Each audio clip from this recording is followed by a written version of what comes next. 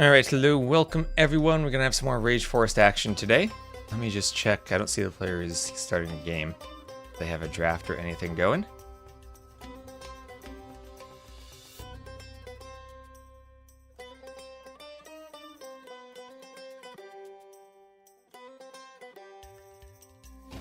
Yes, they do. Yes, they do.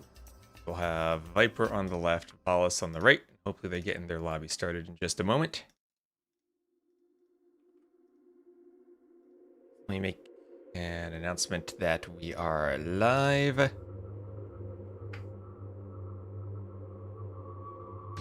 Meowdy, hello, only cats. I need to figure out... The problem is with the sub counter I made, I need to reset the counter every single time that I stream. Stream Elements is very weird. Button. Weird.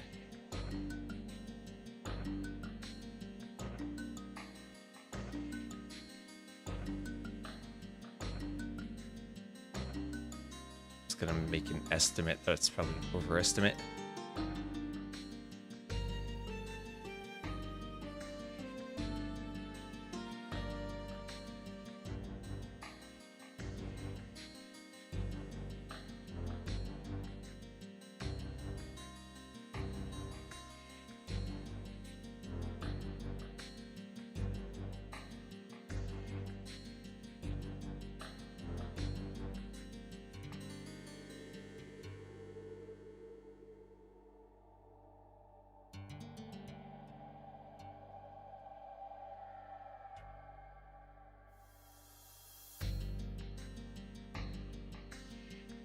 Back up.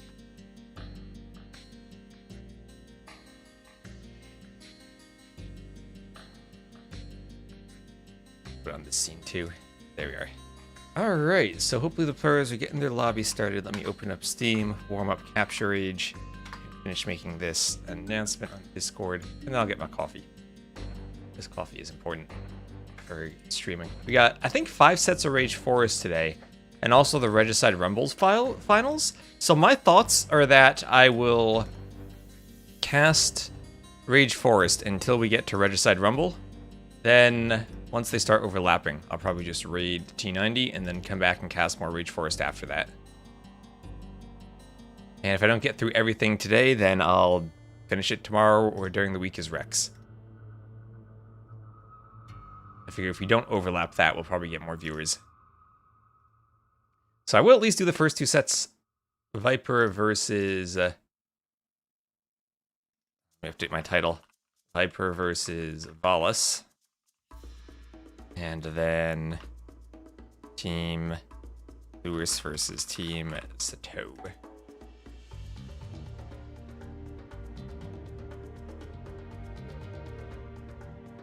So they're getting in the lobby. Let me just take a moment and grab my coffee. I'll be right back. Stay tuned, and we'll get Rage Forest started in just a moment. Is this recorded or live? This is live. Live. Find my YouTube stream and grab the link to that. Oh, thank you very much for the sub. No, not more Crusaders. Emperor Barbarossa, I do not want that filthy army in my city. Turn back at once. Thank you so much for the sub. So starting the day off with Rage Forest, Viper versus Valas, and Lewis versus Sitaux.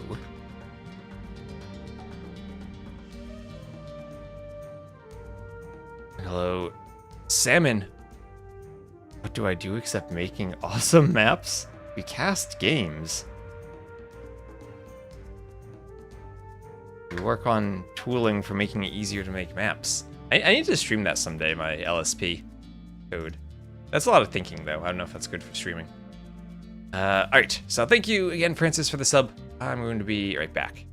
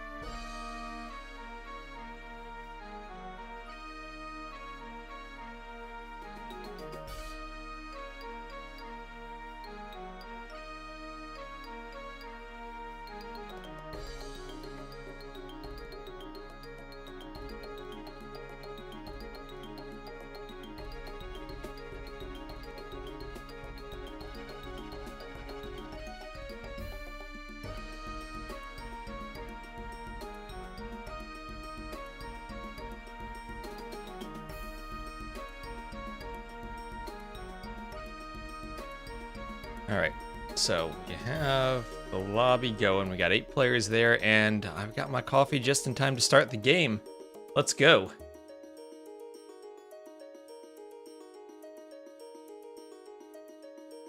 I just realized the sub messages don't show up on the chat. Maybe I should change that. Hello, Drex. Good morning. Welcome.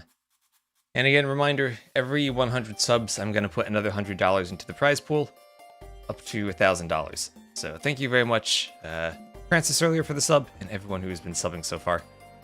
And let's see, is Capture Age going to load the game? It's not. Hold on, chat. We need to start the game. This is the hard part of casting AoE 2, actually starting the game. Hello, a friend of me. Hello? Can I not start the game? There we are. Am I on the right patch? I am on the right patch. And here we are. We'll have Valas versus Viper right down here, getting into a wall-off war. As Viper wall the bear, and he will get a very forward wall. So, Viper's team. Stake, Kellar, Frost, and Viper against Valas, Von Dutch, Fingita, or Finita, and... or Fingita, I don't know if that's a J or an H. I think it's Fingita. And Monos. So, this is a map with 3 pawns per team. Fingita, though, the Maya flank over here for Valas' team, did get 2 pawns. He'll get a very forward wall. Hello, Odd Blue Turnip, and hello, Lily, Rage of Forest. I enjoy a good raging forest to start my day. So let me set this up. This will be Team Valas against Team Viper. Yeah, that fits on the scoreboard. Lovely. So, more passages to wall. Kind of a tricky map to get all the passages wall. There are a couple of bears down the passages too. We'll have a way pocket. Oh, y'all know how much I don't like seeing a way pocket. They're gonna have a really good eco with the extra vills and the fish boom, but still, they are very weak in imp. Their cab fall off. And Zaxis, thank you for the sub. Another glorious loss for France. I hope you really can turn the tide of this war, Joan of Arc. All the bears getting walled in. Stake struggling a bit, maybe. As he also has Monos' scout there chasing the Vil. The Vil does have Loom. A bear walled in for Fingita. And he'll go up the passage. Soxy, hello Soxy. And he'll get the bear walled in. And honestly, that bear wall almost serves as a passage wall. He's going to send more Vils. He wants to fight. Another glorious win for all the Black Forest enjoyers. Which has to be everyone, right? Everyone's got to enjoy some Rage Forest. Double Boar Lore here for Kellar. I mean... Kellar plays a lot of Deathmatch, doesn't he? I guess maybe not as much as Frost, but... You don't gotta lure boars on Deathmatch. Deathmatch matches usually don't even have boars on them. Just get in the way, they block your buildings.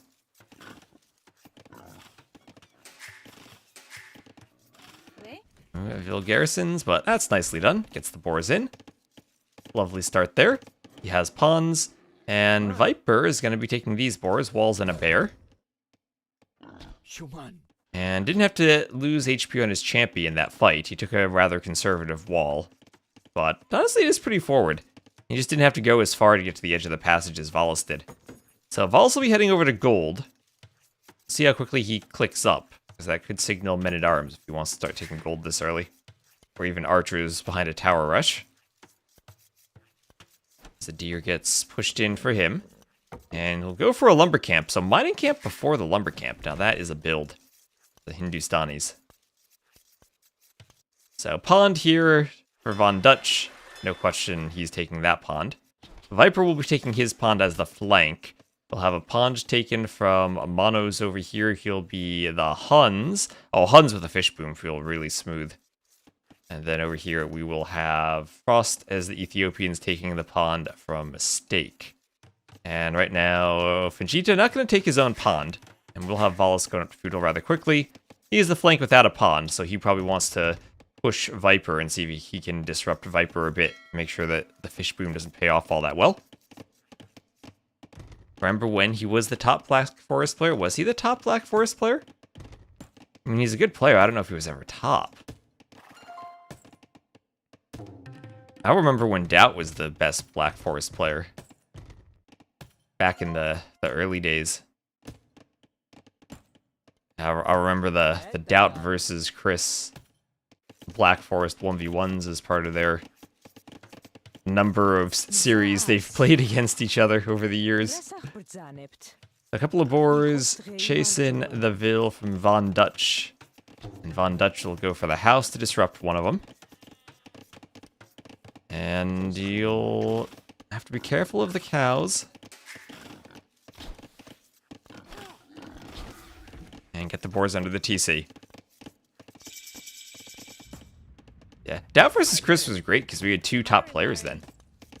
Since it's been Viper dominating and then Hera dominating, we haven't really had that type of rivalry since then.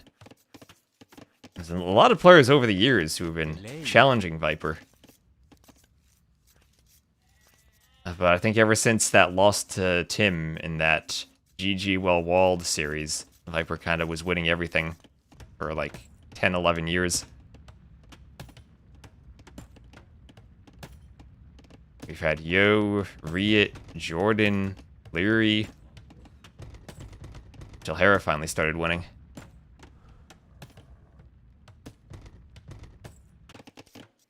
Yeah, the other people have briefly contested #1, right? But no one who had the same prolonged period like Viper did. I mean, even now, Hera's only been on top for a couple of years. Viper was there forever. I met Ria at the Brazilian Dynasty, which was amazing. So, stone walls from Valas. Okay, I was thinking he'd try to go aggressive here, maybe Tower Rush Viper. But I guess Viper has a really good passage to wall. That shouldn't do too much damage to him. He has a settlement on the stone. So, oh, actually, never mind. He's not Tower Rushing Viper. He's Tower Rushing the Pocket. Which I guess does make more sense. You want to disrupt the Pocket. They're going to be the stronger player. And this is the way, so if you're doing any type of slight damage to them, and then they fall off an imp, you're probably going to be happy that your pockets will get ahead. So Georgian and Hun pockets. Georgians go Halb Siege, Huns go Paladins. And then you have the same thing here. Ethiopians go Halb Siege, Wei go Cavalry. Tiger Cav, Huiguang Cav, maybe Shinbei Raiders, depending on the composition. So Vikings for Steak, that'll give his team the cheaper docks. They probably are happy to have 3 pawns this map. This is the way. Hera's win streak has been broken. We'll see. I think the real problem is that for some reason Leary just somehow can't win a finals against Hera.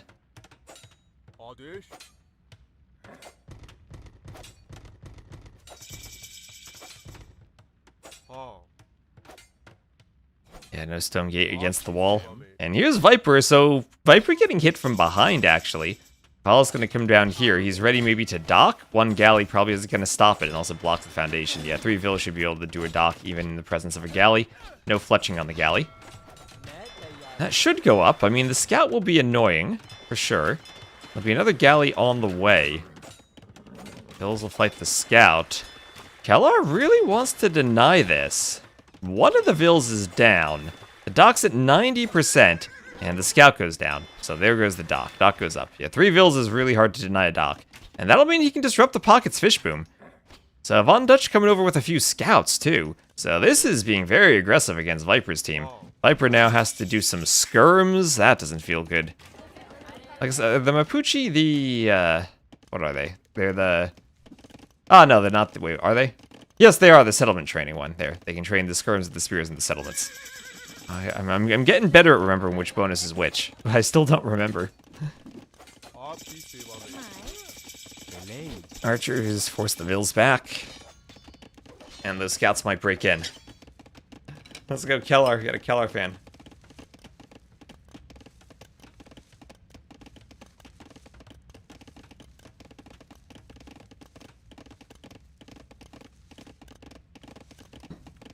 Well, Kellar's base is a bit disturbed right now, as this fire galley from Valas will be doing some damage here. Archers come forward 2 for Valas and try to shoo all these ships away.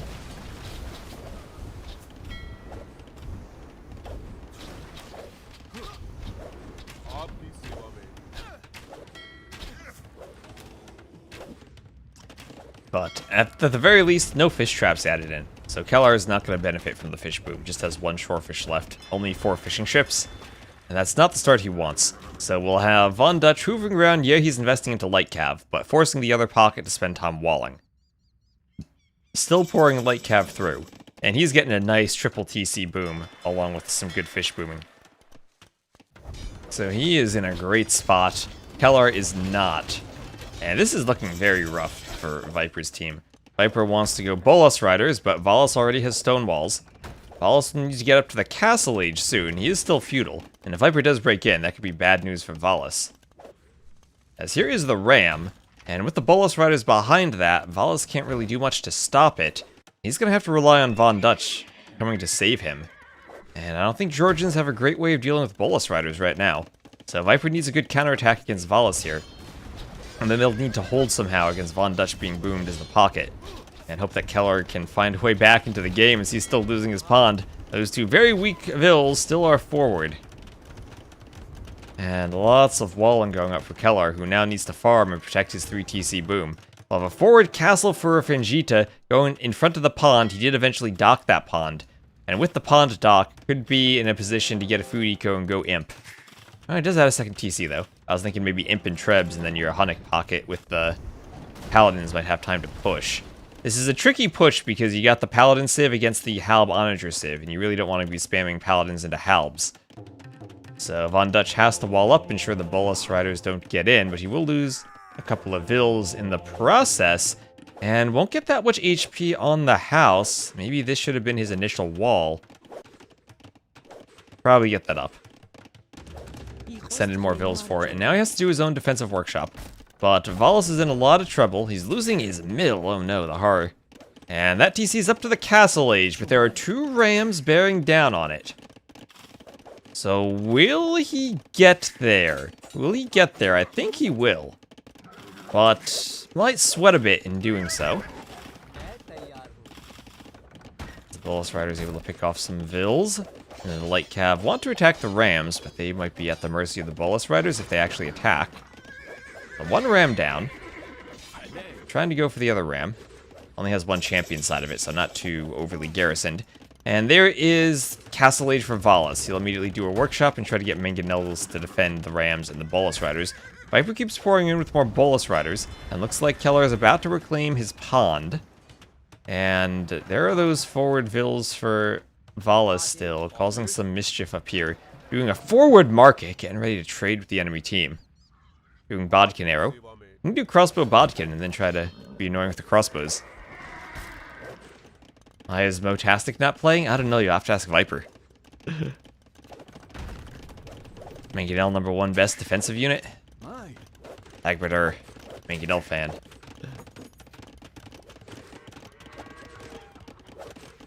So Valas Xing being like, hey, I'm still forward. This is kind of tricky now, because Viper, if he can't damage Valas, Valas can still be forward doing damage. He's mostly defended with towers. And if Valas can get a defense up, he can still focus on this forward. And with the vills there, he could think about doing another range. But maybe the Scorpion will clean them up. Because Kellar will see this. This is huge if you can pick off those Vills.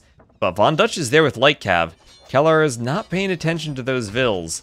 And he will lose the Scorpion and his own villager to the Light Cav. And that'll mean Valas is still here for more buildings.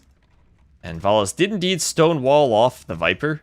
So Viper cannot come to help the pocket. And he's going to go for a TC. Valas will do a TC. So, meanwhile, Stake is just walling and walling and walling. Not going to let the Maya get through. Our first player up to Imp will be Monos, who, as the Huns, has not made a single farm. He is just fish booming. Fish booming away. What does he have? 40 or so fish traps and fishing ships. So he is living life to the fullest in that pond. As up some plumes. They are getting through the wall a bit, but running into a mangonel. They'll pick off a couple of Vills, but then not going to proceed much farther. A couple of petards could get them through, but they still have to worry about that mangonel. That wall, I believe, is outside the range of the castle for now. Although Bodkin can still come in. I don't think it hits it then. I think it's still one tile back. And pretty easy to wall behind, even if there is just Bodkin. So Viper's push continuing. Is there a reason Elo? I think I just have way too much on the screen, so I took the Elo off. Elo really doesn't tell you much about Rage Force skill anyway.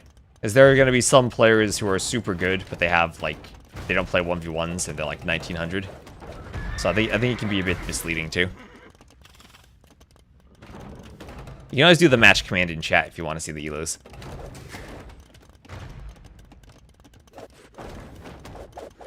With the pound symbol instead of the exclamation mark. It's the spectator dashboard command.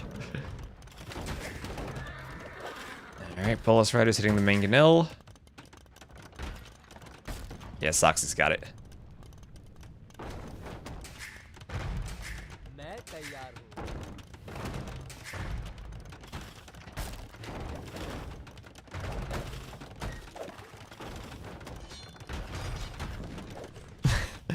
We don't have a bot that can add commands like that. So the mangonel push and the Ram's gonna hit the TC. But here come a lot of Knights from Monos, and Monos now up to Imp, Armor, and Cavalier. He needs his upgrades before he can fight the Bolas Riders in earnest. But he'll buy some time for Valas and his TC. Valas also, he is walling everywhere. He is isolating Kellar. And doing a workshop. And you can maybe hit some Vills on the rain, or on the wood line. But still looking for maybe a range or something for him. Fingita's here too. I mean, the plumes could come over here if they're not making progress on this side. So the pocket is up. Frost is up to Imp already. And Fingita isn't quite there yet, but we'll get a forward castle and maybe a Trub War to the west. As now the Cavaliers are pouring forward, and Viper has to react by walling. And late game, Ethiopians are going to have to carry for Frost if his team has a chance. And yeah, Monos, as I said, doesn't want to spam Cavaliers into the halves of the Ethiopians, so he's going to come over here and try to hit Viper's side. And Viper will react with as many stone walls as he can construct in a short time. And the TC will keep the mangonel back. Ethiopians can smash this side. Yeah, that's what I'm worried about. If the Ethiopians get Oninger, as that's happening right now, into Siege Oninger, the Maya are going to struggle with plumes. And the pawns are both right here. The pawns are both right here, and Monos still does not have a single farm. So disrupting the fish boom will disrupt the paladins. Meanwhile, though, Kellar, maybe he needed to react more to this and send some Vills to Stone Wall, but he will now have 3 armies in his base. I mean, if you count the outpost, he has the full rainbow of the enemy team in his base, being outpost rushed. And now, something tells me palisade walls will not hold up against Cavaliers. And this might be a situation where Frost's Oninger needs to, yeah, cut through to his teammate. He needs another cut. And this is now some walling from Valas as the Cavalier are trying to break through. And the Mangonels take out an Oninger. Unlikely, but they can dance with it and let more walls go up. I think the Oninger from Frost needs to focus on the Vills so they stop walling. There's fortified wall from Valas. Are the Halbs in? Okay, the Halbs are in now. The Halbs are in. Panic Castle from Kellar. He has several players all flooding Cav into his base. The Halbs had to take the long way around to get there. They're finally here. And that wood line will be walled. Nothing really on the pond to hit, but paladins are everywhere. Paladins are everywhere. And this, yeah, Kellar has the pocket. He's not going to be able to do anything. He's up to Imp. This is the Imp TC. But he's still the Way. And the Way can struggle in Imp. We've all seen that many times. More gates going up for Viper. And if the Ethiopian has to save the other pocket, they're not pushing this side. And maybe even losing a castle war. We do have Stake. Remember, Stake can push this side too. Let's not forget about Stake. The Vikings are Civ that I think has some pretty good options against the Maya. Good Arbs, and then Berserks if you see Eagles. But great job repairing the Trebs from Fingita. And he'll keep them up as long as he has 3 Trebs. We'll hit the castle. Not even 2 players repairing were able to save that. And this Maya castle looks like it has hoardings already. And now the Cavaliers are getting into Viper's base. Viper didn't have enough walling there. And he's going to try to trap the Bolus Riders in a small passage so the Cavaliers or the Paladins can't do damage. But now they can just run amok throughout the rest of his economy, and things are not looking good for Viper here. This is a total disaster in Viper's base. More Paladins pouring through and ready to stream into Viper. Now the Halbs are here from Frost to protect Kellar, but they're not going to protect Viper. That's a long way they have to walk, and Valas already is getting a gate up. Prepared to once more have Viper walled in. Viper, can he get this gate in time? Can he swap to a market instead of a gate? No, he can't. And the Paladins are there, the Paladins are there. That is a lot of Paladins. We have 54 Paladins with 35 in the queue right now for Monos. And remember, the Hun stables will work faster. Maybe the only thing Monos needs to do is send a Vil forward to get his stables forward, get his production closer so they're not running all the way across the map. He's also getting his trade added in. And we have 5 Trebs now for Fingita. 6 Trebs for the enemy team in total. So maybe they can push this. You need 80 plus Paladins? What's the economy then? Like 60 trade carts, 60 villagers, 80 Paladins? That feels like a good economy. Way is decent? You think Way is decent? Really? Every time I see the Way, I feel like they just die. So there's a dock.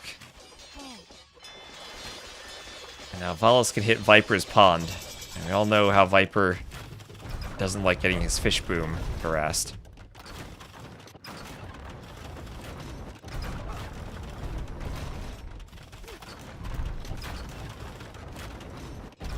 Five on wood, 60 trade, rest on food, getting sling. That sounds good. I guess you don't even need the farmers, right? You have the fish traps. What happened to that dock?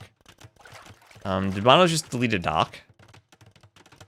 Alright, well there are some extra fish traps there for Monos. As now Viper is down to his last TC, and he will now be 0 TC gaming as he has merely 60 Vils remaining. Or nope, he has 1 TC left. 1 TC left. But the Paladins are killing everything, and I don't think he managed to run Vils. His pocket's coming now to save him.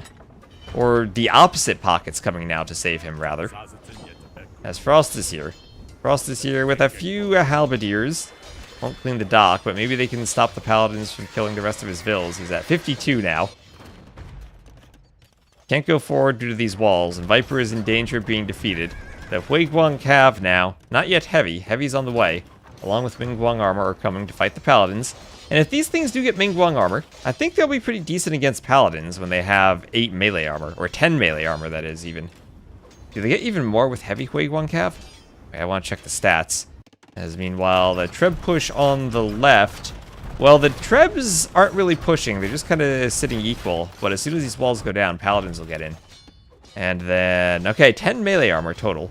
Paladins have, what, 18 attack. That's a lot of armor against them. A Viper here might be saved. He's trying to run some Vils down to 38. I don't even know where he has Vils at this point.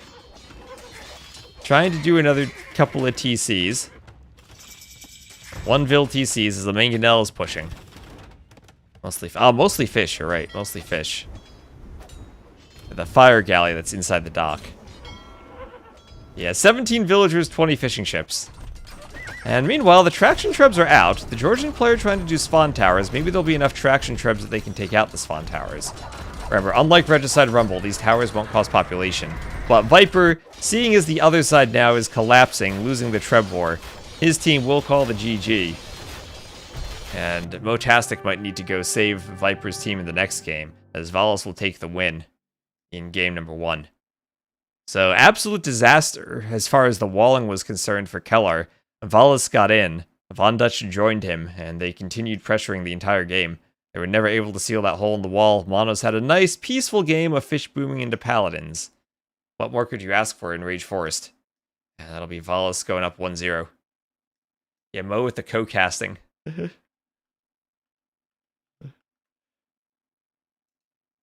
Alright, so that's a win for Valas.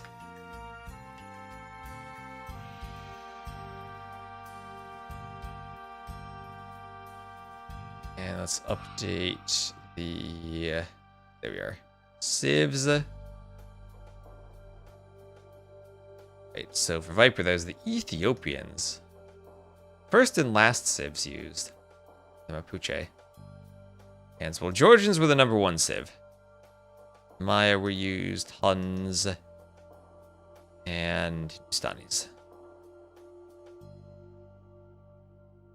So again, thank you all for watching, and reminder that we do have a sub goal. Every 100 subs, I will add another $100 to the prize pool. And hello everyone on YouTube, Lethal Audio, Noob Netrum, TCat, Ian. Yeah, they cleared up Viper's base very quickly. It's a terrible time to be away from the house and have 4% battery. Oh no. But thank you everyone for watching on YouTube. I feel like on Sundays we get great YouTube viewership. Thank you all there. You guys don't gotta sit through the Twitch ads. And we'll look for the next lobby to get started. There they are. Will Motastic leave the chat and join the team? Will Viper be benched? Viper's team's best game came when Viper was benched. Sweet Jean, I shall avenge thee. Thank you, JavaScript is terrible for using your Prime sub.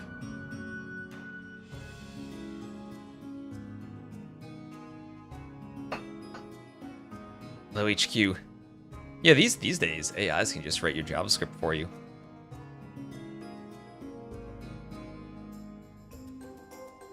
Even if it is terrible.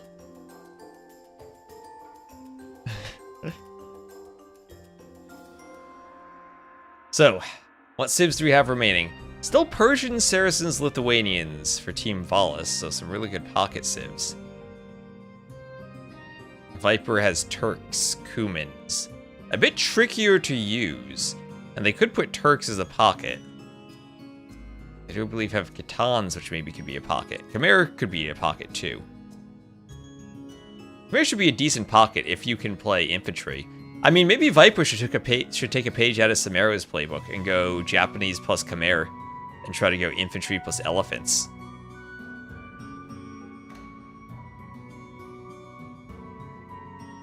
I see Valas' team is right back in the lobby already. Viper's team must be having a bit of debate among themselves.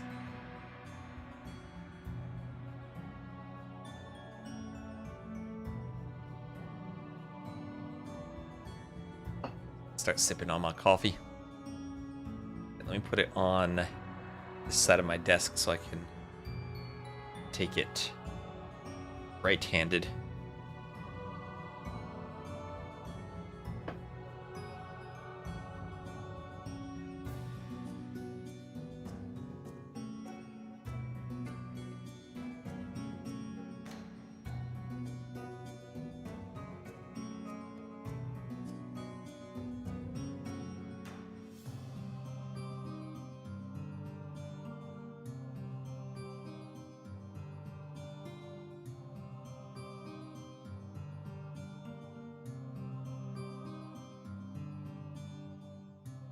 So now it's a lineup decision if Motastic hops on for Viper's team or not. So I see Viper and Stake have joined. And when I've seen Motastic play, he's usually been a flank.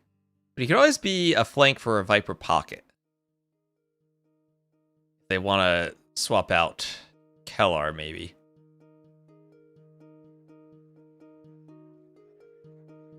Or they're swapping out Frost, actually, so Motastic will come on and Kellar will probably still be the pocket.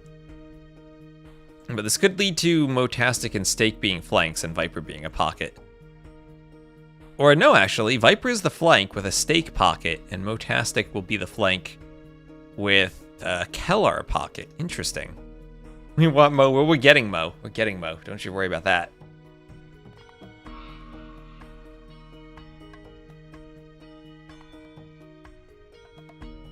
First pick benched. Sounds good. First pick, the best carry. Nice 4K stream. Yes, I fixed the... Or I found a workaround for the issues I was having with Capture Age, and we now have a 4K stream on YouTube. So yeah, YouTube can live at large. No ads during the live stream. 4K resolution. Twitch needs to do some catching up with their servers. For their support for alternative codecs and resolutions. Anyway, here we go into the game. Reload, that is. Yes, we're loading. And here we are. So once more, it'll be Viper versus Valas on the flank. Viper's team to the west, Valas's team to the east. And Viper will be the red Byzantines on the flank against Valas as the gray Berbers. So Berbers with their faster moving vills will have a Dark Age advantage in the wall-off war. Nothing too extreme, though. Byzantines will have that fast imp possibility.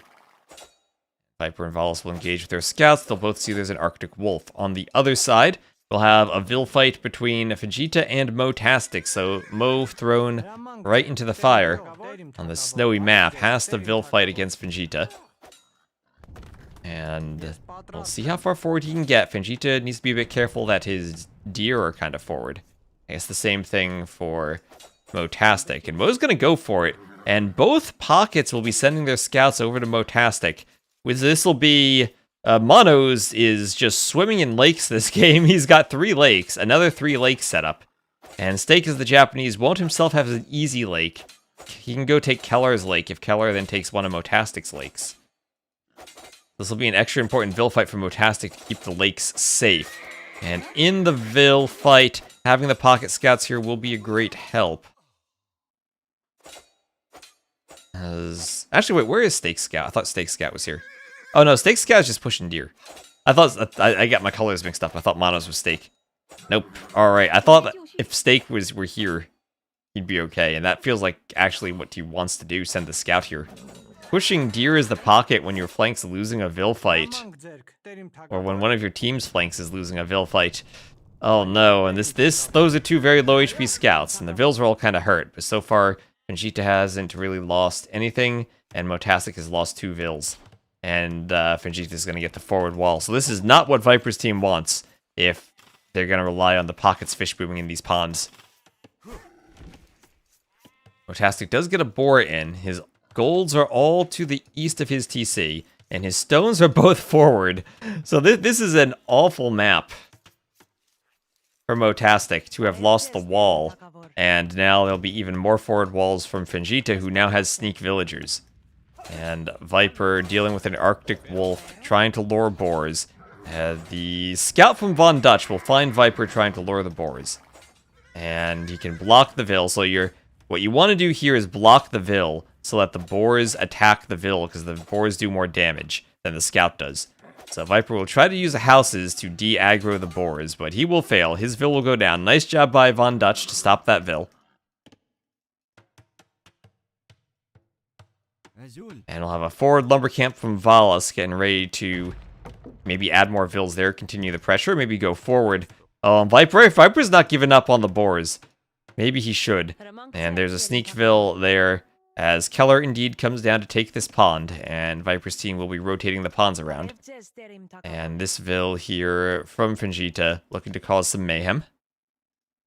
And we'll have an Arctic Wolf here from Monos as he brings his scout over. Maybe he's just going to think about fighting it. Oh, he's just gonna lay down house foundations everywhere. He's gonna use the house foundation to prevent the Arctic Wolf from attacking. He didn't attack the scout there. That was interesting. Must have just been repeatedly building the house. What he would not want happening is the wolf killing the scout. So all the boars into the TC. And nicely done from Valas, as he'll send more vills forward. Is he gonna go to the lumber camp or go through? He could think about going through and just vill fighting as the Berbers with the speedy vills. So did Viper get those boars in? I think he eventually did. He'll do a mill. Thankfully for him, he has the ibexes right next to the berries. Wolves only target Doubt Scout, that's true. I have seen that thing happen to a few other players. I think Vegeta got close to being able to reproduce it, but that was still not consistent on reproducing it. And yes, here is the Sneakville for Vegeta. And Steak had better hope that is a hungry Arctic wolf. Because that Vil will be standing back there. Just waiting to dock the pond. And good thing for Kellar is he has the deer on the berries too. And we'll have another double boar lure here from Steak. We'll be blocking with the scout. Yes, with a sneak Vil, with this very sneaky Vil. Yeah, Motastic had, I think, gotten off to an awful start in the Wall-Off War. And I think what needed to happen, just looking at, maybe it's easier to tell from our point of view, is Steak needed to send his... Steak was just pushing deer with his scouts. He needed to send his scout forward.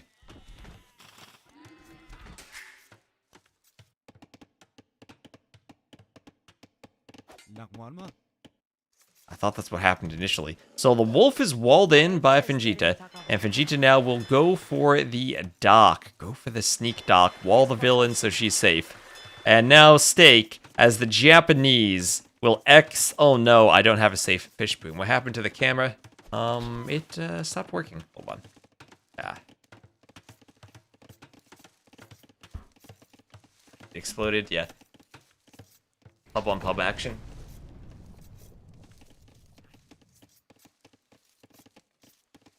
Fish boom and my camera are both in danger. Let me turn it off and on again. See, are we back? We're back. Yeah. So this Vil trying to wall herself in. She'd love to get another dock.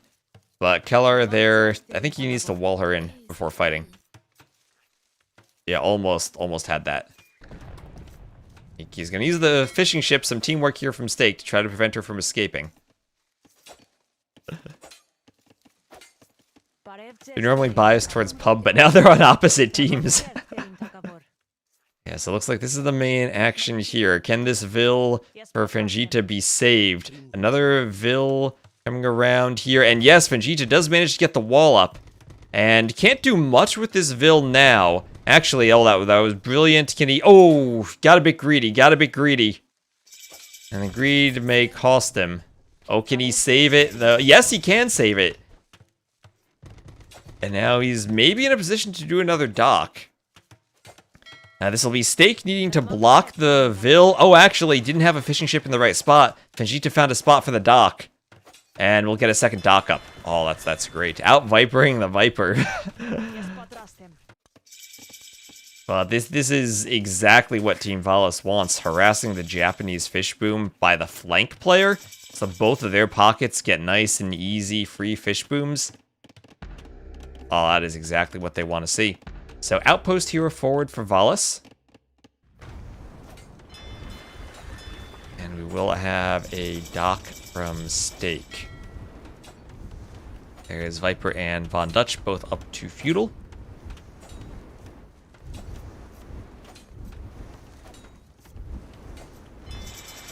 The fire ships will go attack the dock as a Hulk pops out. And triple docks for Steak, but he has so much dock production he's housed. And Viper and Valas still not really pushing each other, both feudal. Viper with a range, but that feels like it's more a reactive defensive range in case he gets pushed. And Castle Age will be in for most of the pockets, everyone aside from Steak, who does need to clean this up. There will be some stone walling behind a tower over here. Motastic at least getting a bit of map control at the tower. He'll manage to stonewall one of the passages.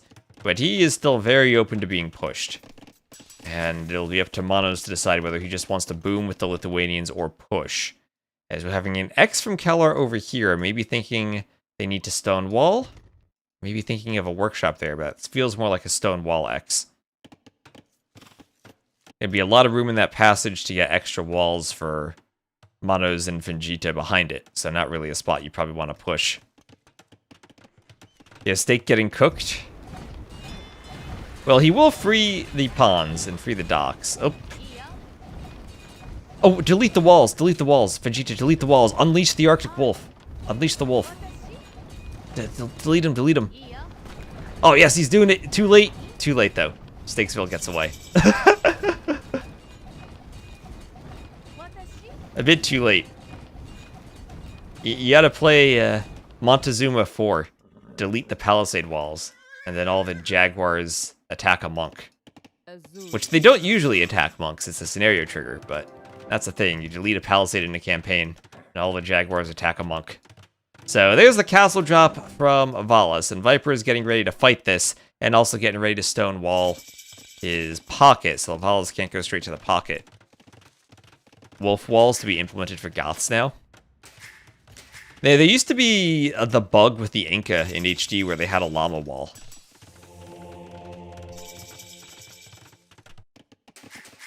They had changed the way. I think as we were working on Wololo Kingdoms, Trirum came up with a better way of doing the Inca llama, so they would still get it on Nomad. So then Forgotten Empires made that change officially in HD, but somehow there was a weird bug with the Steam update, where it required both a data change and a code change to the exe file. And some players would only get one of those changes and not both, and then the game would go out of sync when when players with different setups would join each other. But when it went out of sync, one player would have a wall of llamas surrounding their base, because there was some weird reusage of assets that overlapped llamas and walls. So when it went out of sync and they didn't get the proper change, they would have a wall of llamas surrounding their TC, and all they would see as their game crashed would be all these llamas everywhere. So now we have Camel Archers from Valas. The Mangonel defense from Kellar will be exactly what they need on this side, honestly, to regain some control of this passage. Ensure that the ponds still are free. And we do have 3 players fish booming away here. The player about whom I'm worried the most is the Viper. Byzantine should be good for defending. He'll have a house wall that has a bit of extra HP. I'll have a couple of monks out, and I'll try to grab that relic. But the Lithuanians here should have a very easy 2 relics for Manos, and a very easy 3rd relic there. 4th relic opposite the wood line, and the other relics are beyond one tree in a bunch of little pockets. So it might just be 3 relics to start with for Manos, unless they chop through to grab another one. Or unless they have one already that I'm just not seeing. Maybe they do. No, they don't. So that's a lot of Camel Archers. Camel Archers are tricky to deal with, but Byzantines at least will have a lot of skirms. And Viper's even quick walling to try to get a better hit on Von Dutch's scout.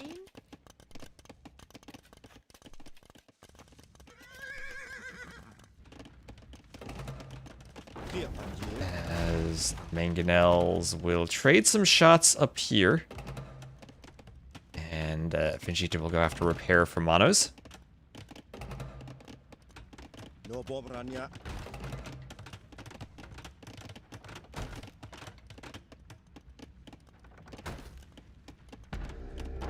I'll have an outpost up for Vegeta. As he... Oh, nice shot from Manos. And that'll keep Kellar back. And it'll just be now some stone walls for Motastic. So at least he bought himself the opportunity to stone wall, but that push won't continue anywhere. Kellar did get some stone walls up the middle passage. And Viper now needs conversions. He needs these monks to get some good Woolaloos on the Camel Archers. Why did they used to be classified as ships? They had the same armor class, they just reused the same armor class for both. I don't know if it was ever intentional or just an oversight, but that's been changed. So the Arctic Wolf attacking Kellar's TC Vills, but he is Loom. He'll be fine. And so far, Team Valas up by 20 eco units with a good boom and a forward castle here from Valas. Viper just trying to defend with skirms Doesn't even have elite skirm. And I don't know how he stops this castle. I don't think he does.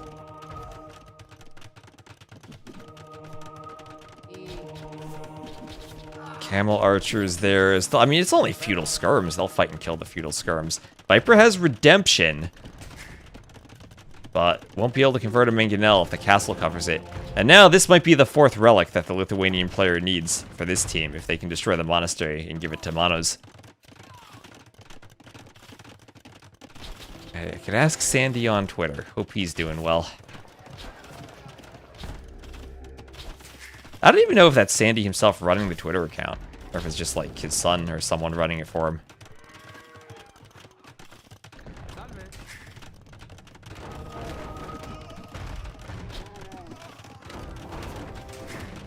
Yeah, so the camel archers come through, and Viper with the panic castle now has to build it with his entire village. And the camel archers there right in the middle will slaughter his vills. Yeah, the castle might go up. But Viper is now taking a lot of damage. He's down to 27 villagers.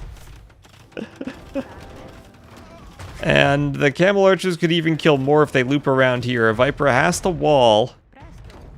Won't keep them out forever, though. Didn't get much HP on the wall. And now after getting the castle, his village has to swap sides and now finish the TC. There are still 5 camel archers in the back, and some more vills might go down here. He has to try to dance them to dodge the camel archers, but the dance moves aren't working.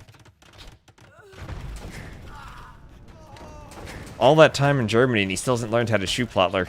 And the vills, this is horrible. He's down to 23 vills. And has gifted a relic for this team. And meanwhile, Manos is ready to finish his boom, do Imperial Age. Add in Long Swordsman. Now, Long Swordsman, Von Dutch gonna go Legionaries from the Roman pocket. But the Japanese, if there's a Civ that should be able to deal with that, it's the Japanese if we can get Samurai from Stake. Right? Stake should be able to go Samurai. And then Keller, he's had a nice boom. He can go for Khmer Elephants. Elephant Samurai. That should be the strongest unit composition in the game, right? We don't really have good Siege Onager civs this game. Honestly, like, Berbers won't be able to stop elephants. I mean, Romans can go Scorpions. That's maybe the best option, but then you're against Khmer Scorpions. That should be even better.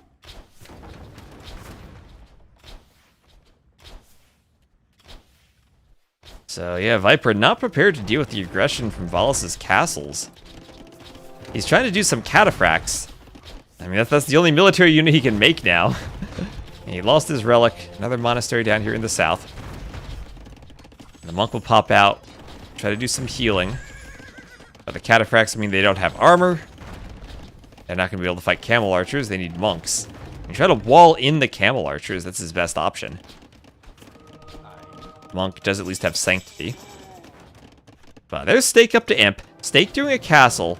He's doing ranges. Is he going to go cav archers against Berber camel archers? Oh, he's going to need overwhelming numbers for that to be successful, as here comes Manos. And Viper again, he's going to be stonewalled in danger of being defeated as the ram push comes forward. Now, good news for Viper is overall his team is in a decent spot. Even if Viper gets defeated, we have seen players go down to 1 villager and their team still wins. We have seen players get defeated and their team still wins. And at least there are some cataphracts to fight the legionaries, maybe? But, yeah, Viper, he's gonna be defeated. I mean, what's Rage Force gonna come to? If we have Memb gets defeated but his team wins, Viper gets defeated but his team still loses. Oh, wait, Viper might be safe. It needs it to be 1 onager shot. And he's safe. He's safe. Don't keep attacking don't pull a Jon Snow and attack around and kill your own king. Stake almost onagered the vills, but Viper, with 2 vills, they survive. They survive. They will make it into Stake space. And now Viper, he might be able to reboom and fight another day. He's lost his base. I still genuinely am worried, though. that samurai plus elephant would be a good combination. Are cav archers good? I mean, you go heavy scorpion now and you kind of counter all of this. The cav archers and even the elephants, and scorpions get a bonus. We'll still see. Maybe the elephants can be in front of the cav archers enough. That's going to be a lot of siege rams, though.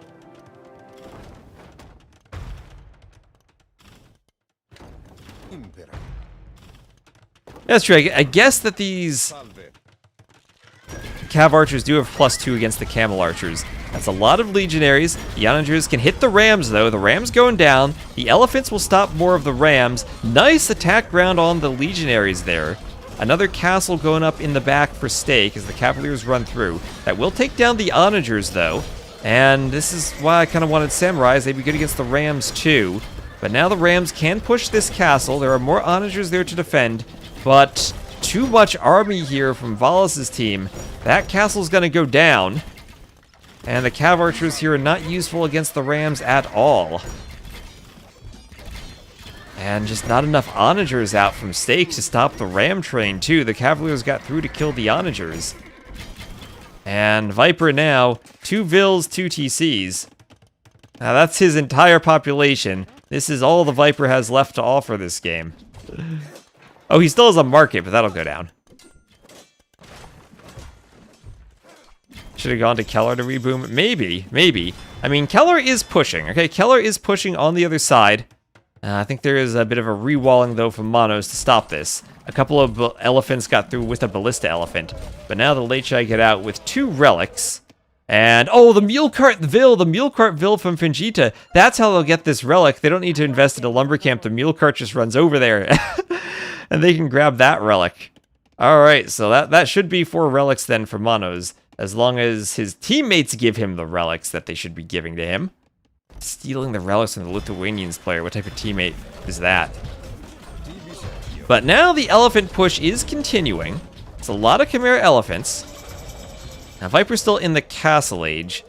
And now his teammates have to figure out how do they invest into their own armies while also invest into slinging Viper back into the game. Because as the Byzantines, if he does get Imp will be cheap and he can just go into tons of trash units. Byzantine Halbs, Byzantine Skirms, whatever he wants. He doesn't necessarily need to go for a gold unit right away. And his gold unit could even be monks. He needs something that's somewhat cheap. And this is where Scorpions, we have to recall that they do have +10 against elephant units. Oh, nice onager shots. So Stake needs to get some onager shots now on the camel archers, on the Scorpions. But he lost all the onagers. And now we'll have Arbs over here from Motastic. They are going to waltz right into the Scorpions. Here come the Elite Lechai. 3 relics now for Monos. Needs 1 more. Now he is getting pushed a bit. There are traction trebs here. The traction trebs have also cut. So Keller's able to get through with elephants. And how will the Elite Lechai do against the elephants? Elephants rely on HP more than armor. But the Lechai is still a unit that somewhat can fight them. It's a lot of arbs for protecting the traction trebs, so they'll be okay for now. This castle close to going down, and it will crumble, which does put now the trade in danger for Valas' team, as Motastic still is pushing. But now the pocket here, Stake getting pushed 3v2. And without Halbs right now, they don't have a way of stopping the Lechai from sniping off the siege. The castle destruction animation is so good. Worth it to add Centurions for the Legionaries? I feel like you're swapping over to Halbs now, though, now that you see the elephants, so probably you're going to stop the Legionaries anyway. And Centurions, they only affect Legionaries, right? Or the Militia Line unit, yeah, so they don't affect the Halbs. So I would probably say no for that. Just go Halb Siege right now, Halb Ram Scorpion. That seems to be working. So Elite Genitors, how do you stop Arbalests? You go Elite Genitor. Armenians even have bloodlines, so that works out well for them. I guess they got fully upgraded Elite Genitors. Are they missing anything for them? Oh, there's some Thumbring and Parthian. Okay, not fully upgraded. As far as the text capture age shows us, they have full upgrades.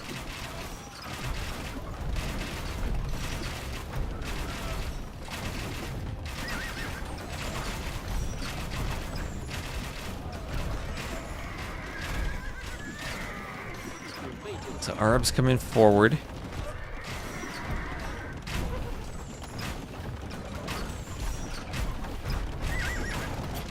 As they're sprinkling arrows onto the Genitors.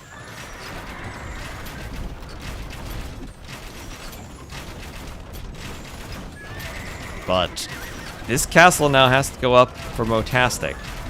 And that's a lot of Genitors for Fingita. Can he deny it? There are still too many Vills there. I don't think he can deny it. So Viper up to 23 Vills. Let's go Viper. At the very least, his team's pawns are still safe. And they are getting a push into the trade. So Viper's team's not going to have trade, though, themselves. They have to be wary of that. More elephants being amassed for Kellar, who isn't doing that well in terms of population. Only 120 Vills. And again, won't have trade, so they're kind of on a timer. They get a pushback with the elephants. Yeah, Vipers has now 10 times the eco he had a few minutes ago.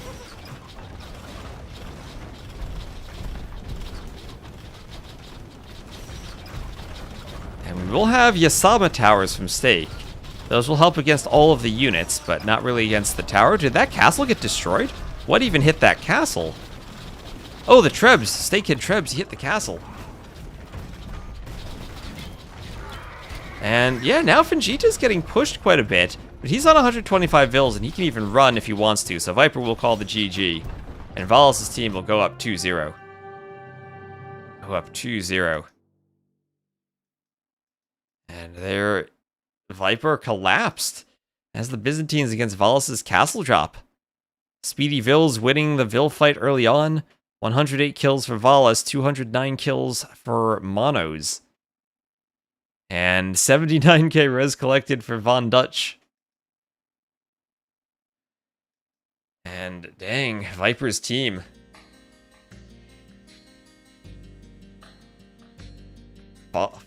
Falling down against Valas in another set. So we'll have a game 3 coming up. It is a play all 3. And Valas will still want a win. There we are. That was Lithuanians, Berbers, Romans, and Armenians. And Valas' team still has Saracens and Persians against Japanese Khmer, Byzantines, and what even was the final civ? They had traction trips, had to have been the shoe. So to leave Khitans, Cumans, Turks, and Malians against Persians, Saracens, Chinese, and Inca. So what did you get as pockets then? Cumans, Khitans, and then Turk Malian flanks? Or do you try to do a Turk pocket and a Khitan flank? I guess the Malians could even be a pocket too. But I'm seeing Viper's team, and I'm seeing Turks have spearmen, Malians only have pikemen, and if there ever is a civ combination that might be vulnerable to war elephants, maybe, just maybe, this could be it.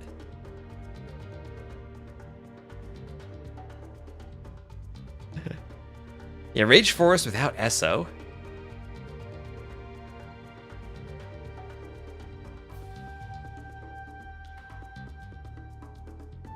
Yeah, I'll need to find the good old llama bug. Find some screenshots of that from years ago. That'd be a fun video. So, thank you all for watching Rage Forest. Hope you all are enjoying. And after this set, we're also going to have Lewis versus Sitaux. And we'll have a ton of sets today. I'll have to see how we go and whether we cast during Regicide Rumble or maybe take a break and cast Rex afterwards. Honestly, miss needing SO to cut. I kind of miss that too.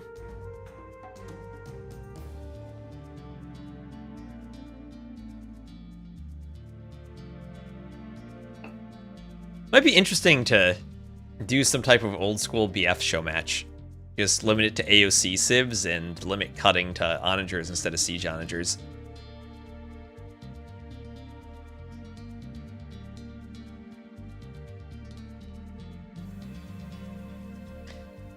Nope, you needed siege onager to cut initially. Or trebs. Siege onagers and trebs.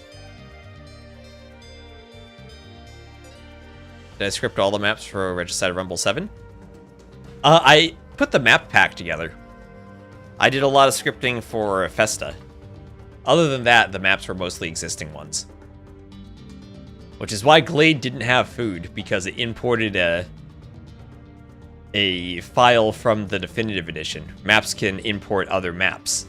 And that file, since I reused the map from last time, the DE file was updated. So it had a broken dependency that we didn't notice before we ran the games with it. I know, JavaScript is terrible subbed. And now, feeling the pain of the JavaScript dependency breaking is something I get in map scripting too.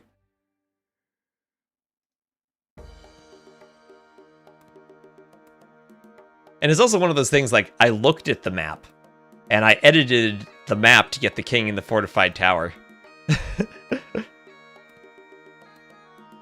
And I made sure those were spawning. But when I did that, I completely just did not notice that the food was missing.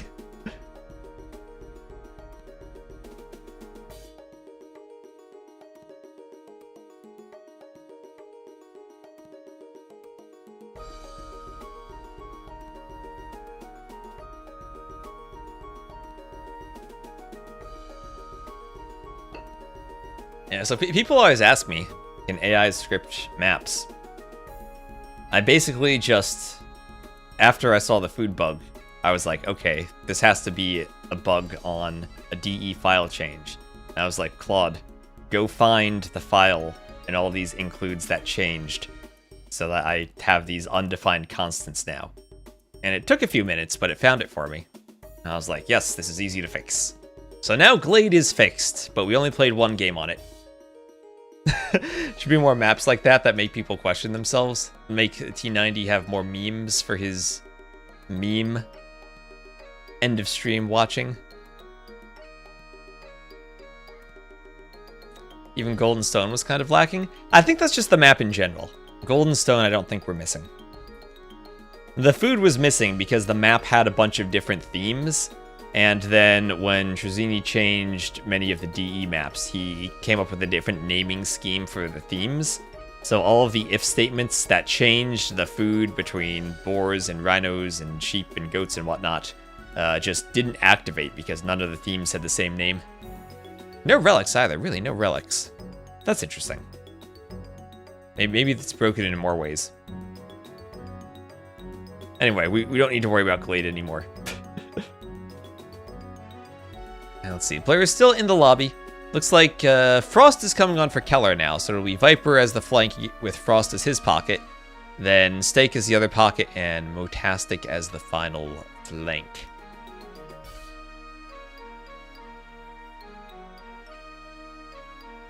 And then same lineup on the other side, as we are getting into it. And indeed, for Viper's team, it'll be Khitan, Kuman pockets, Turkmalian flanks, against Inca Chinese flanks and Persian Saracen pockets. So no surprise there are the civ positions. So here we are. Viper is not in yellow. He is in red. So we have, again, Viper Valas on the flank as we have a pause, and they might be adjudicating a lake restart. Yeah, because this lake is consumed by ice. So it's one lake for each team. There'll probably be a lake restart. Yeah, they're gonna restart. Oh man, I love having no spec delay. We can actually see the restarts and realize why they're restarting. Oh my gosh, this is so nice, not having a spec delay. If only there were an easier way to join the game right at the start in-game, it'd be perfect. But we live with the wonders of the dashboard.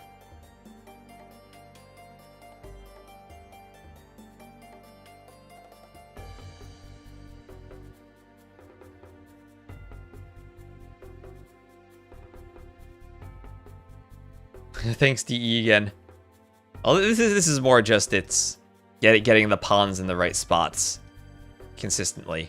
Regicide Rumble final one, 16 GMT, I think, is just not quite possible for a 4v4 where we still want a good amount of randomness. So we kind of live with the restarts. They give us more randomness and more variety in the map.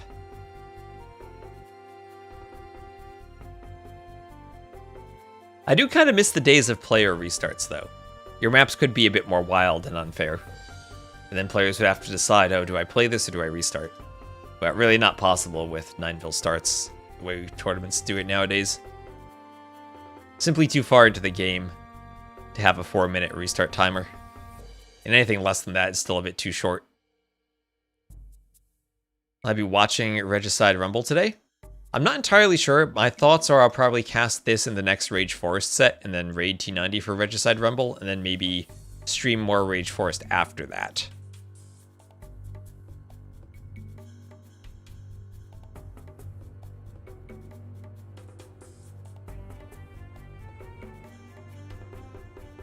As the teams are still getting ready in the lobby, some players leaving and joining again on Valas' team.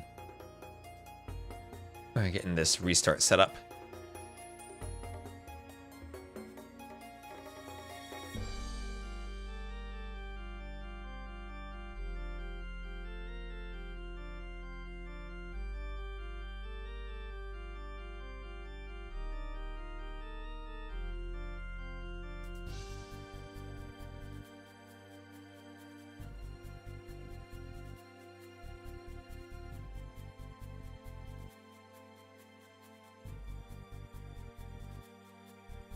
And there's Manos Finchita. Everyone's in the lobby. We're good to go.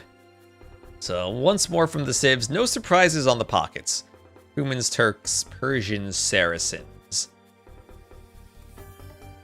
I mean, Cumans, Khitans, Persians, Saracens. And I do kind of worry that Elephant Mamluk will be strong. Yeah, the Persian player is probably going to go Savars, but I'd really like to see elephants. There's talk of putting me in the snipers final since the Gaia barrels I created killed a king. Oh, that's true. That's true. Maybe I could. That's how we can rig myself into the snipers final. I just need more barrels on maps to destroy kings. Wait, do I get $25 then? Does T90 pay me $25 for killing a king with the barrels? I mean, if I'm eligible for the snipers finals, I got to be eligible for the prize pool, right? Anyway, we'll have, again, Viper versus Valas, Turks versus Chinese on the flank. It'll be a 2-pond map. Again, both pockets for Valas' team getting pawns. They've been getting some nice pawn generation so far. Wolf here for Motastics. It'll be Motastic against Fingita. This time, it's a Champion Scout for Fingita, so should be at a bit of a disadvantage in the Vil fight here. See what Motastic's able to cook from this. But I feel like the scouts from both pockets just took a lot of hits. And that Fingita and Manos are a bit more on point with their attacks. What happened to Team Viper? What happened to Team Viper, Arbase? They're collapsing. Viper almost got defeated in the previous game. His pocket had to onager cut 2 Vils to escape. And now Motastic just is sending more Vils now. And this just feels like he didn't quite have... He and Stake together didn't quite have the micro or control over the Vil fight that the other team had. Manos and Fingita. And the walls will come up. Should be able to get this wall up now. So it gets a decent wall at least. No sneak Vils. Decent wall. Here, Frost is the pocket. Went to help wall. And Viper and Valas... Viper, let's see, if he's not going to fight over the walls, Valas will just get a very conservative palisade up. And this is perhaps Valas' team thinking, yeah, that both the pockets have good pawns, and they can get a good boom up. Remember this, palisade walls for Viper's team will have more HP because of the Kuman pocket from Stake. Viper should have gotten into the snipers final for not sniping a king.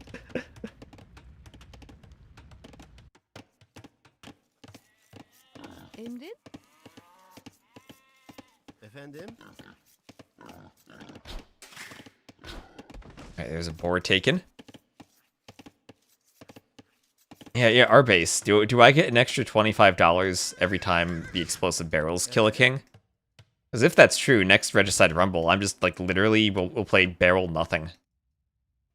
Oh, Archfrost, the savior of Regicide Rumble. Defeat Thank you my for the champion sub. in combat, Rodrigo Diaz de Vivar, and I will give you command of my army. Let the tournament begin! Thank you very much for the sub. Has Frost here. Let's see, how's the fish boom gonna go? Interesting. So Frost as the Khitans will rely upon pastures. He will give the dock to Stake, the Cumin pocket, and then Viper as the Turks will take his own pond.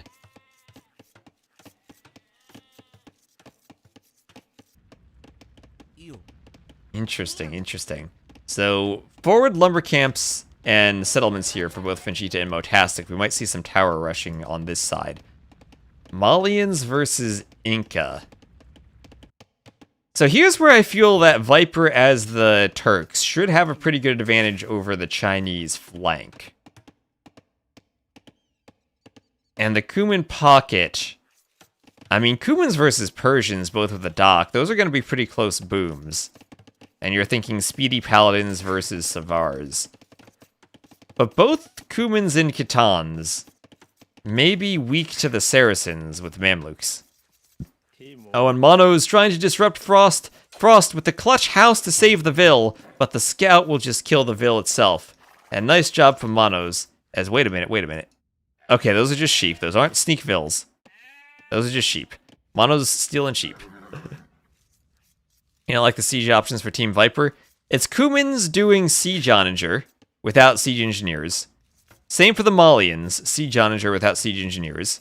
The Khitans, then, what are they? What civ are they? They have Siege Engineers for heavy rocket carts. I don't think they have any bonuses for the rocket carts. They have the camel mounted trebs. I think those are probably useless. And then Viper is the Turks. So, I mean, they do have some siege options. It's not like they're useless, but they don't have a power siege civ like, not the Persians, like the Saracens over here. Saracens are the cyan. I'm going to get those colors mixed up. For some reason, I'm going to think the Persians are the cyan. The Saracens should be green like their campaign colors. I think they mixed up their civ choice colors.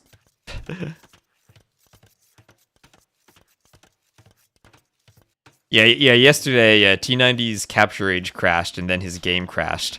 So Archfrost just happened to be streaming on Discord. So T90 was able to use that. Archfrost was the savior. So a couple more boars there for Fingita, telling the pocket to go take them. Champy may be over there to help.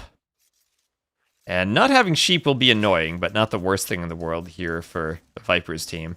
But great job from Monos to get the scout forward, kill a villain lame. We finally did lose the scout. But that scout did some valuable damage. So yeah, this Mono's going to take the boars, and we'll have Fingita to help with it. And there's Stake up to feudal, so our Cumin pocket with the fish boom, going to get another TC. TC with the deer villagers. That deer there may be blocking where the TC could have been on gold too. Quite a few technical difficulties. What were the other technical difficulties? Do you have any difficulty with the data mod? Is that something that could be a source of technical difficulties?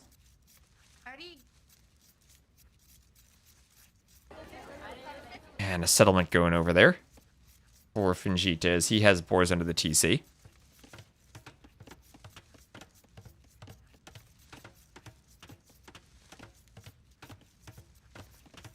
Someone decided not to put food on Glade. That is a DE issue.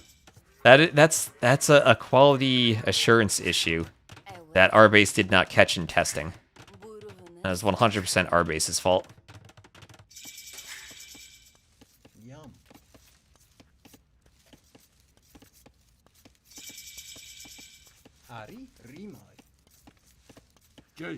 So deer pushed in by the Champy Scout.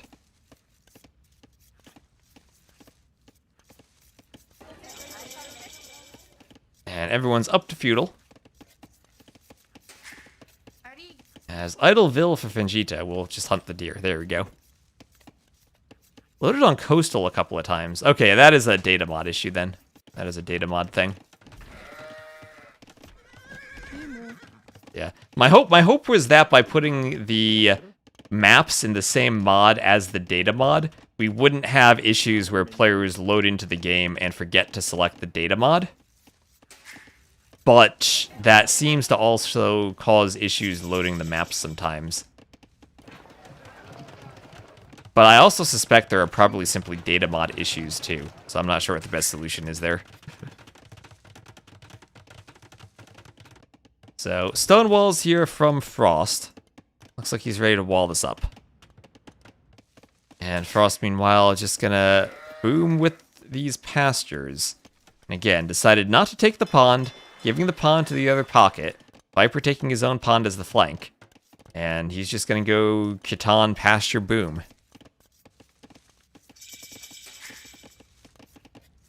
And Valas up to the Castle Age. And Valas is through, so Valas, once more Viper, not committing to stone walls, and Valas pushes through, being very aggressive on Viper, and Valas is ready to drop a castle on Viper's face. He's not going to go too far forward. That's actually kind of nice. If he had gone more forward, Viper might have been able to Vilfight or do a tower to stop it. Here, Valas is doing an unstoppable castle. 11 Vils, walled them in.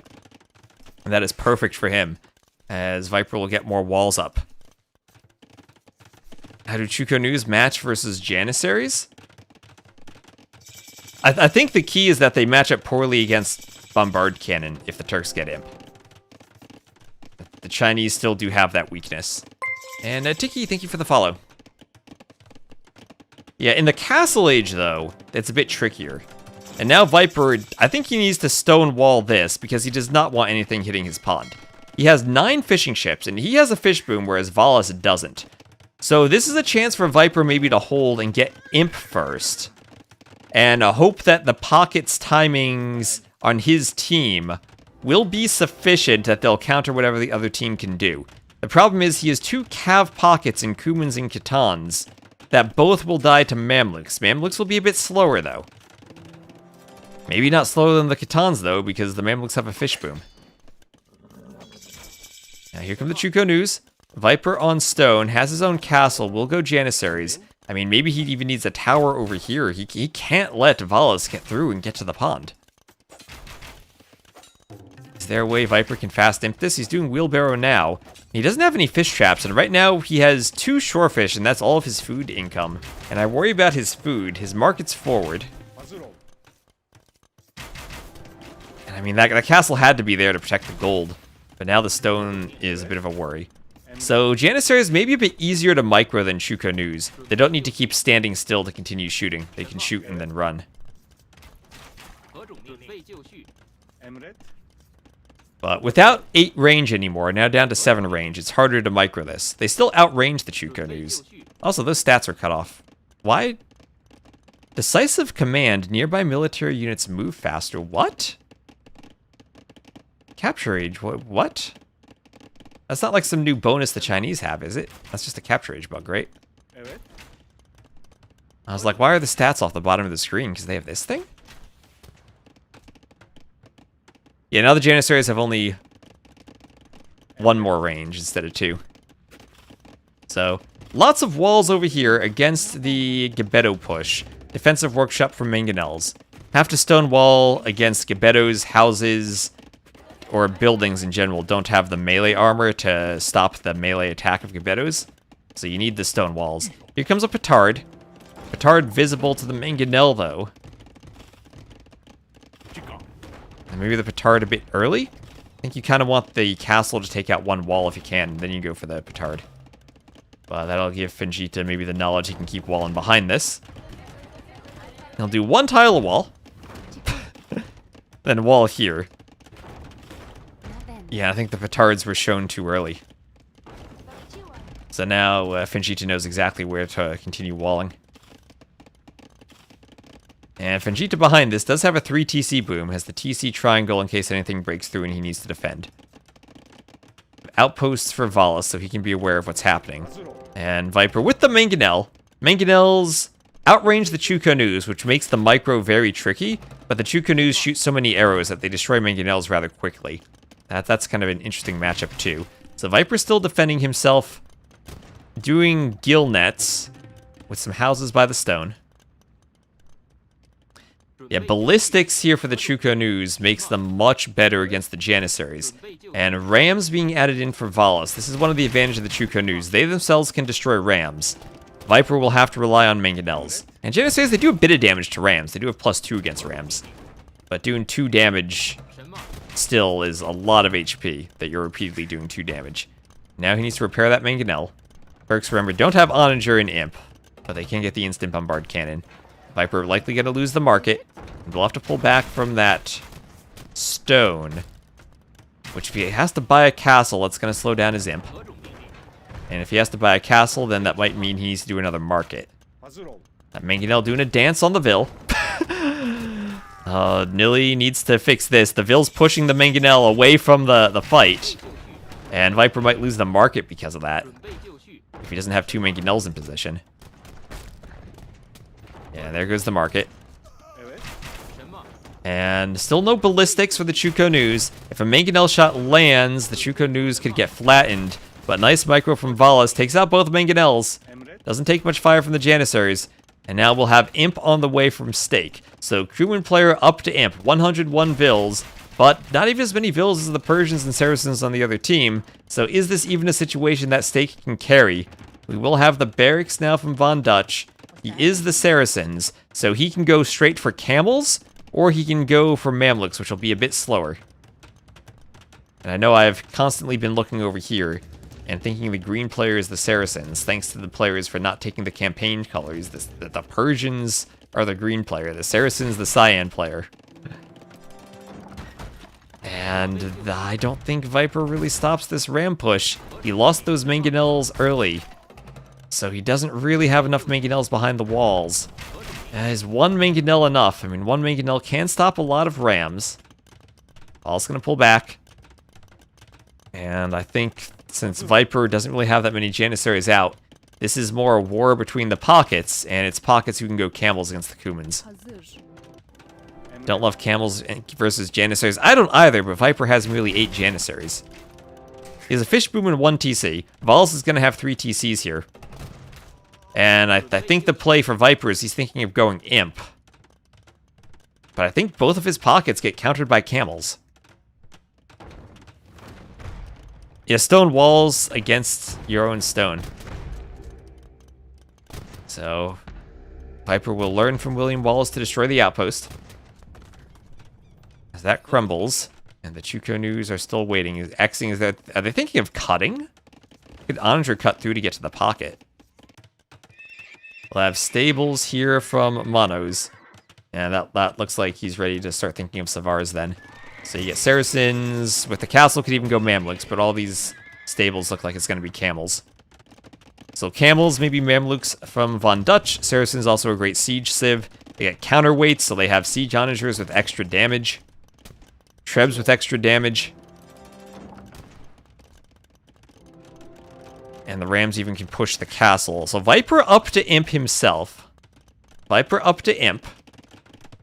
I don't think there's a timing where the Saracens can overwhelm and push the TC and the Rams destroy it before Viper gets Imp. But he's going to be Imp with significantly fewer Vils than Valas, but the fish maybe help make up for that. Because Valas will stay castle for a while.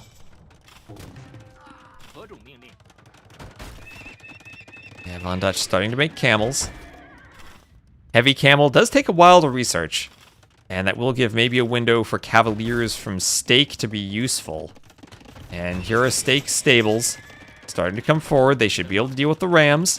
And if Stake can get to paladins, then maybe he can overwhelm this. But it will be 3 castles and camels out already. Only castle age camels, but I don't think Stake yet has the numbers to fight that. And Viper, only 1 workshop. If he wants bombard cannon, I think he'll need another workshop, and he's thinking that too. Wanted a TC up there. Might need to delete that house, the path better. But we'll get a workshop. Wants to get enough bombard cannon and Trebs out that they can start pushing castles. If they can push castles, they can make some headway. But here come the Knights from Monos. And I think that Frost as the Catans will have to start coming to this side too. And what do the Khitans do? Heavy camels now, maybe? As this side looks like it's just going to be full stone walls. I mean, Malians could even go Farimba camels and try to come this side. That'll probably be more useful than the Inca. The Inca would be rather slow. And maybe this is an opportunity for Motastic just to wall, and for Viper's team to try to go all 4 players over here. But I guess Motastic doesn't really have the eco for that, as it looks like Imp is already on the way there for Fingita. Motastic actually down in Vills to Fingita too, and Viper will have to repair his castle. Here we have Stake, going for the pretty purple pocket paladin upgrade. Some Xing as the rocket carts will cut. Wait, those are just rocket carts though, they're not heavy. Oh, there's heavy, so now they can cut. And the Cavaliers are through. Valas will try to wall. He will just get the walls up. Will the Cavaliers get in? They will, but they'll run straight into Saracen heavy camels, and they'll have to turn tail and run straight back out. And right now, Viper's team has nothing to deal with the camels. The camel is the perfect counter to the Cumans. And now, what does Viper's team do? And now we have some Fire Lancers here from Frost. He's going Fire Lancer. I mean, that will be able to fight the camels. That will fight the camels. Fishboom right on the road. Paladin not in yet, but Heavy Camel should wreck the Cavaliers. Viper's castle will go down. Doesn't quite have room to defend his bombard cannon. He'll lose 1 extra HP on the cannon for the Turks, but both go down as Savar comes in from Monos. Monos and Von Dutch. Great booms from them. And right now, without Paladins, there really isn't a counter. Does Savar beat Paladin? I think it's pretty close. I think Savar slightly wins because of the extra melee armor they have. Paladin still needing more upgrades. Humans have Blast Furnace on the way. And they're against the extra HP of the Saracen Heavy Camels. The Fire Lancers are struggling to be everywhere they need to be. Yeah, and Viper has not had a great day. His team has not had a great day. As the Trebs push into the workshop. And Viper, at least he still has a TC. But he's at 71 Vills. He is the fewest in the game. Now, though, we have the Fire Lancers and the Paladins. And maybe together they can push this. There are a lot of castles here. This will be 4 castles all in one place. So if Viper's team ever gets a bit of daylight for him to use his bombard cannon, he could take down the castles. But I don't know if that's going to happen, as the Chuko News here basically turn this into a 3v2 at this point. Viper does not have military. He has 1 bombard cannon, and that's it. Trying to take out a Treb, at least he does that. But now his pockets still have to deal with the Chuko News. Imp is in, they're getting Bracer. Kipchak to deal with camels? Maybe. That takes so much longer than Paladins, though. Because you have to make them from the castles. And Viper house walling to try to keep his bombard cannon safe. Paladins maybe pushing a bit. In the south, we'll have those Inca fortified walls, the only civ with this architecture to get the fortified wall. Well, I mean, Fingita is so far ahead of Motastic in score, too. Malians, if they get to gunpowder, I think should be decent against the Inca. And they at least would have camels to deal with the Persian pocket.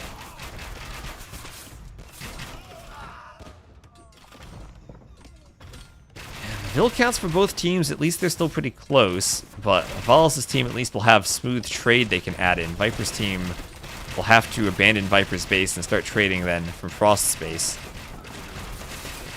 Elite Chuko Nude, yeah, it's being queued right now. Thumb Ring, Chemistry, so they're about to get all their upgrades. They'll just need the last armor upgrade after that. Chemistry for them has still... If the Fire Lancers, if they're forward fighting the camels. Oh wait, we have the full rainbow for the other team here as the Elite Champion Warriors are coming for Fingita. He's relying on walls against Motastic. Yeah, and Motastic trying to get the Farimba camels now. That might be a bit too late. Good against the Savars and decent against the Saracens. But not against the now elite Chuko News. Those will tear camels apart. And Viper does not have an archer unit himself. As the flank, he didn't have the eco to get into the heavy cav archers. So had to go fast imp gunpowder. And he has 60 Vils, 20 fishing ships, and is going to start losing docks to bombard cannon from Von Dutch, trying to do a cannon galleon, but now Valas is docking his pond. And Viper retreating to a sliver of wood line. Might once again need a teammate to chop him out. No, he managed to run some Vils this time. We'll go for a lumber camp in the south. I don't see this push getting stopped anytime soon, though. They need some really good siege hits on the True Canoes, but the rocket carts are going down. And this rainbow of units is now finding Viper at the end. As they're destroying the poor fish boom. Viper now, no more docks. These 18 fishing ships are as good as useless. The rest of his Vils have nowhere to run, nowhere to hide. And once again, it's Viper getting killed.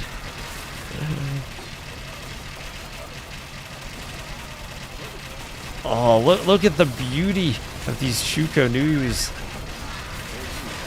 Raining arrows upon Frost's army, making him fight in the shade as Viper will call GG. And Valas' team gets a clean 3-0 sweep over Team Viper. And I think that means Team Viper now is basically out and can't make the playoffs. So GG's there. Complete domination from Valas' team. A pocket matchup that the Cav pockets from Viper couldn't deal with. Remember, Kumans don't get heavy camel. And Stake was building towards Paladins that whole game. So Frost killed 182 units, trying to go Fire Lancers. But didn't take the pond, didn't fish boom. Relied upon needing the pastures.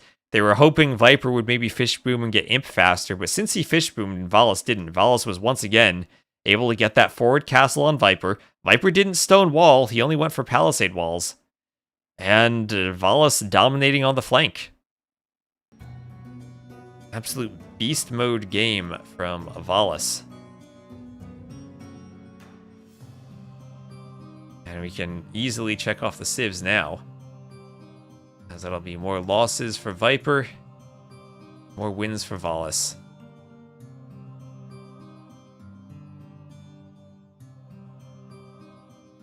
So that'll bring us to the end of Viper's set, and we'll head over to our next set. Oops, I changed my scenes properly? Hello? Okay, that was weird. I changed my scene in OBS and it picked the wrong scene. Anyway, we will now have Lewis versus Sitaux coming up next. So stay tuned for that. Get an ad out of the way and come back for that. Thank you for the follow. Gabby maybe.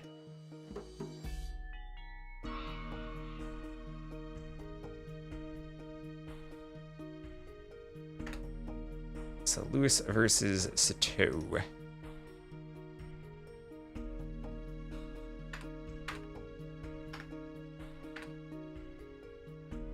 Bracket, I think I have RF. My bot active? My bot give me a command? No, it won't. I'll just link the Wikipedia page. There we go. Alright, so that will be probably the end of the journey for Team Viper. They'll have another set next week, but I think they're probably out. Let's just look at the standings. I don't know if they'll have been updated. Let me look at this. So we will have here ACCM borrows some marrow. And this is the next set. So Sitaux and Lewis kind of fighting to grab that last spot. Maybe Ganji too. Well, here, Viper down with Doubt. Almost. Doubt's team 0-3 so far. Slam and Jordan need to step it up too.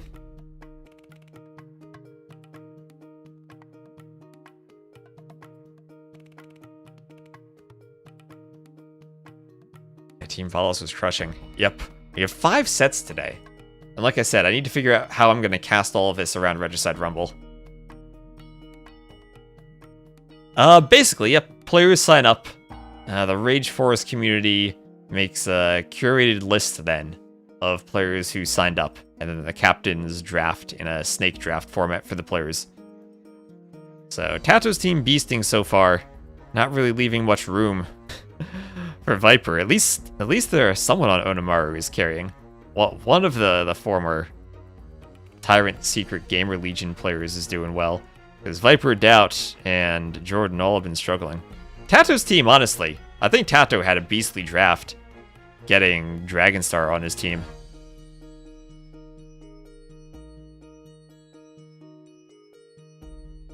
But yeah, Viper now. I mean, he is 1-2, so maybe there's a chance he sneaks in if he can win the final set and go 2-2. But down here below this, big set between Lewis and Sitaux.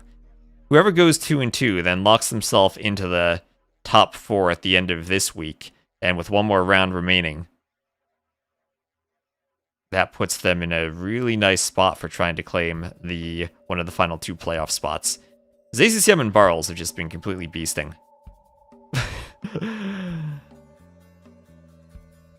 ACCM's team looking really scary. It's always hard to tell how scary the teams are going to be at the start because of the draft setup. But ACCM picked Menunez, let Menunez draft for him, and so far that's worked out. They've only lost a single game so far. And yeah, Tato 7-2, even with when he had Memb substitute on his team. Managed to win. Secret Gamer Tyrants. Yeah, so let's just check here for a draft for the next set.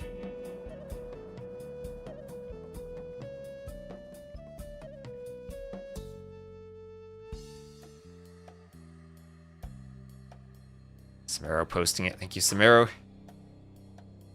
Yes, let me swap the teams around. It'll be Sitaux against Lewis.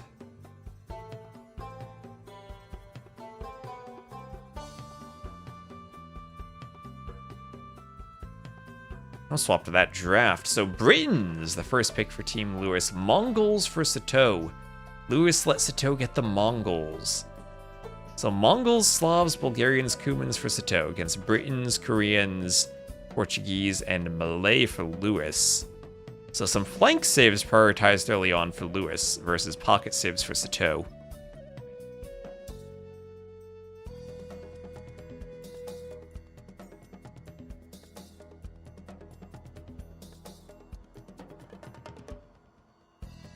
How is Viper the 16th seed with 8 teams?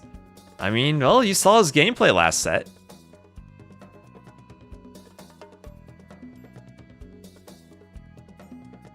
Viper versus Valas placement, deliberate or coincidence? That is just coincidence. Hello, no zombie. Yeah, last set they were against each other every game, but that's just kind of the luck of the spawns.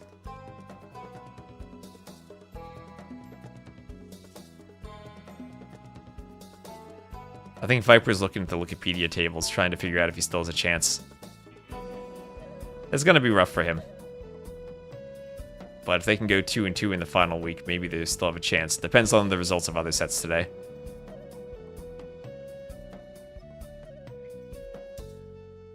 Like getting Malians that late. I mean, Malians are a weird BF civ.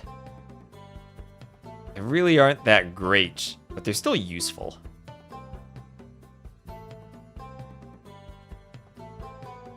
Because Dave's not in Viper's team, right?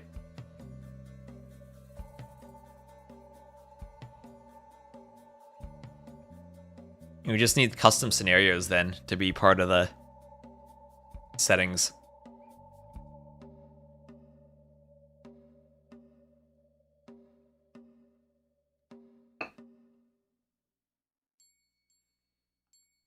So, big matchup for Sitaux and Lewis. Both teams 1-1.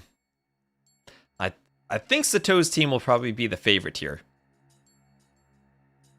I think for Lewis's team, it's important for them that Siscon figures out how to play well. Because he's a great, skill-wise, a great 1v1 player, but probably not as accustomed to Rage Forest. I mean, same thing for Lewis, right? In 1v1 skill, his team is great, but I think his team was Seed 15, and maybe lacking in some Rage Forest experience.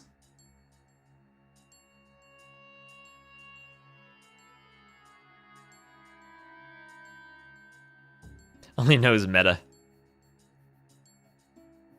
Disgusting draft in a good way or a bad way? I think Team Sitaux with Mongols as the first pick is an amazing draft. I think Sitaux won it hard. Yeah, it feels like a different set of prioritizations, where Sitaux prioritized pocket civs and Lewis flank civs. Because Koreans could be a pocket, they could also be a flank. It feels like the first 4 picks for Sitaux were all pockets. Oh, and Tanky Tank, thank you for gifting 5 subs. The English castle at Falkirk is no more. The English pretensions in Scotland are surely at an end. The forces of Wallace are triumphant. Oh, thank you so much for the subs. Oh, and they're tier 2 subs. Oh my gosh. I don't think my counter accounts for that, but thank you for... Thank you so much for the tier 2 subs.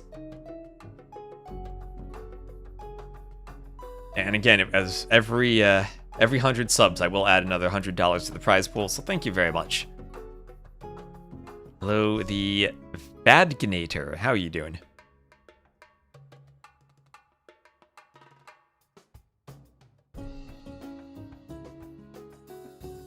Ever seen someone gift tier 2 3 subs?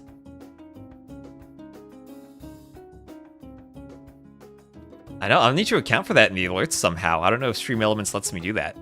Usually if it's if it's 5+ gifts, I do a William Wallace quotation, and 10+ is Lahir. But like 5 tier 2s should maybe be 10+.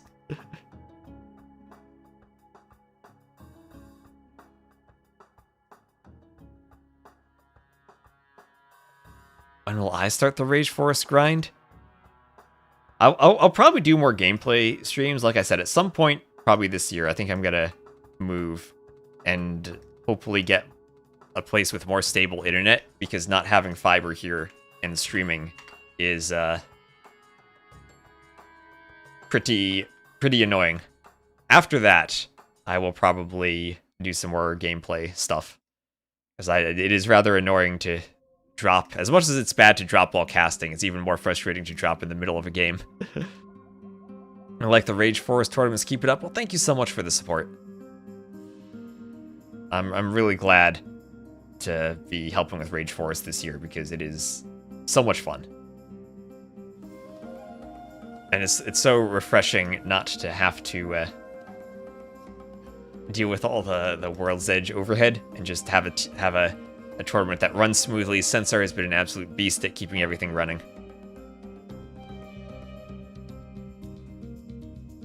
So thank you so much. Watch on YouTube. Enjoy the 4K on YouTube. Do I just have cable. Starlink would be much worse than cable. It would be more expensive and less reliable.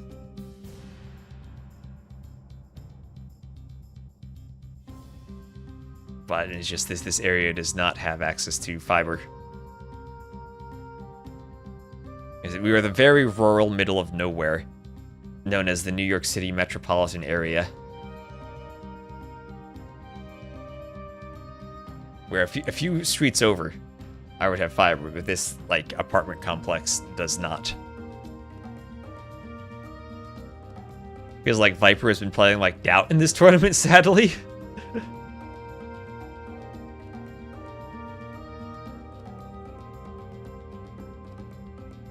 Playing like Doubt. Is that what happens when you get old? Playing like Doubt. Will Viper have to carry the PCs like Doubt at the next LAN?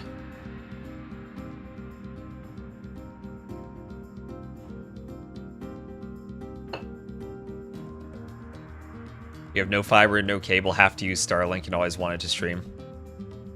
Yeah, it's rough because for the most part, you can get like serviceable download speeds, but having upload consistent to stream is a bigger question.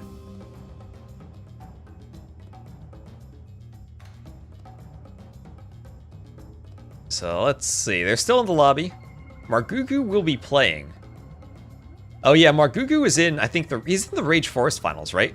So he needs his Rage Forest, or his Rage Forest set to end, or the Regicide Rumble finals, by the time the Snipers final is over, which starts in around an hour. So he should be good to make it to the finals.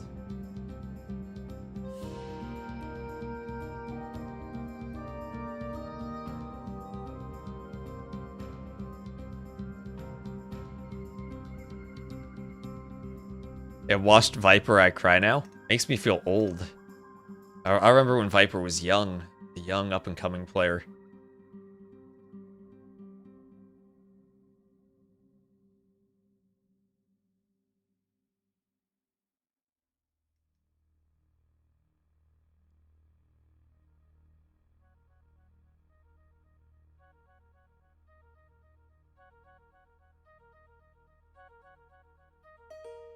It was very good those days. What's my prediction?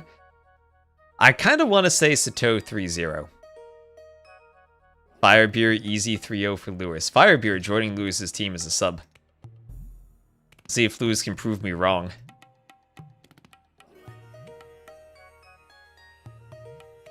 I genuinely don't know how well Margugu is going to play. That's a big question mark for Sitaux's team. What gameplay are we going to get out of Margugu? Also, for Lewis's team, Acro, this will be the first set he plays back from his vacation. Or vacation, conference, wherever he was. He's back and he's playing.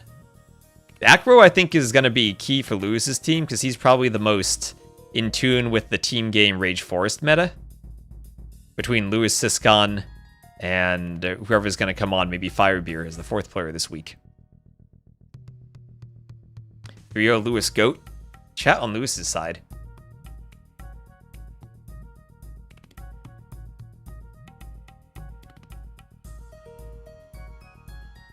Swept Leary in the group stage last LAN. Yeah, last LAN, Viper had a really up and down performance.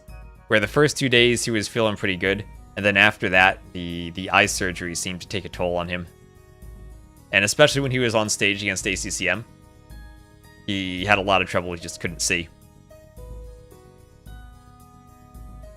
If they're letting Acro take the main responsibility for coordinating, yeah, that'd be nice for them, I think. So it looks like it'll be Sitaux, Turs, Margugu, and Cool Cat against Lewis, Acro, Tulin, and Siscon. Tulin has to make sure he doesn't onager his own team again. And Firebeer will be cheering on Lewis's team in the chat. Had eye surgery? Yeah, Viper had eye surgery back, I think, end of May, early June. And then even a month later, in early July. Still was having some troubles. Like, he constantly had to pause games to put in eye drops because his vision would get blurry. And by the end of the LAN, just couldn't really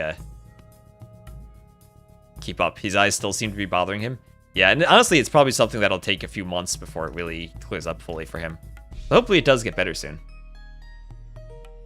I know I probably need to get glasses at some point. My eyesight, I can tell that it's getting worse over time.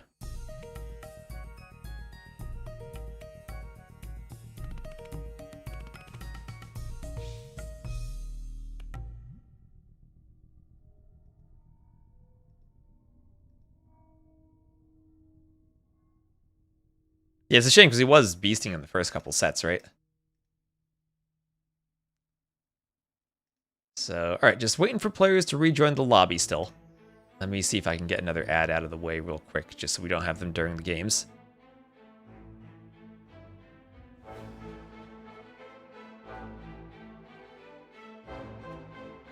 Your eyesight has gone weak.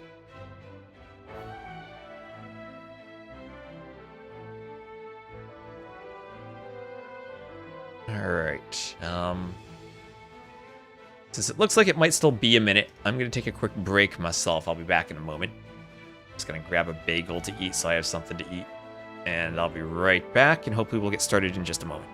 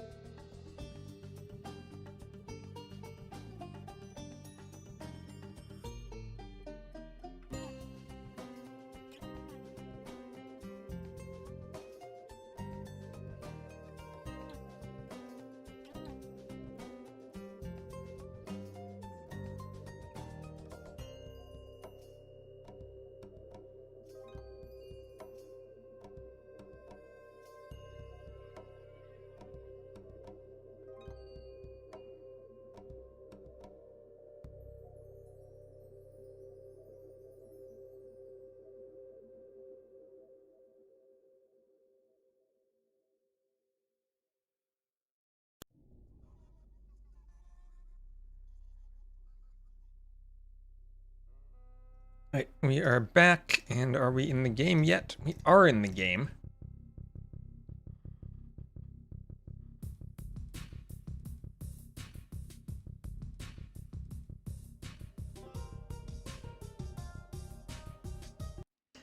And here we go. So it'll be Lewis's team to the south in the red, Sitaux's team to the north, Sitaux in the blue. And immediately Lewis versus Margugu, Britons versus Vikings. Lewis will go for a forward wall. On the other side, very open map for Sitaux. As Tulin and Siscon will try to get their walls up. Doesn't look like too much of a walling war, as Lewis actually will go forward. Oh, never mind, he's going forward for the lame. A nice scout control from Acro and Lewis together. And we'll win against Margugu. So Margugu gonna play this set as his warm-up for Regicide Rumble. And we'll have some forward walls from Tulin. Has to worry about that bear. Would love to see the walls up here, and then he could take all 6 of those boars. But Lewis now has to be careful. He's really pushing forward with that Vil. Will be chased by 2 Vils from Margugu. Margugu's scout is weak and will be sniped off immediately by Lewis. His Vils were not there in time. And Lewis, as the Britons against the Vikings, will have an eco bonus in the Dark Age. We'll keep an eye on the idle time. No idle time for anyone yet. Ready.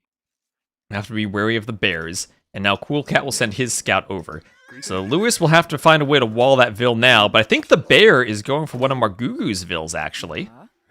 And we'll see what Lewis can do with the walling against that scout. Meanwhile, we will have a few cows being sent from Turs to his flank, to Margugu.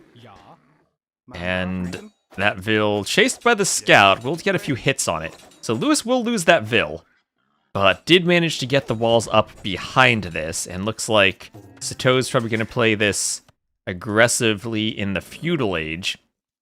The scouts will come back for Lewis's team. No pawns this map. And we'll, without all the walls going up, just catch up to live time here. Slightly late in joining, and we'll also get the names of the teams. This will be Team Sitaux. And also Team Lewis. There we are. And yep, taking the boars there. Nice gate. A bit late in taking the boars. He tried, though. Oh, they're still trying for it. They're still going for it. Siscon wants them. There's a Vil forward here from Sitaux. They still want to get all 6 of them. Oh, let's go, Siscon. All 6 boars. Let's go. Let's go. And the wall off in the back from Tulin, so they get the boars on this side. And there's 3 more. Oh, he's not taking all 6, though. He's not taking all 6. Well, maybe Tulin will grab him with one of these Vils. He has Britons guaranteed. That's true. Lewis is playing as his home civ. Oh, he's gonna bring the boars to the pocket? Oh yeah, he's bringing them down to Tulin. He's Siscon, or no? Oh no, he's just taking a detour around that bear. He's struggling a bit. Oh, he doesn't have loom either. He doesn't have loom. Ooh, he needs that scout in the right position to block. Still a ways to go to get back to the TC. He's relying on the palisades. I think he's gonna get there though. This is close, but he's fine. He can take one more hit if it's downhill. The boar gets a downhill hit, and the Vil has only 3 HP left. He's really close to the TC, and with that palisade, the Vil gets too far away, and he needs to shoot the boars again. But he can only get 2 of them as he gets into the TC. We'll at least get 2 of them. And now as this one runs back, Tulin could think about taking it. Tulin could actually hit it with the scout and take it. Oh, so Siscon's gonna block. He'll block with the scout to try to get the Vil to catch up to the boar. It's a bit of an adventure for him, but he will get it. And shoot it twice, so he's fine, he's fine. Ooh, a bit of an adventure, but he gets the boars in and hasn't had to do loom. That's crazy if your flank doesn't need loom. I'll see an X there from Lewis saying, hey, pick up your cows. Oh, that hill has been nasty. The Vil can take one more hit, at least. Ooh, okay, one more hit. And he's fine, he's fine. Up to feudal. And there's probably going to be some fighting in feudal over here. Now, tower from Lewis. I don't know if that's just a defensive tower, so he doesn't get pushed. But Margugu will react by walling behind it. Alright, we'll be speeding up again. Are we at real time? We are at real time. Lovely.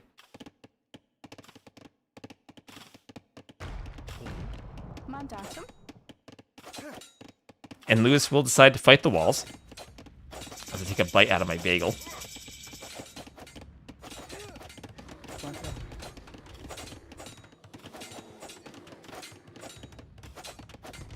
And Margugu's still in the Dark Age. Nice timing difference from Lewis, so he will be able to push further up this passageway. Margugu might have some vills on the wrong side of the walls. The bear gets out of its cage, and will still try to fight that vill. And Lewis can go forward, do another tower if he wants to. I think he needs a bit more stone for that. He has 5 on stone, though, so this will be a good tower rush. Market Blacksmith for Margugu, who wants to go up to the next stage.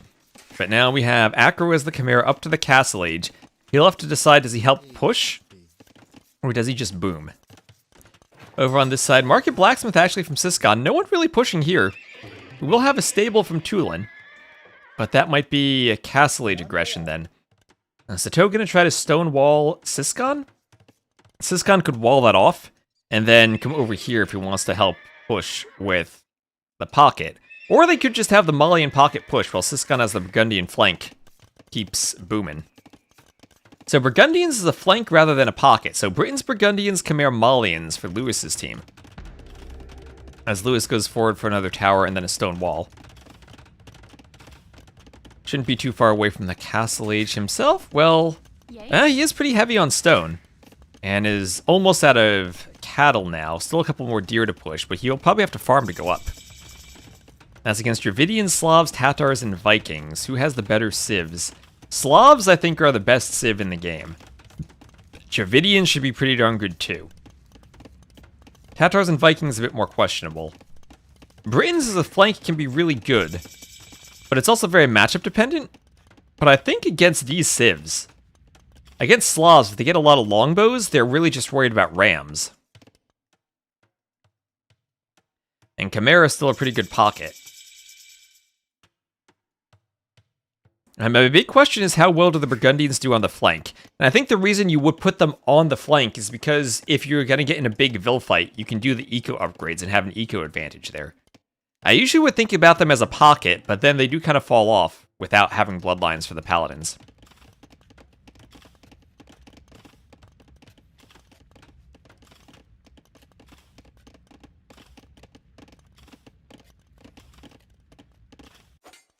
Bonjour.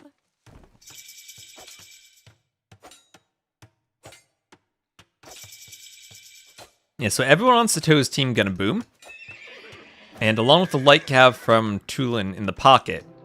Siscon will do a castle. That castle has to be more forward to get through the walls, though. That castle has to be far more forward.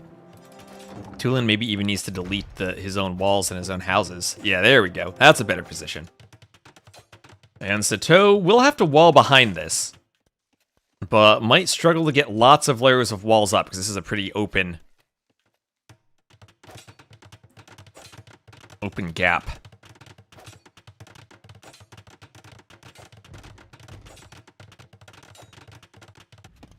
And meanwhile, workshop for Margugu. Maybe just more defensive against Lewis. I don't think he can push all that well. Lewis has an easy stone wall behind this. Now, Lewis on stone might go for a castle himself. Maybe try to push with some longbows.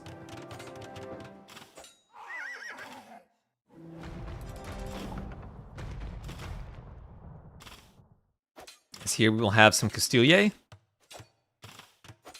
And Sitaux will wall behind this.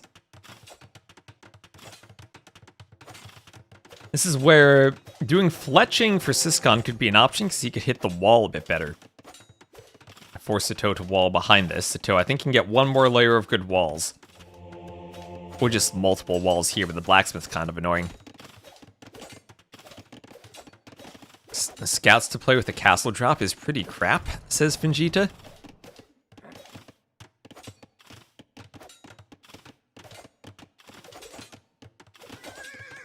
Yeah, no ranged unit now to stop the rewalling. Maybe a monastery here from Tulin just for a couple of monks could have helped out.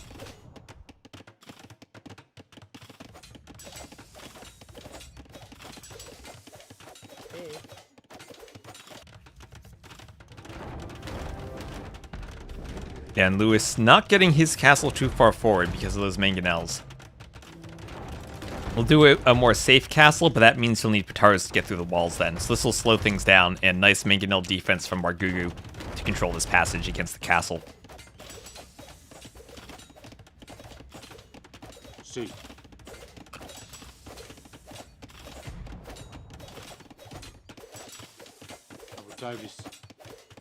So Petars for Siscon.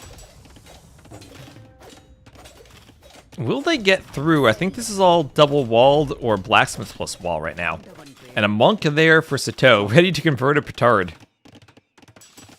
And Siscon will have to come back.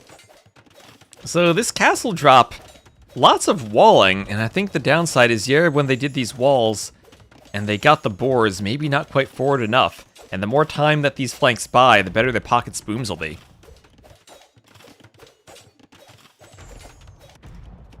And so on the other side, Lewis trying to go longbows.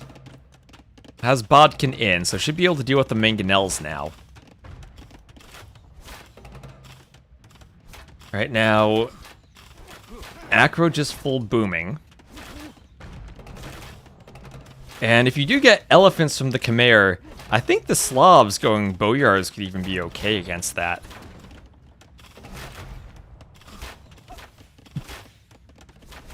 Can get halbs out too. Nice repair on the mangonel, but the longbows should be able to deal with that if they microed properly, and they are. No ballistics yet for Lewis, so hard to hit all the vills. And he's still on stone, so maybe he can go for another forward castle. If you're going double castle chop, then that does kind of force you to go imp to do damage, but by that time, I feel like the Slavs would be boomed. And I think this defense has been good enough for Margugu so far.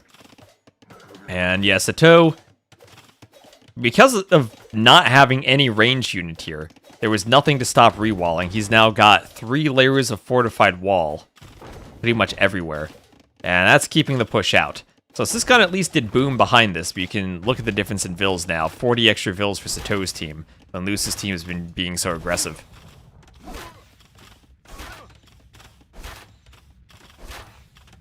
Orange and blue are not on the same team, no.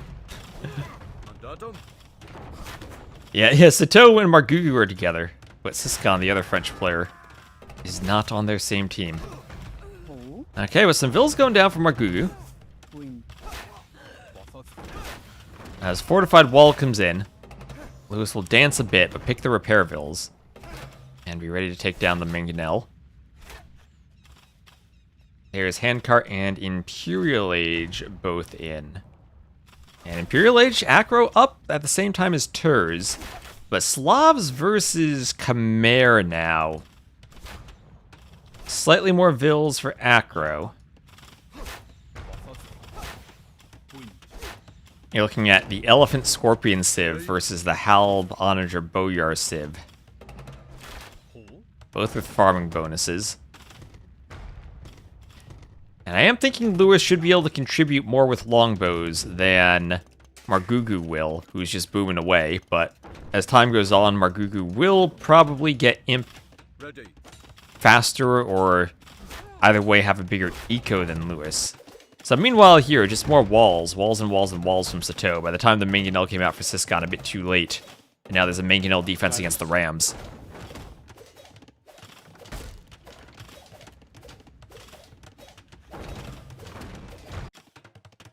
And here are the scouts, so a bit of a hole in the wall, and finally the scouts from Tulin can get through. They'll find a vill on the outside of the wall, and Margugu going to keep walling up. Maybe that was a mistake from Tulin to go for that vill. Got a bit baited and could have rather kept the wall open. But the mangonels are down. I think Margugu is walled behind this, other than some path around the workshop that actually is open. That vill could go down. And now Lewis is pretty darn far forward, and doesn't have the stone for another castle, though. That workshop still will be annoying if a mangonel pops out at the right time for Margugu, who is still trying to wall, and he does have walls up. walls up, but failed a tower and took some losses there. So 66 vills to Lewis's 56. As now Turs is up to Imp. But here comes an elephant now from Acro, so the Chimera player definitely going full elephants here. With a boom that is leading against Turs. And it looks like, though, Turs is going to come and try to triple the right side. So Turs and Cool Cat going to leave Margugu out to dry. Out to die, maybe. And then try to go a triple push on the right. Siscon perhaps aware of that, starting to wall up, do fortified wall. He's up to Imp himself. And he'll need to hold there as the Ballista Elephant cut is continuing. Acro trying to make it to the pocket. Scouts are there for Tulin, still being annoying, killing some vills. Turs being a bit disrupted. As he was going to try to wall this out. And once again, the lack of range units, even with the Ballista Elephants, making it hard to cut. There is an area over here on the other side, though, where he could cut. And now the longbows are there. No ballistics still for the longbows, but they will pick the vills that are walling. It's a low HP gate. The elephants can probably just bash through it. And they are in, so they are in against the pocket. This side, I worry, though, might collapse very quickly with 3 players and onagers ready to cut. Imp almost there for Siscon. Almost there. And Tulin is the Malians, though, might just be able to go... Well, against the Steppies, he can definitely go for Imba Camels. Against the Halbs from the Slavs, that makes it a bit trickier. But maybe not too many Halbs if Turs has his eco hit. As Acro is pushing through, he has elephants here. And longbows there will help deal with any Halbs from Turs. As Turs has to react to this push now. He's adding the barracks at home, but barracks at home means fewer Halbs forward. And he doesn't have many castles up. So Lewis will find a spot among the TCs where he can disrupt farms. And Margugu's still trying to wall this out, stop the elephants from getting forward. But Vikings, they do not have tools to deal with Chimera elephants. No Halbs, and I don't think Chieftain's Berserks actually helps. Here's Silk Armor, and Margugu's still 0 military, 71 vills. He has started running vills, but oh, the TC where he had ran vills is found. That's Margugu's TC getting raided there. So Margugu in a world of trouble, while Siscon is continuing with stone walls. And this is what I said earlier. It felt like Siscon may be the player who is a really good player, but not as much Rage Forest experience. Looks like he is now figuring out what you gotta do for Rage Forest. Wall the entire map with several layers of fortified wall. And all the momentum that Sitau's team might have wanted isn't there, as Turs is getting pushed and quite heavily pushed. Tulin should be able to help out on the side now with Siscon, and as long as... Oh wait, Tulin's actually going for champions. Malian champions, let's go. Yeah, as long as Sitaux doesn't have something to deal with the champions then. Yeah, this push is going to take forever with all these walls. The relics are even being rescued by Siscon. Burgundian relic bonus so they get some food. Lots of pikemen out. Lots of pikemen out. So the pikemen can deal with the elephants, but then the champ scarls come forward to deal with the pikemen. So Slavs could then do Drazina champions there and have their own better champions, but they need to get there. They need a castle. Right now, there's one castle over here for Turs. Does Turs have Drazina? No, he doesn't. And the champions here should be a great play from Tulin to deal with the Halbs. So anticipating the Halbs, going for champions. And Lewis behind this, is he still 1 TC? Oh, he's 2 TCs. Remember, the Britons have cheaper TCs. I don't know where the second one is. Oh, there it is. But he can eventually get to longbows. And now forward castle from Tulin. As the walls here are still being held by Siscon. And here I think he just needs to sacrifice vills to wall as long as he can. Trying to get some conversions on the Step Lancers. This push is not getting through yet. Great job by Siscon. The team's putting markets up. Markets are a risk if Siscon does get pushed. And there is a castle now for Turs, who still does have a score lead over Tulin. And we do have Imp on the way from Margugu. Where is his Imp TC? His Imp TC is in the back. He has to repair his castle, as we'll have another forward castle from Lewis. The Trebs from Tulin are pushing this. Stables are now forward for Acro. He's getting his own castles forward, and Acro is in such a beastly position here with the elephants. I don't think Step Lancers will stop the elephants. Halbs could, but the Halbs still do not have Drazina. And enough elephants will kill Halbs. And with Longbow plus Champion behind this, that should be a good composition against the Halbs. This all depends now on Siscon and his ability to wall. He is Imp, and he does have a good Monk defense to try to convert the cannon. Might need to delete a tile of wall just so that the monks can get forward and convert them. So far, so good for his defense. He needs to keep the trade standing. And monks by themselves won't work if units are able to flood after the cannon. But I love that how he's able to re-wall, get some forward walls. And now as that castle from Turs crumbles, Acro's team, now Lewis's team with Acro on top, will take the score lead. And this push cannot be stopped. Elephants once again showing how strong they are on Rage Forest. Margugu is Imp, but he has nothing to offer as his castle is down and he has still 1 military, 1 crossbow. He's trying to add in ranges just to go skirms. As the Trebs from Lewis are just going to ignore Margugu and head straight for the pocket. And now Siscon with a lot of monks can focus on converting those cannon. I think he needs, okay, the Civ doesn't get Theocracy. So you gotta be real careful with your multi-conversions. But now he's gonna see Sitaux pushing with Elephant Archers who'll go for conversions on them. Castle right in the middle of Turs' base.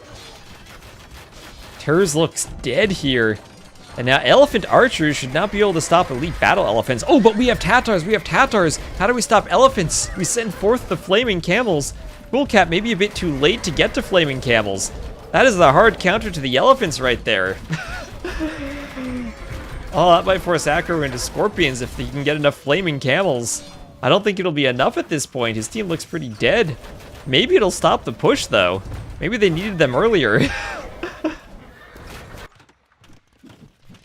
Maybe the team needs to finish off Margugu now.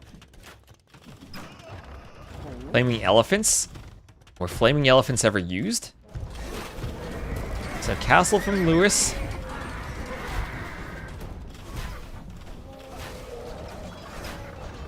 As Yamager goes down, Elephant Archers still are scary.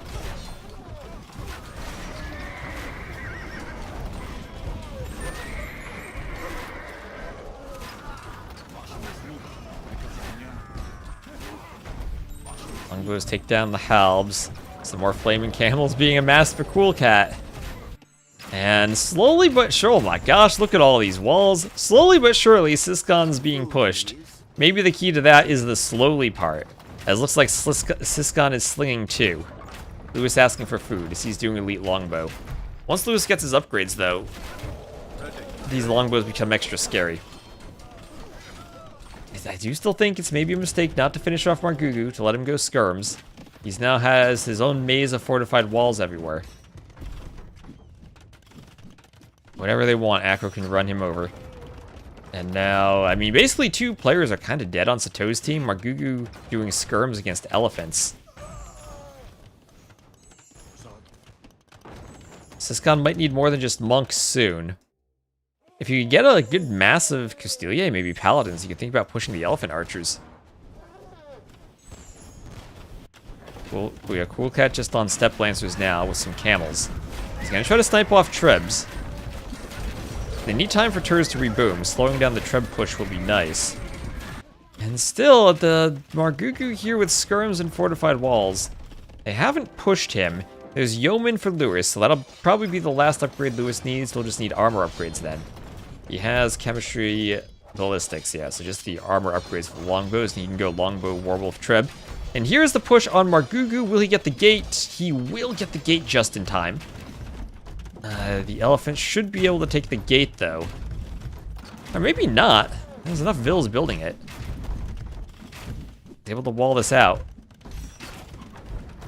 He's gonna go for a ram push. Shouldn't work against elephants, but when it's just Britons, maybe there's a chance. And right now, with all of those monks, 43 monks, Siscon's still defending this. If there were ever a huge Hussar raid, that'd be one thing. But looking at this team, we do have Devotion and Faith for Sitaux. They don't have Heresy.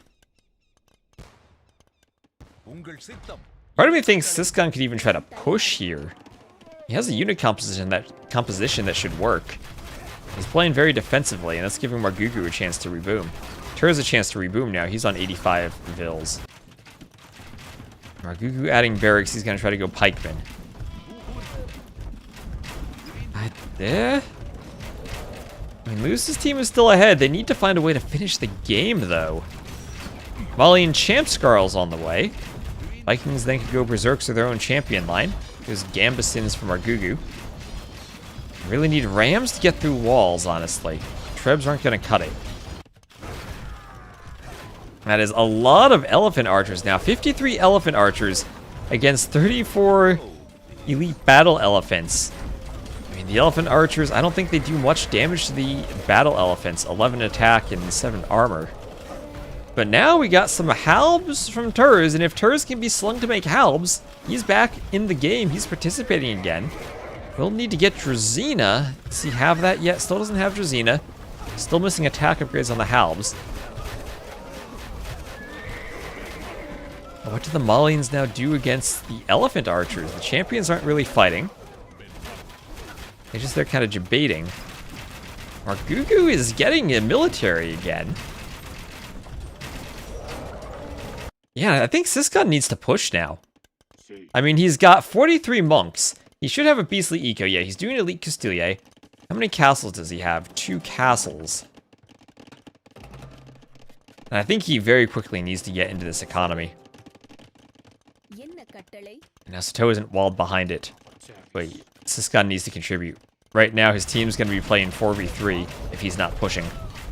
And Margugu with the Rams. Margugu pushes here. He then isolates and cuts off this forest. There are a lot of castles and vills there. And they're taking Turs' resources. And so far, all of these elephant archers have provided a shield stopping the push.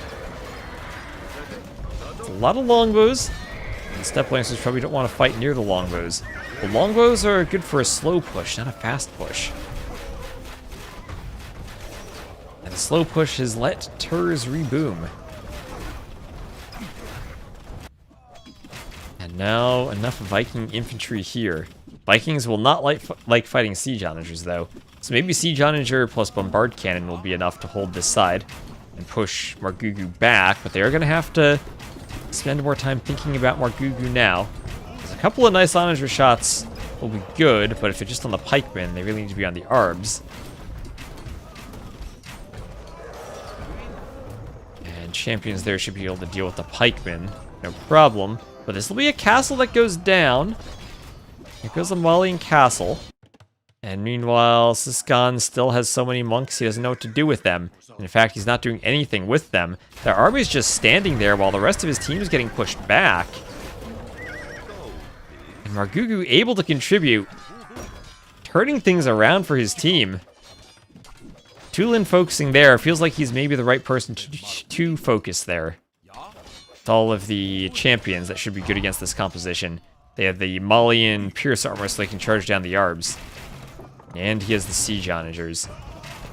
So as long as he can get good onager shots, that's fine. But he still needs the meat shield in front of them, and I feel like Tulin's maybe lacking military. 156, 161 Vils, but only 7 military. And at a time when he needs maybe the champions to be pushing here in front of the onagers, he doesn't have it. And meanwhile, Castle is down for Lewis. He still has 60 plus longbowmen. But elephant archers are going to be so much tankier than longbows. 280 HP versus 40. But now there's a push. Now there are some elite Castilier here for Siscon. And this can turn things around if he's able to push and take out several bombard cannon. And maybe force Sitaux to deal with a 4th player now. So I'm still not too scared of Margugu as the Vikings. But nice push to take out all of those cannon now from Siscon. And we have 7 bombard cannon. That should obliterate this castle in a few seconds. Might be 2 or 3 volleys, and it'll go down.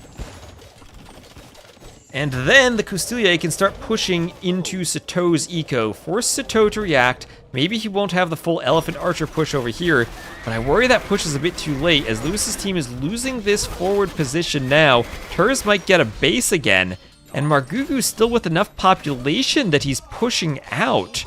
Arb's dealing with elephant plus champ Scarl, but he's gaining access to his forward stone again. He's trying to reclaim his side of the map. But here comes the Burgundian push from Siscon. He will just level buildings on his way forward. Go for the castle next. There's still some castles from Sitaux, but he'll have to react to this. Extra attack is OP for the Vikings. He doesn't have it. He doesn't have Bogsvigar. It is a strong tech.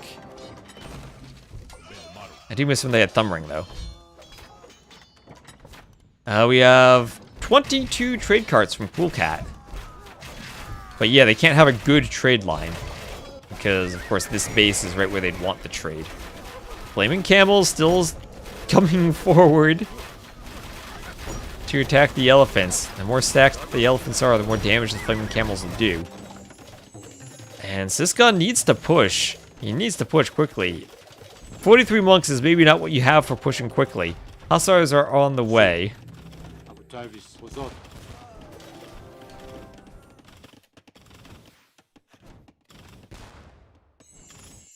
And the cannon attacking the castle. Gugu still holding on. Halbs come over. That castle likely goes down. Some elephants here pushing Wargugu again. What is Terz's status on Drazina? No Drazina. This will be, I think, his last castle looking on the minimap, so it'll be no Drazina for a while. Yeah, Flaming Camels actually are effective against elephants. So monks here for Siscon. Remember, the monks will heal each other once they get their conversions in. So it's actually kind of hard to pick off big groups of monks when there's always one monk healing another monk when you're trying to kill them. And the push continues. Siscon could even think about adding hand cannoneers against all the halbs. Sitaux needing to react to this. Another castle exposed there. And on the left, there's still the push going against Wargugu. Still a ton of elephants. And now that Sitaux has to react on his side, it's harder to have the mass to fight the elephants. And those onagers need to get good shots on the halbs now to save the elephants. And what will Tulin shoot at? So far, nothing. So far, the elephants taking a fight by themselves. Some flaming camels coming forward. The siege onagers will maybe push the halbs back a bit. Oh! Tulin, no! Tulin needs to stop onagering his own team. He killed Trebs in their previous set, and he killed like 20 longbows of Lewis right there. I don't know if he right-clicked a tree or something. Tulin, not like this. I called it when the game started. Don't make Tulin be the onager player.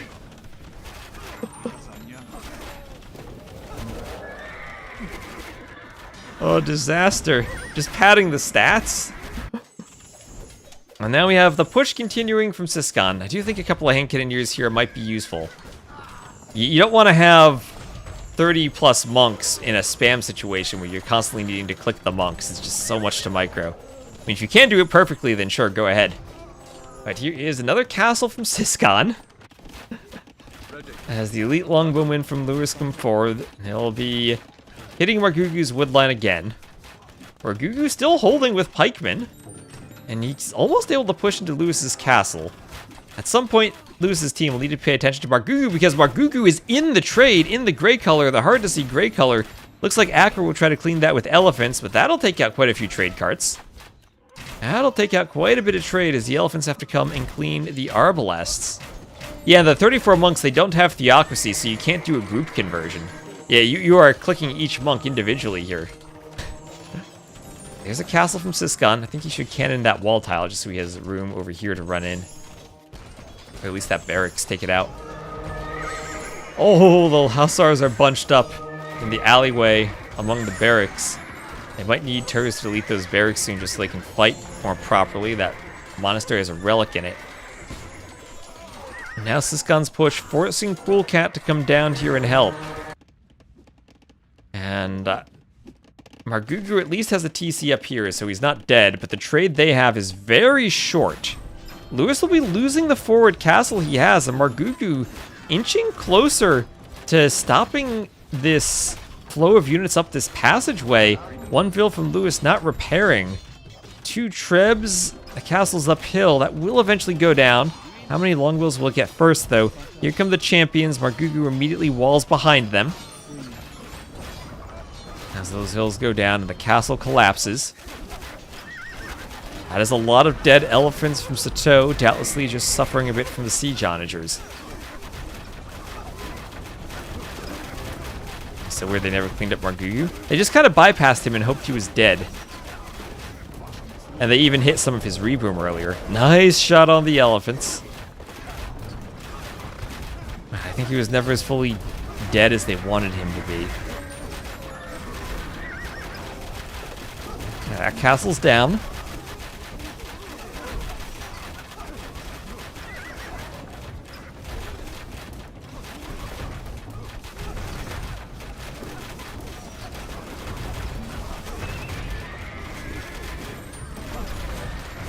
Onager going for the other ones. Bunch of camels here hit by the longbows.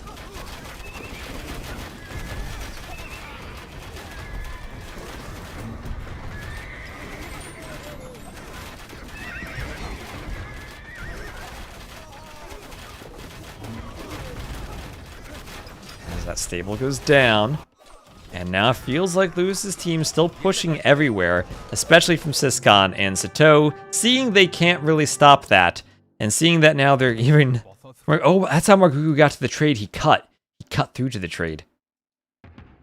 But not enough, as Lewis's team takes the win. Whoever said 3-0 Lewis in the chat, you might be onto something.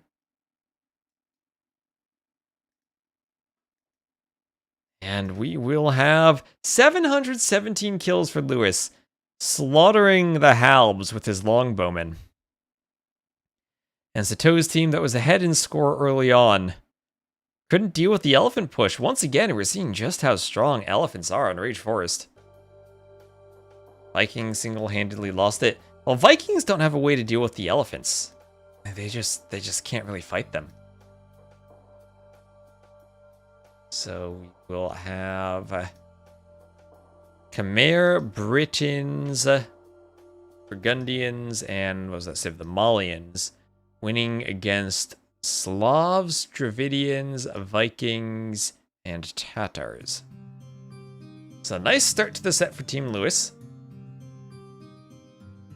I'll get the lobby ready for the next set. Yeah, if Turs went Halbaso straight away from the pocket, he probably would have been able to slow down the elephants.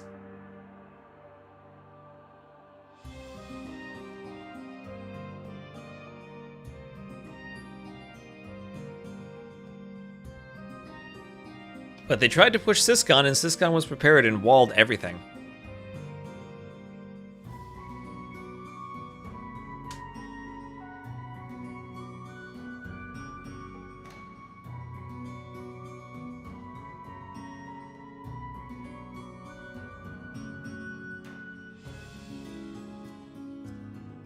Great. So the next game getting set up.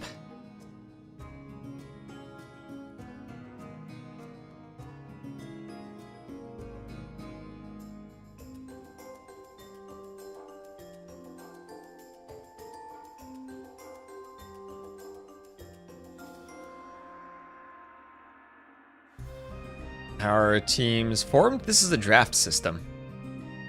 For Rage Forest, captains draft players.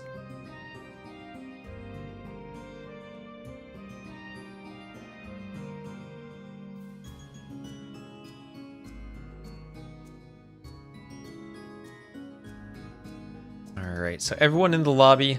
Firebeer coming on instead of Tulin. Lewis saying, Tulin, you killed too many of my own longbows. We're gonna sub you out the next game. Go practice your onager micro for game 3. Firebeer will now be the pocket. It'll still be then the same lineup, otherwise Acro, Lewis, and Siscon. Then against Turs, Sitaux, Margugu, and Cool Cat. And thank you, Arkosewi, for the follow. I feel like for these teams, we should swap Turs and Siscon. And put all the French players together. And then Turs and Acro can play together. Hello again, Lily.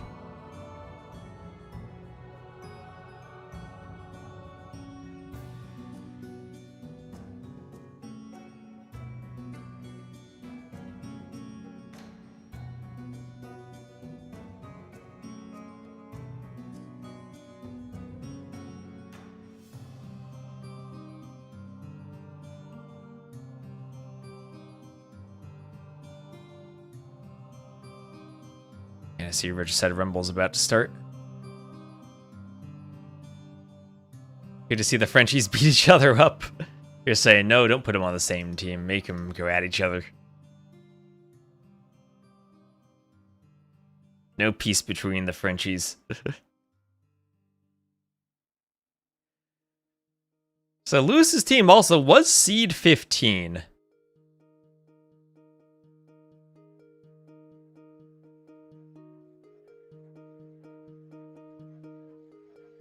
And Sitaux, a former Rage Forest champion, now needs to figure things out. They're both 1-1. It's a 4-week Swiss system. So going down 1-2 means you probably are depending on other teams losing in the final week. And here we are finally launching. Hopefully no restarts or anything.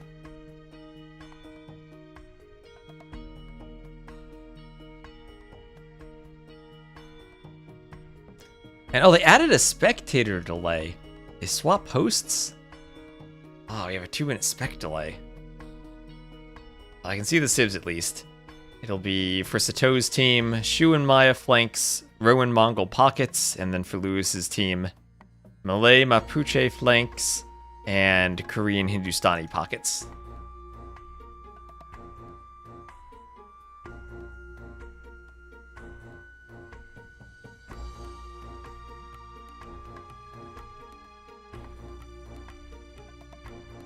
Let's see. Looks like the Regicide Rumble is probably starting pretty soon. Like I said, I'll probably cast this set, then raid T90 for Regicide Rumble, and then we'll maybe cast later tonight when that's done. Because Margugu there, he'll need to play in the finals.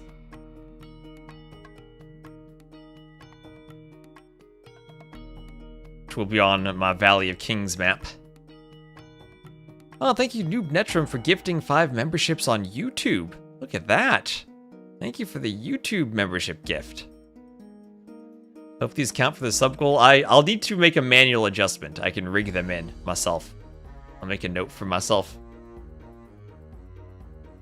Add +5 to the sub goal for YouTube gifts.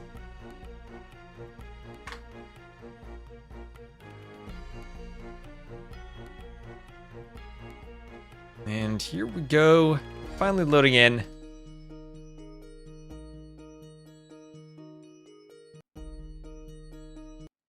And here we are, so Lewis against Sitaux, the captains against each other this time on the flanks, Mapuche for Lewis and Shu for Sitaux. We have an 8-pond map where all 8 of the ponds spawned properly. Oh, this is wonderful. Each flank on the opposite side, Siskan and Sitaux themselves don't really have a good pond, but everyone else has ponds. We could maybe see a no farm game. And thank you, Nerfox, for the raid. Welcome in, everyone. We're here watching some Rage Forest, as Lewis will get some forward walls. And Sitaux might go and play the Mihai strat of don't fight for walls in the Dark Age, but go men-at-arms in the Feudal Age. Maybe fast imp from the flank. Mihai was on Sitau's team last time. On the other side, looks like Firebeard going to be contributing to the walling, sending 2 vills forward. As a scout to come down to help out Siskan on the flank.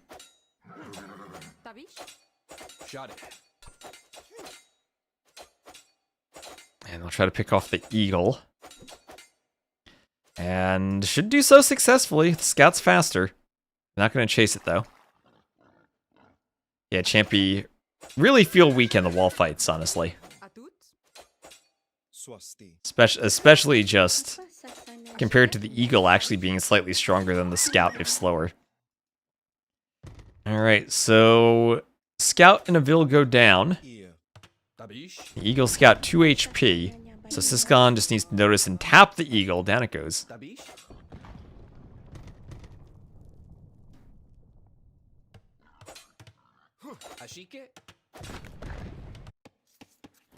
And Borlord in. Vil fight up here. And yes, Lewis trying to run for a forward wall and try to wall the scouts out from behind.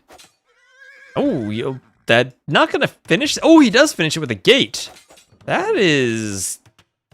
I mean, he's forward. He is forward. He can maybe dock a pond and disrupt a fish boom. Turs could always go and take one of the pawns by his flank, though, by Margugu. That gate does not have enough HP, and it will go down. So that's a little bit of wasted wood for Lewis. And I think what Lewis would like to do is fight that scout. He's also going to run into the Arctic Wolf. And he'll need foundations to de-aggro the wolf and hope that it attacks the Toesvilles. So manages to swap sides of where the wolf is attacking. And grab a hill bonus for the moment. It's about as good a fight as you could have wanted. Scout down for Acro. Both scouts here are very weak.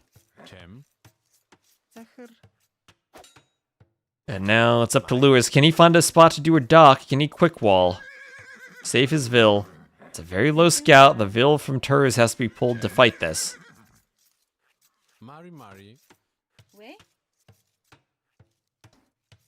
Yeah, so Lewis now is attacking the pond of the opposite pocket with his Vils, and forcing Sitaux still to give chase.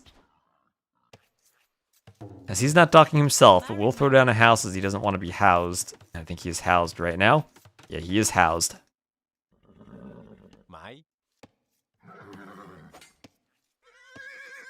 Scout for Sitaux, what type of blocking can it do? Lewis does get a wall to stop the Vil. Sitaux doesn't want to have to lose the scout. Maybe Turs needs to block with a fishing ship. Yeah, there he goes. Lewis just trying to find a little sliver of daylight where he can do a dock, and he may have just found it. Turs will have to block the dock spot with the fishing ship. Lewis could delete that palisade and dock. It's so hard to block with only one fishing ship. And now Sitaux will wall him in. Yes, and he is walled. And as long as that fishing ship is there, he won't be able to do a dock. That wall goes down. Lewis would need to delete to run that way. So, second Vil. Also, he gets out. He gets out. The fishing ship's still blocking. The scout there has good HP, so that can hit the Vil. Meanwhile, the other Vil trying to get to the other pond. That scout is super weak, 2 HP. And we'll have Siscon up to the feudal age on the other side. There are some sheep that are just taken and hidden in the corners there by Turs. But no forward Vils from what I can tell. There's some Borlors coming in all over the map. And Lewis did find a way to wall in his Vil. And I think that's a forestry, not just a palisade. Or not just a straggler. Oh, the wolf, though. The wolf going to attack the Vil. Lewis loses his Vil. This Vil doesn't have loom. No loom. Will the wolf die? It does. 4 HP left. 4 HP left. The wolf almost got a kill. And I think Lewis's other Vil did get cleaned up. Yeah, so if we look at the... Where are we? Vil KD. Yeah, Lewis has lost 3 Vils, but they were pretty disruptive being forward. So 3 Vils lost and some housing time. As he sends 2 more Vils forward.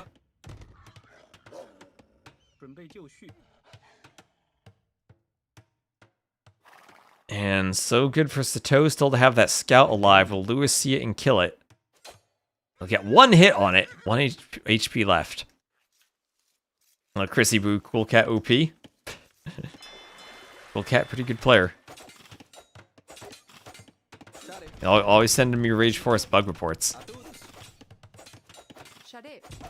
Yeah, I know Lewis pretending he's the Viper this game with all those quick walls. I like cats, especially the cool ones.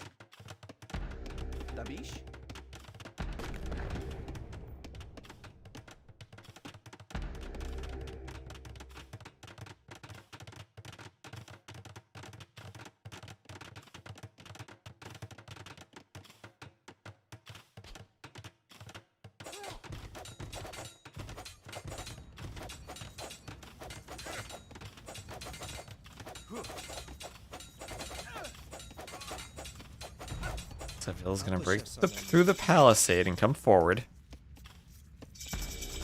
And continue doing towers, so Siskan tower rushing.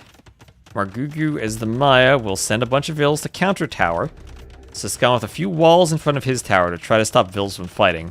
But if this wall here were deleted, a Vill could go and diagonally fight that tower, I believe.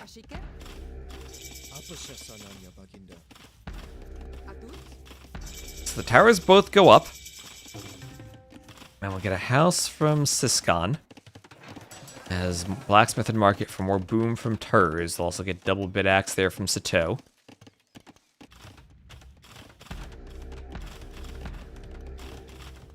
Towers exchanging fire still.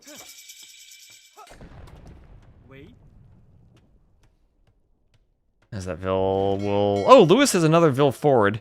He's trying to go for a dock, but the militia there from Sitaux will chase him down. Nice blocking from Turs. And Lewis has another Vill walled in, so Lewis is trying to be as annoying as he can be with his Vills. Something was deleted and the militia gets in. Lewis, it's your own walls. You can run.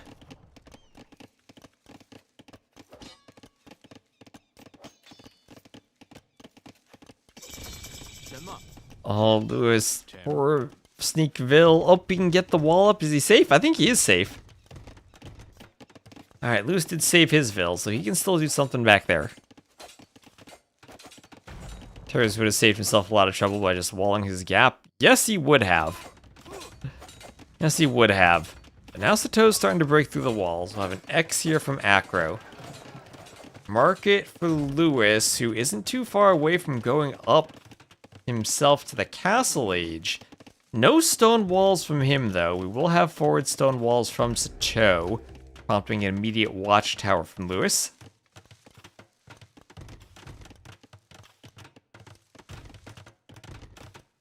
Sitaux also goes for the gate. The other side, there'll be a dock in the pond for... Oh, wait, what? Siskan going for the very far away pond as he walls up the front of his passage with some stone walls.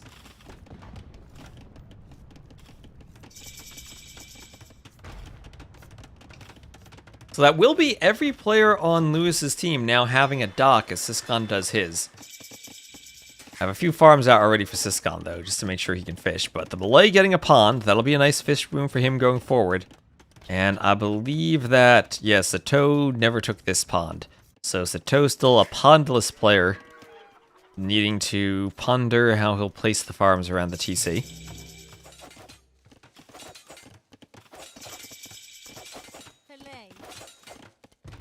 So the gate there needs to be walled behind. Sitau's setting some Vills. That tower isn't garrisoned, so he should get that up no problem. No issue in finishing those walls. Here for the gameplay and the wordplay. Hello, Bullmeister. Also for the trees, I hope. Well, since our... Yeah, so very forward walls now for Firebeard, but at least this passage is narrow enough that Margugu could respond with more stone walls should he need to. And now Firebeard even getting ready to keep himself walled off in case he needs to be. Or houses here for Siskan taking the pond. Your kind of map.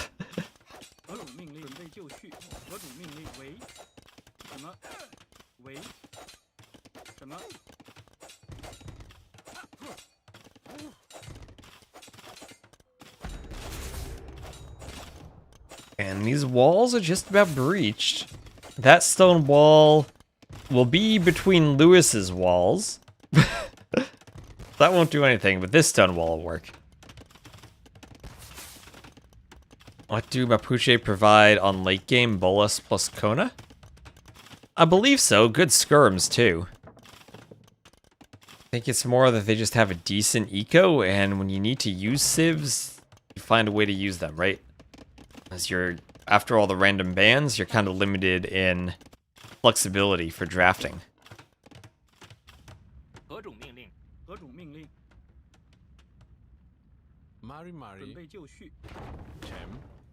So here's a Vill getting through.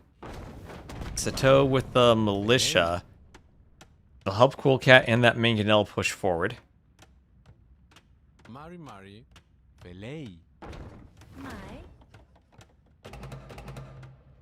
Rocket cart coming down for Acro. Gets the mangonel. Nice shot. And now has to worry about that one militia. So some teamwork here. The villagers from Lewis will attack the militia. Will attack the militia and repair the rocket cart. As Siscon now brings his vil over to help repair. And the camel here from Firebeer, everyone on the team getting involved right there. Comes and helps. The entire team needed to deal with one militia.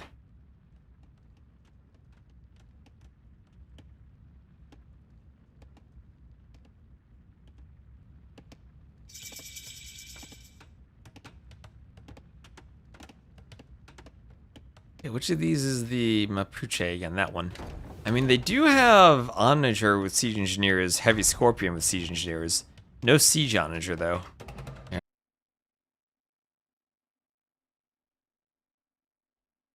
Let's see.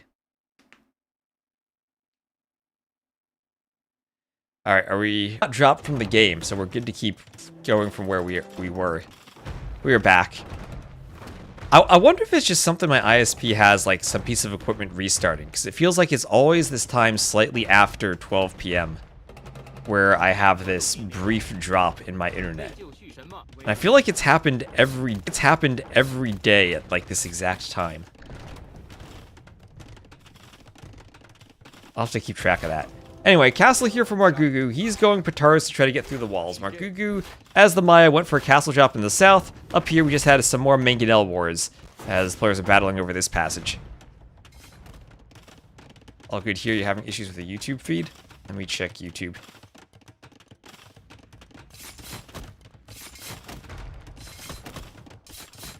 Okay. I think YouTube should be okay. That should recover in a moment, too. Looks like it's kind of stabilizing. It's good now? Alright, good. I'm using a higher bit right there, so maybe it takes a bit longer to come back. So push here in the south as now, at least we didn't miss anything. A couple petards go for the walls. We can catch up to real time, I think, as I was waiting for my internet to come back. A few Konas will be in the castle. And the mangonels will kill the Arctic wolf. And the crossbows for Sitaux are in position to defend. Kona's here for Lewis. He has one layer of walls through which he'll need to break. So I think one petard might even be enough to get him through this stone wall.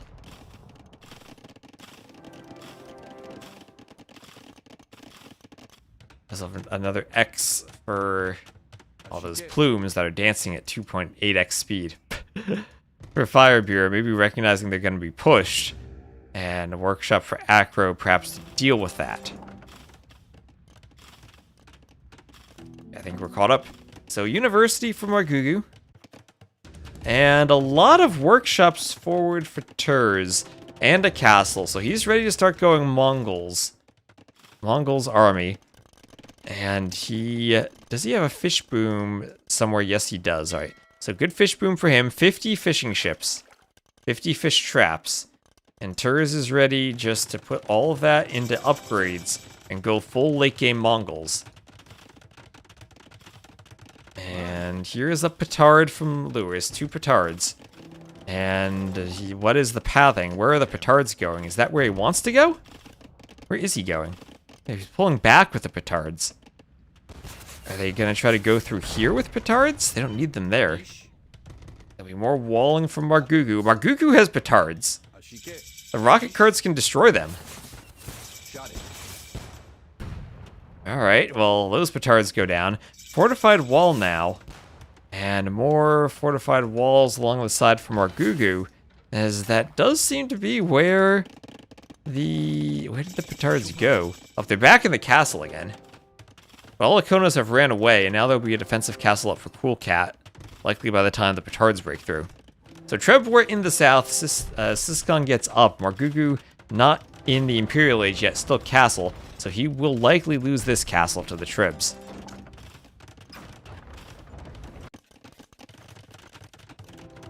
And there is drill, so it'll be drill rams as an opening for Turs. Drill rams. Alright, not gonna open Mangudai, gonna open drill. And go for a fast push on that castle. And then try to raid Lewis while Lewis is still castle age, maybe get to the pond. 29 fish traps for Lewis. He's doing houses against the edge. And they're going to triple team this side with an onager cut here from Cool Cat. Here come the drill siege rams now. No elite Mangudai just yet. The petards break through. Does that really gain much? I don't think so. Okay, Cool Cat, don't onager the crossbows. Tulin's not in the game. We don't need any more self-damage from the onagers. There we go. Drill, siege ram. Conconas stop this. Long swordsman from Cool Cat as the Romans. He wants to get in the rams, but he needs to fight the Konas now. And this castle will fall for Lewis, as now Turs is in full Mongols mode. He is pushing with the siege rams. Wallingville's likely to go down to the onagers. And Lewis now struggling a bit, as this will be a fast push here with the rams. At the same time, his team trying to cut into Margugu, but Margugu has fortified walls everywhere.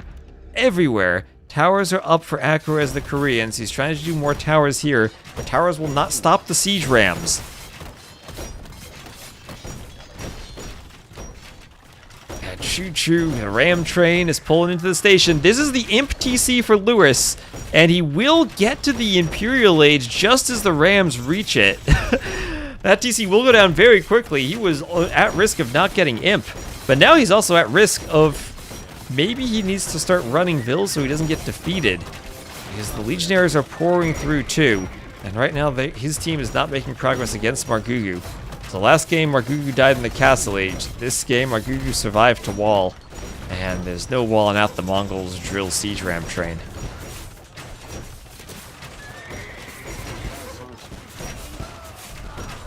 Rocket carts defend against the rams. Onager will go down to the Konas, and there is a bit of a cut. There is a bit of a cut. Finally, they got through. Finally, Lewis's team did get through. They'll have Imp Camels now to deal with the Maya. Not enough plumes from Margugu, and Margugu might be dying here, so he did a better job walling than Lewis. But now they're rotating around the map. Everyone is Imp. Lewis will lose his fish. That is devastating to lose your fish, because that kills your food eco.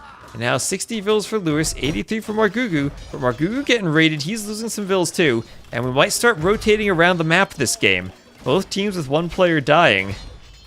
Imp into GG, I don't know if it's GG just yet. Firebeer, remember, he's the replacement player, but he's gonna have Imp Camels. And honestly, the Mongols don't like fighting Imp Camels. They don't have Halbs, and having Imp Camels run down the Mangudai is kind of awkward. If they catch them, they slaughter them. And so far, they've found the small numbers of Mangudai here and have managed to catch them. So rocket carts taking down the range. The bombard cannon go for the castle now. Yeah, Margugu already ran away, has another TC in the middle. Lewis already running to his opposite pocket. He's ready to start rebooing. So both players did run away. Not going to be defeated. Of those inaccurate rocket carts. They're shooting over the Halbs. Alright, so desperation repairs from Sitaux.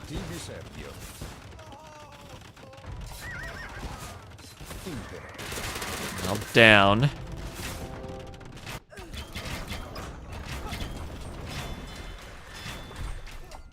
And having gained the pond, Firebeer wants to dock.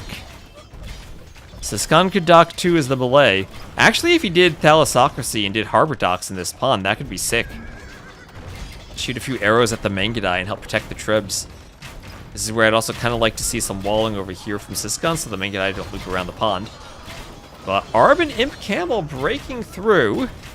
And as much as Lewis is dead, 38 bills, he is far more dead than Margugu. But does that really matter if Margugu's not going to contribute much anyway? Siskan, I think, needs more army, though. Or is that enough Arbs? Or will the Halbs deal with the Imp Camels? The Roman's probably a good civ for dealing with Imp Camels. lot of the camels are dying to the halb numbers, but the camels do keep pouring on in.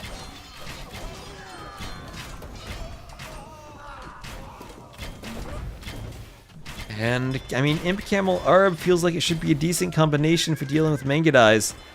That dock might need to be deleted for pathing purposes.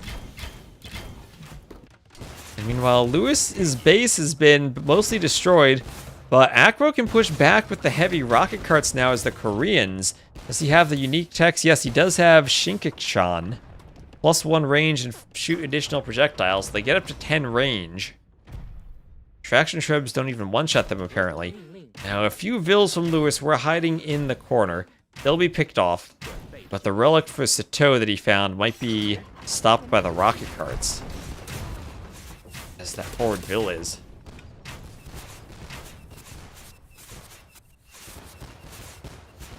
Oh, the monk dodges as much as he can. Oh, and we'll have a pause. That is the game pausing, not my internet dropping.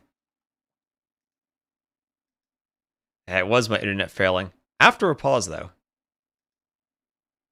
Well, no worries, though. We know where we were. Looks like they had paused anyway. We'll see if we're... It was my internet failing. After a pause, though. Cool Cat does the best plays while the stream is down. Alright, we need to fast forward again. As T90 dealt with yesterday, DE does not have a late join option where you can just join at live time.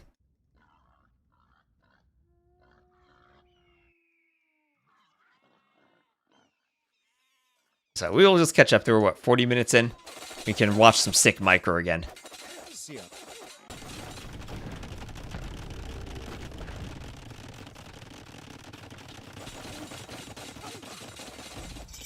CA crash? Now, this wasn't a CA crash. This was my internet crashing.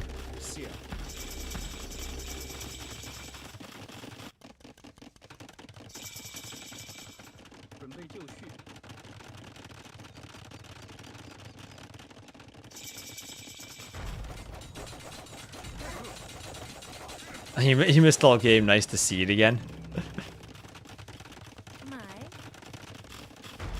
I'm still hoping that one day we'll have the technology that they'll just constantly, at like every minute or so, save the state of the game on their servers so you can late join and be there at real time. One day we'll have that technology.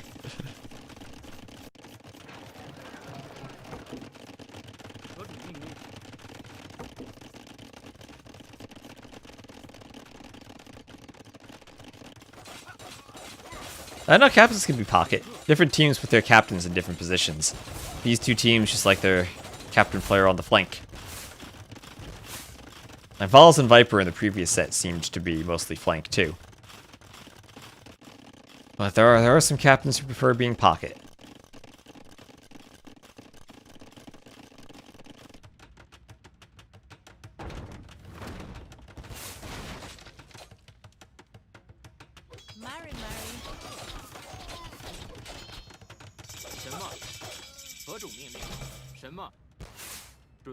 Rocket carts will hit the archers. We'll have another push through this passageway.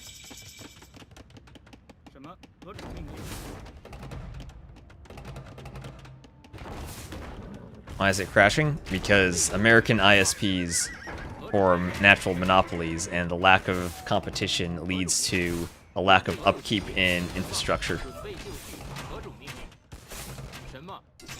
And a reluctance to reply to customer service complaints.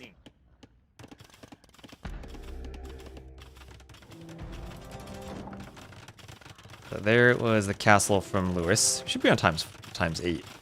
So I think this is as fast as we'll go.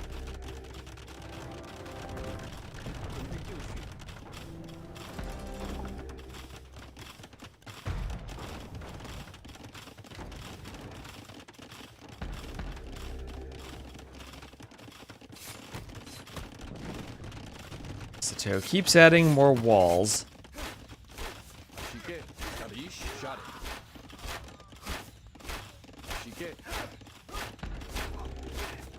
The plumes here for Margugu. He will attempt petards. But he'll just get through one layer of walls. You can see parts of the game we didn't really see earlier. This was, I think, during the first crash. The outpost will go down.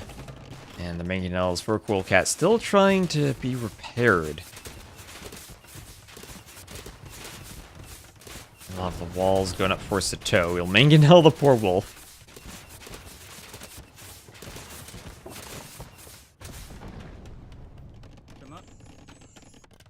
And some Xing on the ponds from Lewis. Didn't see that before, but he's thinking of trying to push the ponds.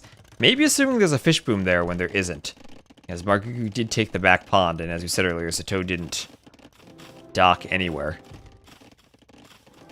And I'll see, maybe this is the curious petard movement where they didn't go forward again. As everyone will be moving up towards Imp.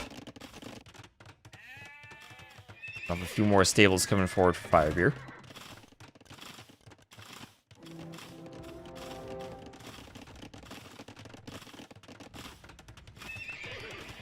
Few more stables for Firebeer getting ready for the Imp camels we're going to see. As Turs is getting ready for his ram train. Ready to push right in through here.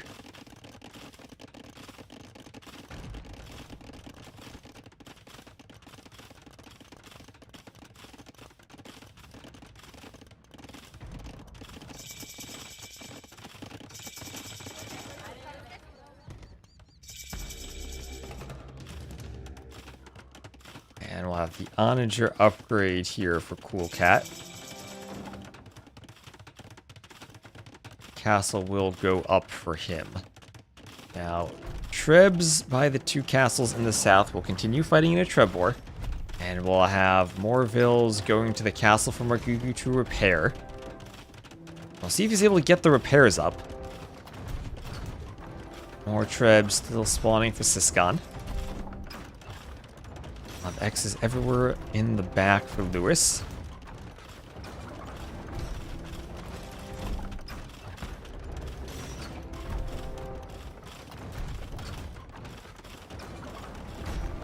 And that castle will fall from Margugu, who in the Castle Age wasn't able to engage with his own counter-trebs.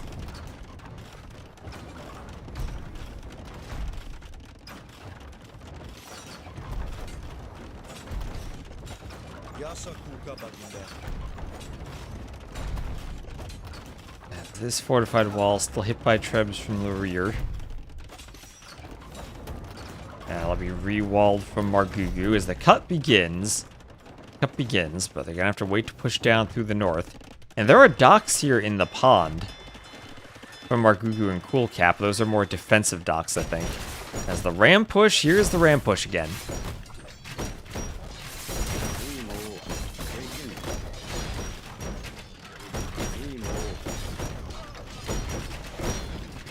As we can speed through it. 2.1 speed. What speed that is. As the Rams here will go down to the Konas. Legionaries come forward. TC goes down.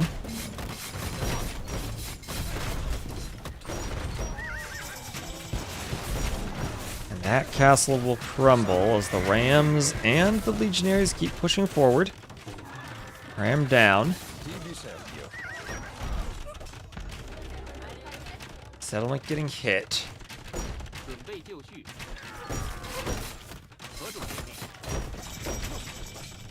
There's the toe up to the Imperial Age as the Legionaries chase after the Konas.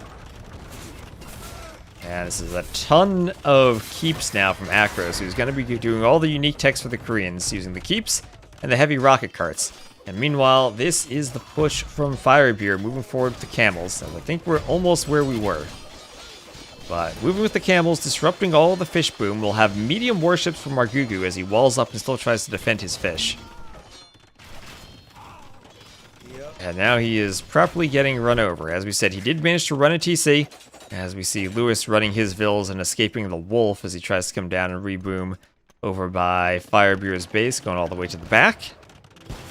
But the push with the Koreans, nice Onager shot. As the bombard cannon go for the castle. And Akko is still doing more towers. And that Halb we'll see once again dodging everything. All those Halbs, great at dodging.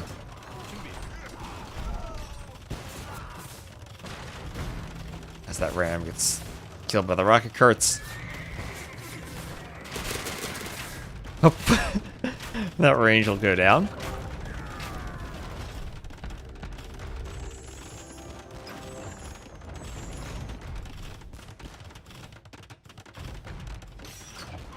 So conscription on the way for Sitaux. He needs to keep that castle up for conscription.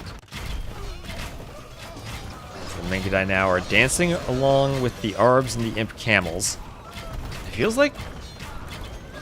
like now Lewis and Margugu both dying as the teams try to rotate around the map.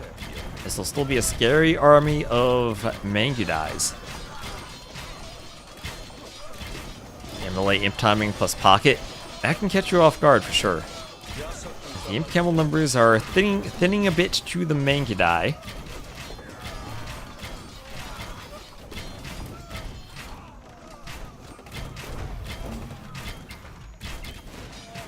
As the Onagers go down and the Mangudais keep running around.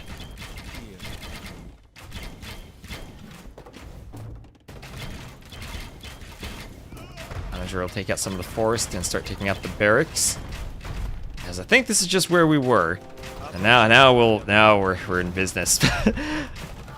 As the Yarbs and the Camels and the Onagers still want to push, and the Yarbs will be mowing down Halbs. Mangudais won't want to fight Arbs either. And the Onagers are out to deal with potential Roman scorpions. In the north, and it feels like Akro is able to carry the north, honestly. As that monk gonna dodge everything again, and he'll go down. And now, up there is the pause. Or they did have a brief pause, but not as big as the drop I had.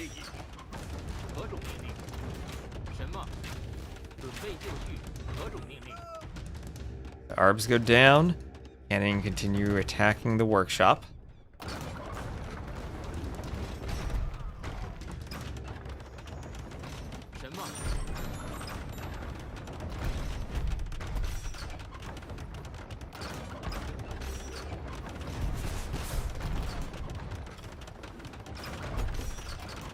This tower looks like it'll go down to the Trebs. As the siege workshop will then go up for Acro. As the rocket carts hit the Arbs. Arbs go down.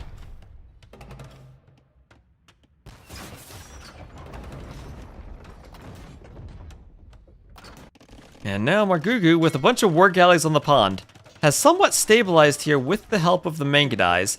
And as the Halbs push forward, there will be some Onagers to accompany them from Turs. We'll need to do Siege Onager. And has to make sure that his flanked, or that his other pocket doesn't lose too many Halbs. And Margugu recovering with Arbs, the very cheap Maya Arbalests, he can pump them out without much issue. And now, Lewis's team will need to sling Lewis back into the game and get him contributing soon. As the Mapuche, he does have really good skirms. He does the unique tech. That they'll be basically like slingers, but they'll have less range, so it's a trade-off.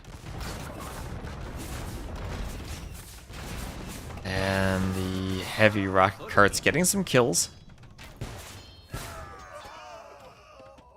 And taking down some Arbs. As more rocket carts go down, the Onager will hit the rocket carts in the cannon. And that workshop will go down to the cannon.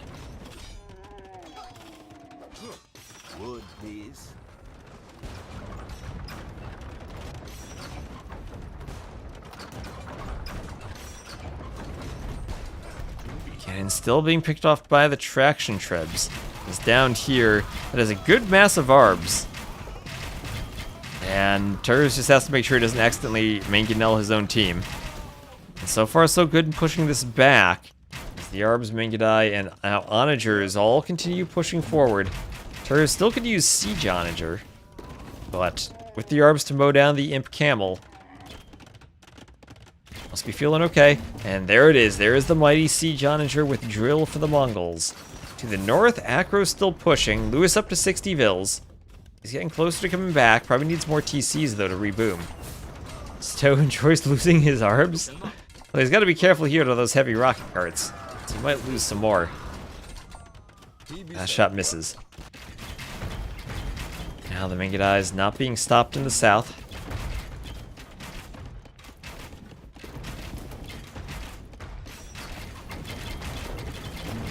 That range will go down, and more room will be opened here. Could be nice for forward buildings.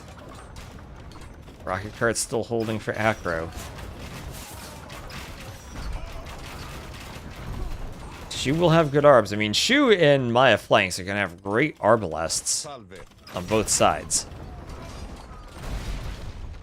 Ooh, rocket cart's going down to the traction trebs. I guess that's maybe a counter to rocket cart. Traction treb will still outrange them. 5 extra range. Oh, I'm hitting the heavy rocket carts. Can they get some shots off? Can dodge that a bit.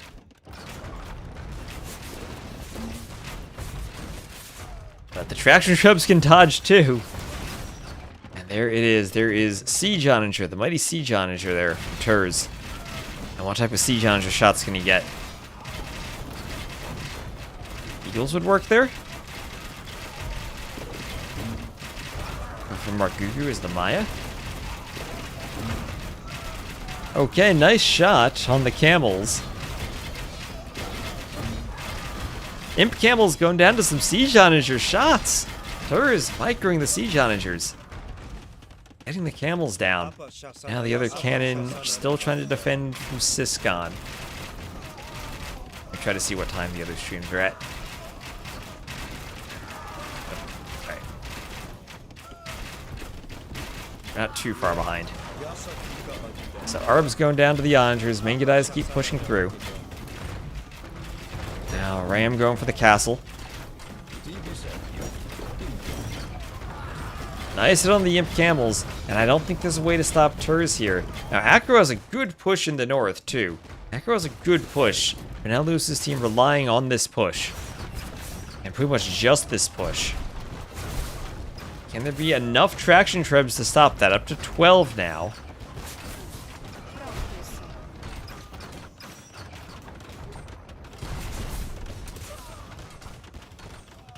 Looks GG. How can they stop Mongols? That's what I'm not sure of. I think the best way to stop Mongols would be Koreans. But here's Lewis. Lewis trying to go Elite Bolas Rider. 83 Vils now, but he just got flattened by the Siege Onagers. And now how do you stop this? Full drill Mangudai from Sitaux. Imp Camels, maybe one of the better units against the Mangudais, but they can still be stopped. Also, Roman Scorpions behind this. They can deal with the camels as they try to charge the siege.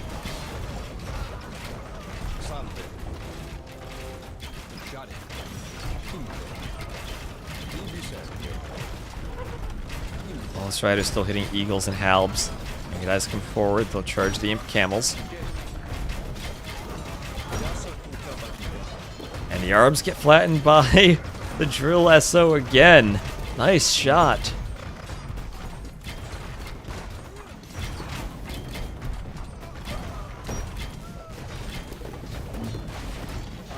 And the cannon even getting hit by the SO shots.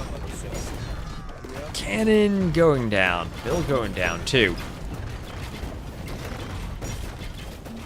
As Onagers go for the workshop. And the cannon comes forward from Siscon. Cannon goes down. Wallace Riders on the other side being killed by the Mangudais. Wallace Riders going down as the Rams keep pushing forward. I don't think this push can be stopped. We have a lot of traction trebs here as Akko's doing whatever he can with the keeps. But that's now 14 traction trebs. They will take down the towers. They'll actually take down the keeps. There is a cut. There is a cut down the middle for now Bolas Riders to get into the trade along with some Imp Camels. So there is something going on for Lewis's team. But is this enough? They're killing trade, but I don't think they're stopping the Mangudai. As there are some quick walls on the way here. But... oh, Mangudais are there to kill Vils. Eagles get in. Scorpions from behind, and I don't think this wall actually goes up for Firebeer. I don't think it goes up, and now Siscon is basically dead. He's down to 66 Vils. Firebeer asking for wood. Lewis only on 107 Vils, hasn't even fully boomed back yet, and now they basically have 2 players who are falling behind. The Mangudais here able to clean the Bolas Riders along with an Onager. And the Camels even will have a gate up soon from Turs, ready to keep that passage secure. And the Bolas Riders, I mean, nice play. I mean, great play from Lewis to keep microing them up and down this trade line and kill more carts.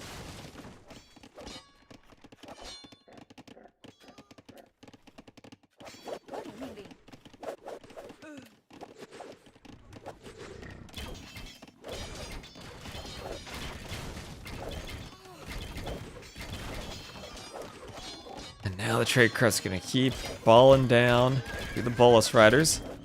Down they go. Fast forward, this is as fast as it'll go.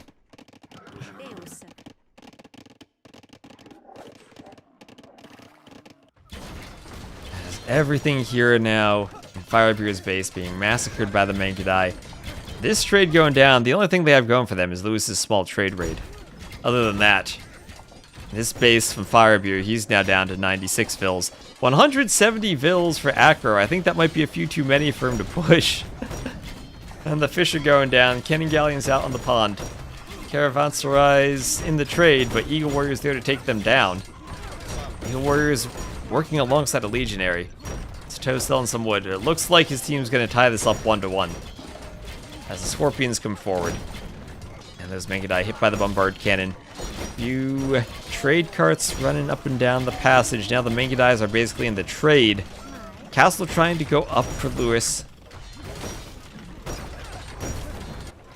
As here is Lewis trying to bring some more Bolus Riders over. Legionaries see this. Acro's still fighting well with the rocket carts. The trading trade, yeah. 100 Eco, 100 Eagles. Well, 40 Vills down in about 1 minute for Acro, who was at 170 not long ago.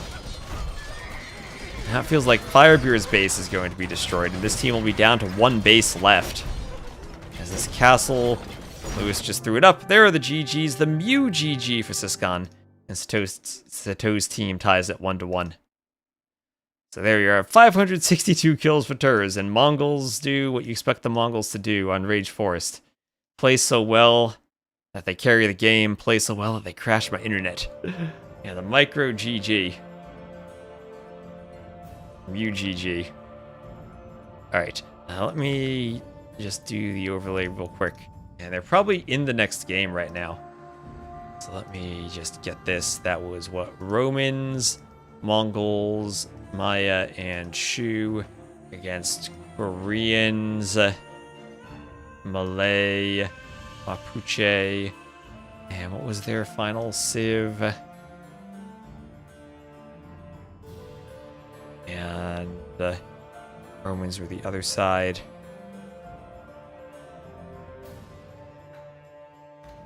Hindustanis. Imp camels, of course. Alright, GG. And I think we hop right into the next one.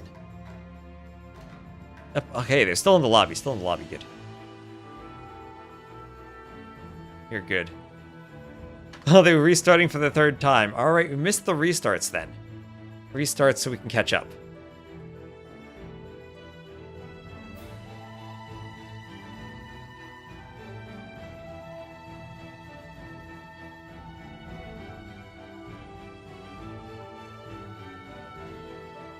.00000 GG.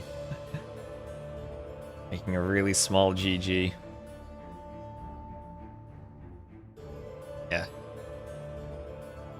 So I think I probably will raid T90 for Regicide Rumble after this, and then try to come back streaming later tonight. Viper is doing a Zero Space Invitational.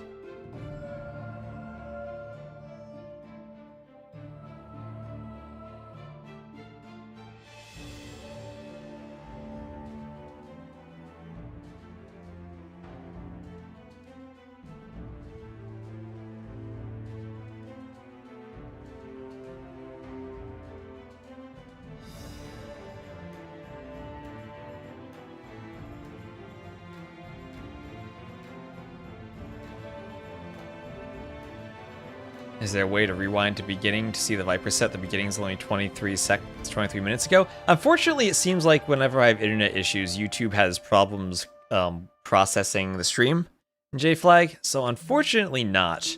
I think I need to wait for the stream to be over, and then YouTube will need to process it for the VOD to rewind. At least on YouTube. One of the downsides to having poor quality American ISP internet. Ends up messing up the stream too. You might be able to look at the Twitch VOD. If you go to the Twitch URL and put /videos, you can probably go back and watch either the stream from the beginning or watch the previous stream. And since it did drop, sometimes Twitch splits it into 2 VODs.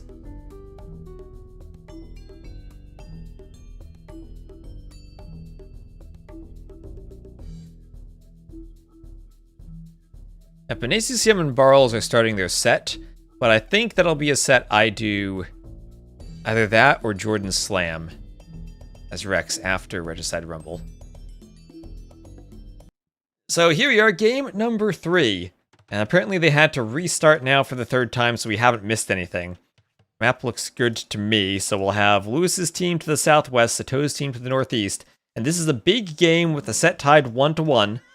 And the teams currently are 4th and 5th in the standings, with 1 week to go after this.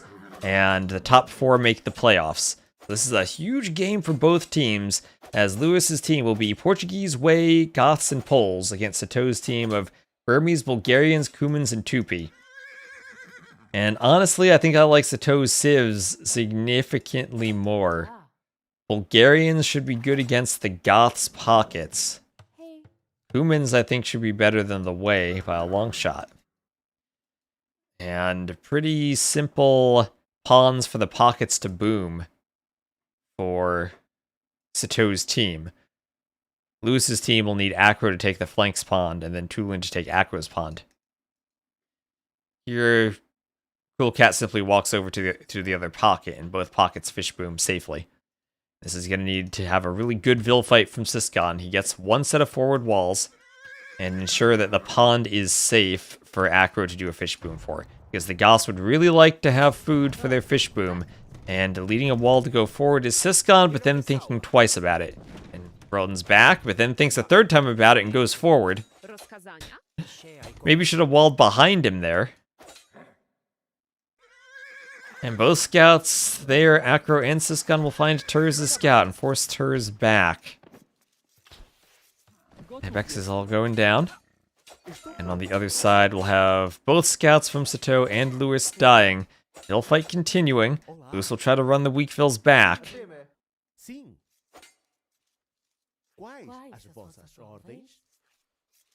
And Sitaux's going to have to commit more Vils because Lewis is committing a lot of Vils. And Lewis is committing to getting the wall up and still has 1 hole in it. Will he be able to finish it? Yes, he will. The house is a weak spot. But he does have the walls up. Could maybe wall behind the house should he want to. Or in front of it. And Sitaux will simply get up a wall of his own. Yep, and Lewis getting forward for more walls. So, forward walls, that is great for Lewis. As the Portuguese, he can think about a castle drop and organ gun push. Sitaux, as the Burmese, could go monks and or a Rambai in the Castle Age. And some fairly forward walls for Siscon, as up and down the passage he'll need to go forward too.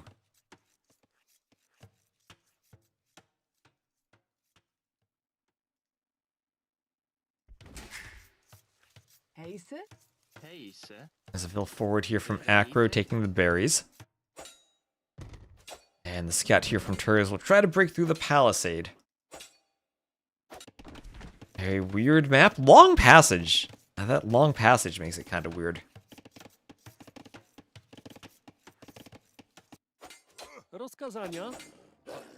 Tiger being killed by the Vils. They'll go for... Oh. What is this? What is this? For Siscon. Oh, he could wall this off. And then he could get 6 rhinos. Ooh, 6 rhinos are juicy. They have extra food, 400 compared to the 340 of boars. Ooh, that'll be nice. That'll be very nice.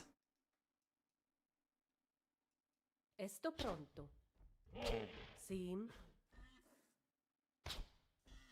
Lewis doing what he can to lure the 3 rhinos, gets them all following the Vil.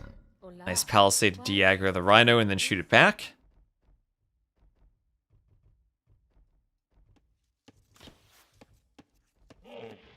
Just has to be careful not to take too many hits before Tulin gets there with the scout to block.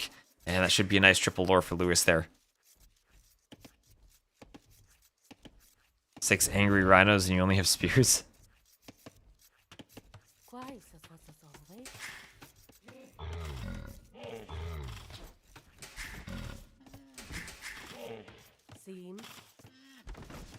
Alright, rhino's taken down by the TC.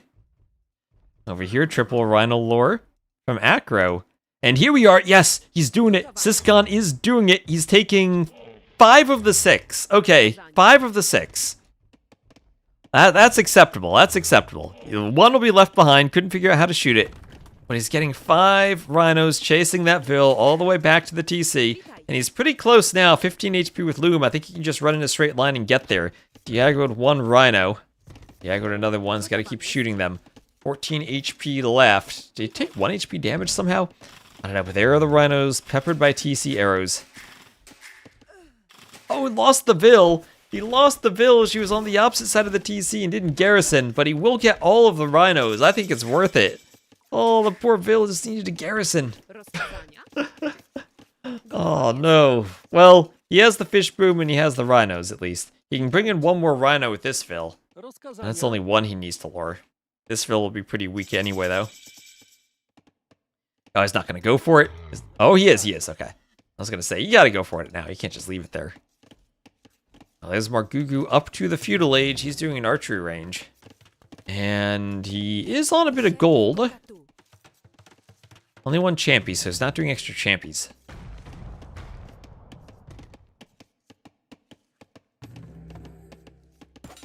But he does not have a tower yet. Somehow gets 5 units attacking 1 palisade. That is interesting. And he's through, but quickly walled off. Nice reaction from Siscon to wall just in the nick of time.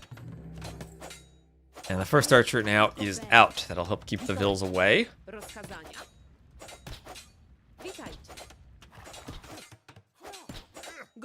But the walls at least are up and somewhat forward for Siscon. Siscon's still a while away from feudal. You have to just wall wildly in order to keep the archers out. As the archer numbers grow, the walling becomes more difficult. As the Vils get weaker, it becomes more difficult. Has some fresh Vils by that lumber camp he can send if he needs to. Doesn't want to give up this position if he doesn't have to. Wants to get up and then maybe do a tower. He'll swap out the Vils, pull back the weak ones. Keep walling with the strong ones. And time for a tower, I think. Or stone walls. Stone walls.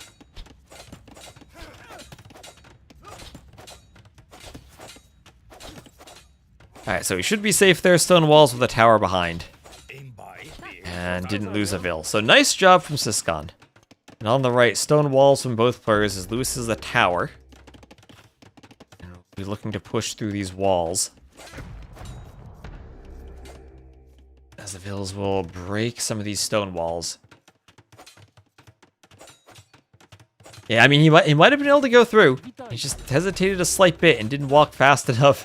And now Siscon has the walls up because of it. He's going to move his tower back by a tile, too. Didn't finish it in time. But we'll be in a tower fight, but a fight where Margugu can put archers in the tower and won't have to idle Vils.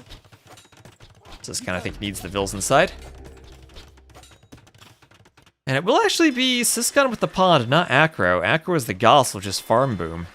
And Tulin there as the Way will take the pond.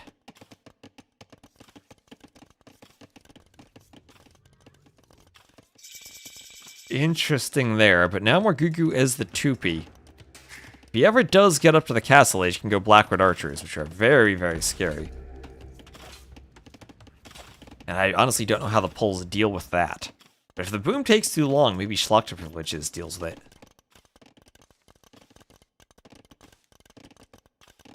That's a lot of gold taken for Sitaux. I wonder if he might be going monasteries and monks behind this. As there is stone being taken that'll be for organ guns for Lewis. Monks, I think, one of the best counters to organ guns, and Burmese have good monks. Downside would be if the Portuguese just go monks. And then they'll have heresy in a monk fight against the Civ that doesn't have it. Genghis Khan. We must flee. And thank you, Deneb, for the 11 months. Thank you for the subs. This castle will go up for Sitaux. I'll have the tower garrisoned here as another tower goes up behind it for Margugu. I have a Folvark for Siscon.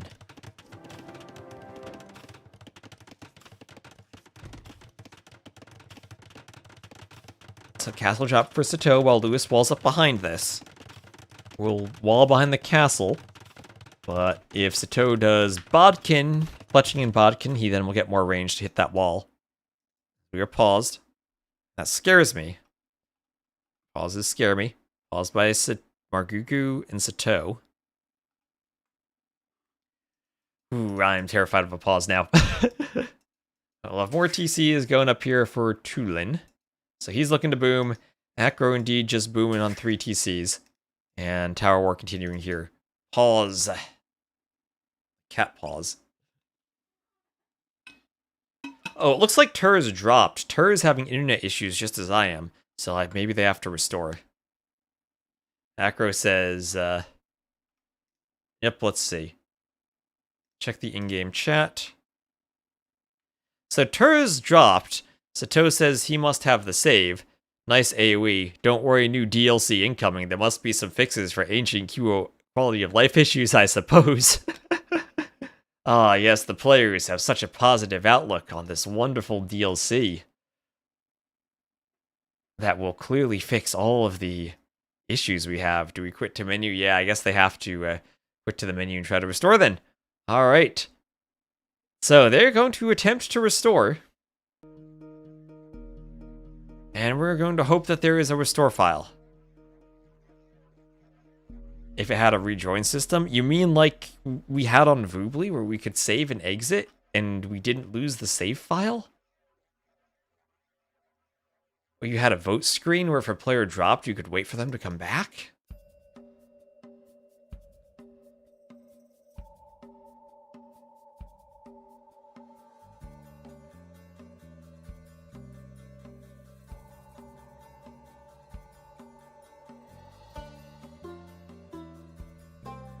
Alright, so we'll wait for them to rehost. Hopefully the restore works.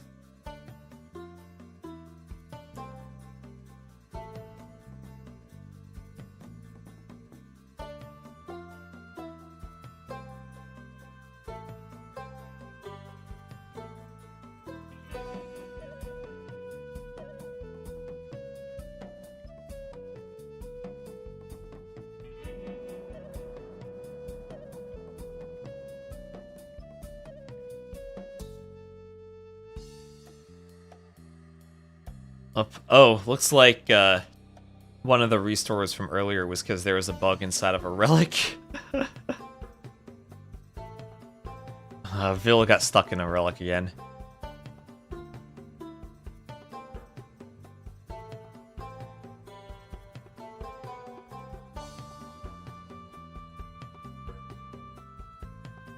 I mean, you wouldn't want to keep playing in a tournament game. You would want to pause. Yeah, like I said, us not being able to spectate or rejoin without rewatching the entire game is definitely a bit annoying. Research positive outlook, 5,000 gold. You see, Microsoft doesn't have 5,000 gold to spend on Age of Empires. They're putting it all into AI. And then thereby making gaming less profitable because people can't afford RAM and their consoles become more expensive.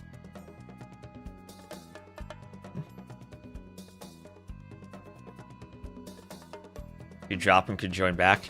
Yeah, I mean, it'd be nice if you could just drop and then wait for someone to come back, too. Maybe you have a vote screen to determine if you keep playing or not. But, yeah, it would be nice, because you seem to get kicked very quickly if you have a brief internet hiccup. As we've seen here many times. So, right, are the players... They gotta be trying to host the lobby. I don't see this anywhere.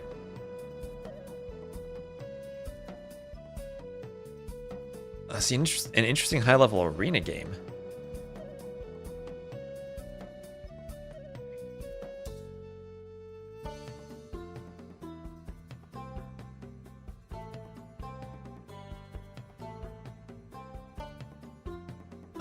So where are we? Oh, I need to get creative with all the timestamps in the YouTube video. You get past the lag and whatnot.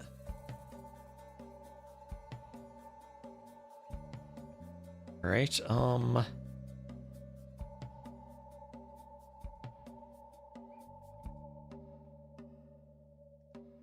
let's see.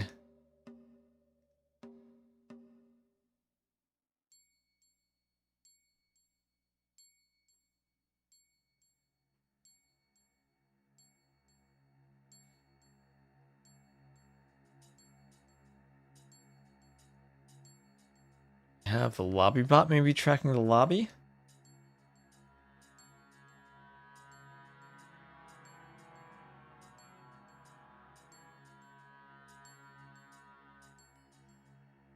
I don't see them. They're hopefully finding a restore file. But I don't see a restore yet.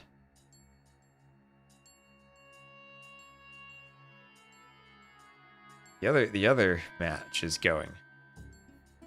Everyone is in a voice channel. Obviously, this is a big game for both teams. You don't want it to end on a crash.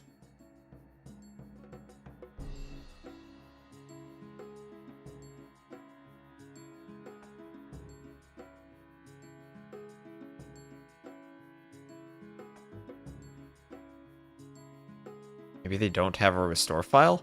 Hopefully Turs does. Hopefully Turs just didn't, like, drop internet completely. Yeah, Sensar is in voice chats with them, trying to figure stuff out.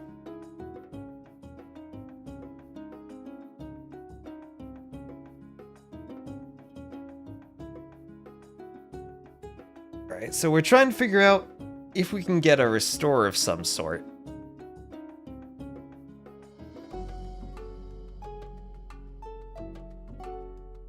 By the fact it's taking so long, I'm not sure if it looks promising or not. What other matches? ACCM versus Barl's going on right now. I think my plan, though, is I'm going to raid T90 for Regicide Rumble after this one, and then start streaming again after that. And then I'll cast Rex of this match, because I'm gonna miss the beginning of ACCM Barl's anyway. So that way I'll cover everything without having the overlaps. And usually in the evening, my internet's more solid than, for some reason, like right around noon. I seem to always have issues with it. But anyway, so again, props to Sensar for dealing with everything. Not only do you have to deal with players figuring out how to schedule, you also have to deal with the Definitive Edition being the Definitive Edition. And my worry now is that they might not have a restore file, and that they're going to try to get back into the game and won't really have a way to do it properly.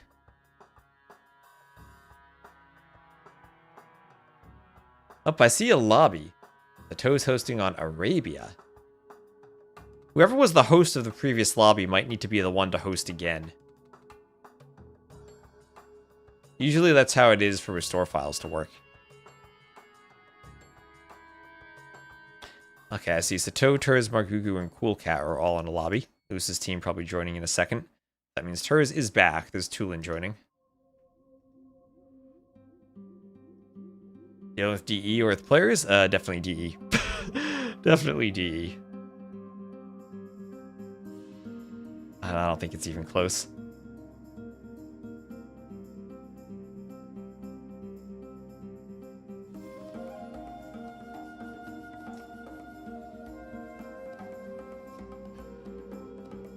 Alright, well, we have a lobby up. People are joining the lobby. I'm afraid, though, that they might not have a restore and they might need to restart the game.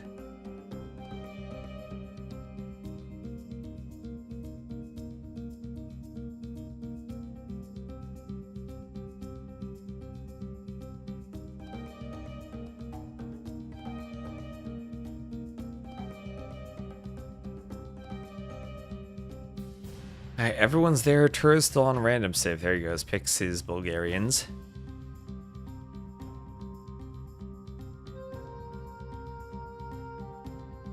And I think we're good to go. Hopefully we are. I want to see the game. I do too. We are going to have a good old restore. I don't know if you all saw Regicide Rumble yesterday. You saw a T90's capture age and game crashed. Archfrost, who was here earlier, saved us with a good old Discord screen share.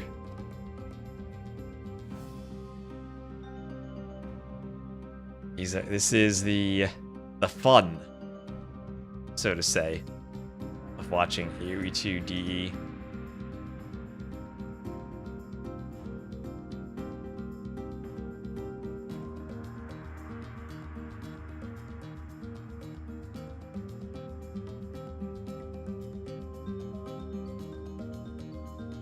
Game did not create an autosave, was not clearly in favor of one team or another, so we're gonna have to take it from the top one more time.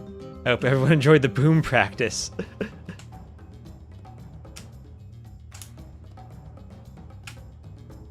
Alright, so, fourth time, I think, starting the game. We had a couple of bugs with a villager getting stuck inside of a relic. Alright, so when I do the timestamps on YouTube, I'm gonna have to remember we gotta see our second attempt to start the game.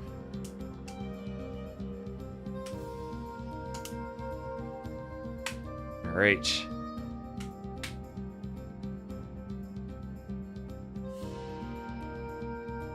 See, how long's the Regicide Rumble game going?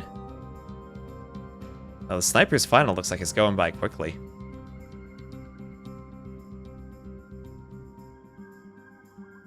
They need more Gugu to finish this game so we can play Regicide Rumble.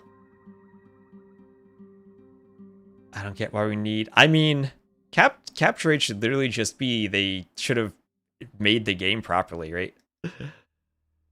That's why it is so silly. It's the third restart, not the fourth. Okay, the third restart. So that means this is the fourth attempt to play the game, right? Because you tried once, you did one restart, you try a second time, you do a second restart. Try a third time, you do a third restart, so it's the fourth time, if I count correctly.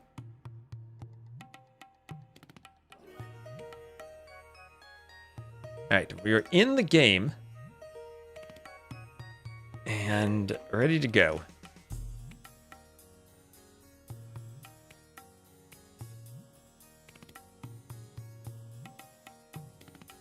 If it will load. Failed to download match content. Alright. The DE bugs keep on giving. Alright, so after attempting again to load in, we will download the match content this time. And here we go. Do they swap colors? Lewis is red. Alright, so Lewis versus Margugu this time.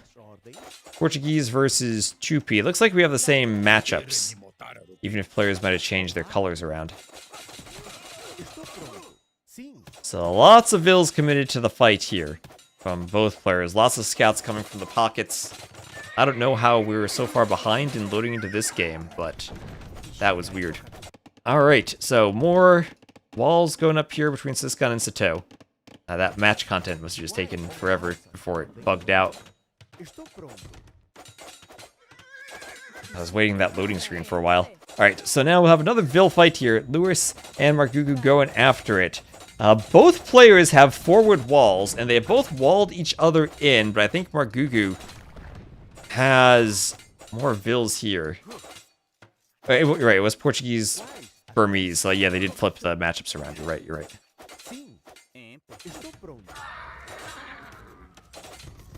So now Margugu got a super forward wall. That was so tricky, because both of them ended up getting forward walls. Can Lewis wall and save this Vill? He cannot.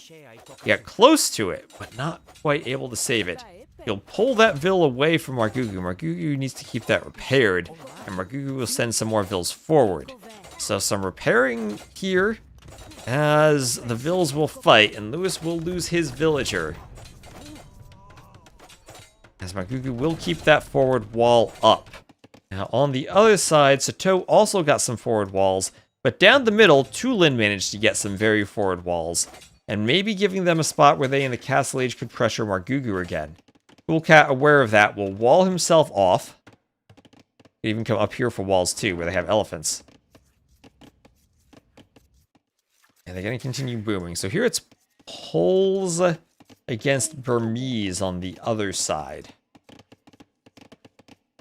And it'll be a 1, 2, 3 against 1, 2, 3. So 3 lakes set up. So if Tulin simply... Oh, he's taking 3 elephants. If Tulin simply docks the pond behind Lewis, then both teams have good pocket fish booms, and Lewis will need to make sure he holds so he can keep the pond safe. Don't know which team benefits from the switch, though. Last game, I felt like Sitaux's team was a bit ahead, so I guess giving a restart probably is fine for Lewis's team. Oh no, Acro! Not like this. Don't lose Vils luring elephants. Oh no, poor Acro. Can't keep the Vil alive. Okay, this one, he can take another hit or so. Oh, poor Acro. All the elephants taken in, but at a good cost of a dead Vil. Now, on the other side, Lion walled in, and Siscon will start luring in his elephants. We'll go for them now. Pole sounds more doable for Burmese than Portuguese. I don't know, I feel like Burmese can go monks against the Portuguese and do just fine. Poles at least then have the winged hussars to deal with that. It's 50 to the prize pool. Yes, this isn't Regicide Rumble. Rozkazania?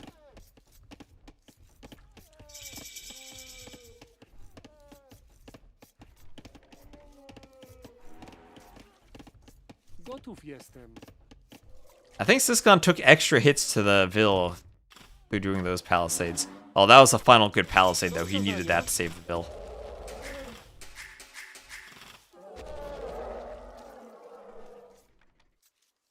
Siscon, get the elephant. What's Siscon doing? Oh, okay. Bugged out a bit there with the elephant. I think he was going for the tower war at the same time. So lowering the elephant at the same time he goes for a tower war is rough. And multiple palisade layers for Margugu, so he's staying safe. He and Lewis will still be enjoying their time in the Dark Ages for a while. Yuppie would be great in a setting like that. Oh, good old Yuppie.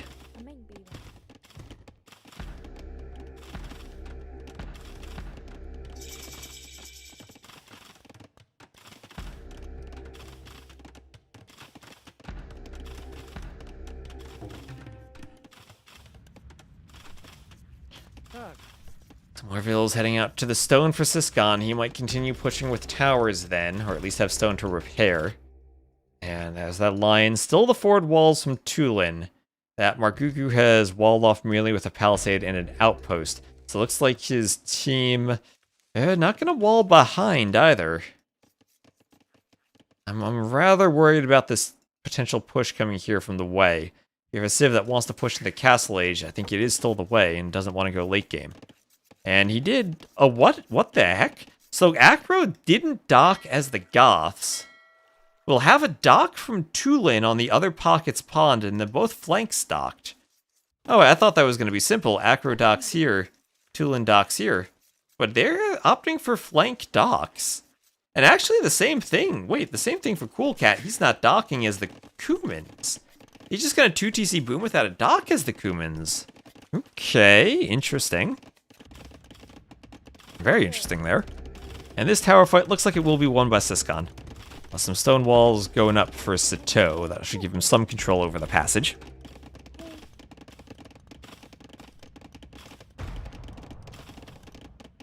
So the walls go down.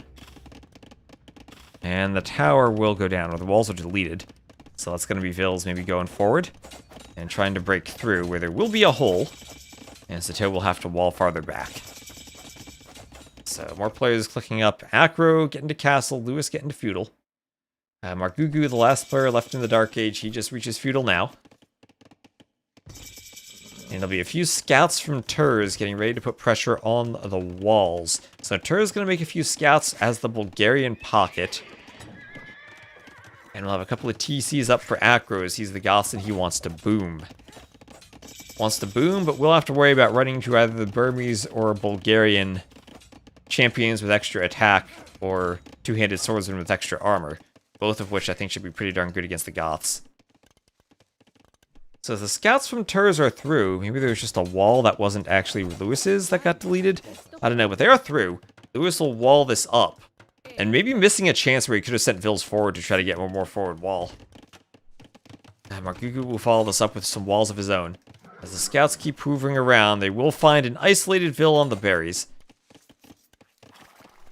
But he'll fight 1v1. As the scouts will see the fish boom and see that it is Lewis who is fish booming.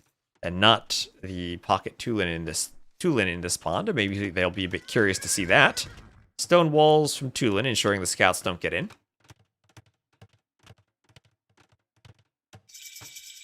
So he'll be just fine there. Hola. A couple of light cav trying to kill Vils around here. I'll have a barracks up for Lewis. As Castle Age comes in at the town center. Did they restart? Yes, because Turs dropped. So they restarted. So Light Cav destroys a fishing ship. And now Light Cav here for Turs. That's going to be an annoying raid. Nice quick wall. Is that enough to save the Vil? No. Vil goes down. Why not restore it? Because they didn't have a restore file. Sometimes DE doesn't give you a restore file. Oh, another Vil pick from Turs. So forward castle also for Sitaux, and he's going for petards. Trying to break through Siskan's walls. Siskan's still feudal, so the walls are weak. One petard, and you're through. Easy to use the petard, though. The next 20 seconds before Siskan is up. And okay, problem here, though, is no Harambai. Now he's up, so the walls get stronger. All the Vils are here to fight. And this is now a mess, but a mess within a Rambai coming from behind. Quick wall from Siskan to make a gate. The castle will focus on the gate, but Siskan will continue walling it. The Arambai is at least walled out. That gives Sitaux, I mean, his Vils are trapped. How quickly can a Mangonel come out? How quickly can the Mangonel come out? This gate gonna go down to Castle Fire. The Arambai able to hit the Vils that are building it. A second Arambai out, and the gate is down. This is open again. Meanwhile, there's a castle race on the other side. Margugu went for the forward castle, got denied by Lewis's castle. He may have to delete that, and that should give Lewis more control over those walls and that gold in the passageway. All the pockets still booming by the looks of it, but we will have a forward workshop with some rams from Cool Cat. So it will be rams from the Kuman pocket accompanying the push as the Mangonel goes down from Siskan. And this is what they're cooking, Arambai and rams. Now this is pretty darn scary as Siskan is losing some Vils. Witaj. Gotowa jest.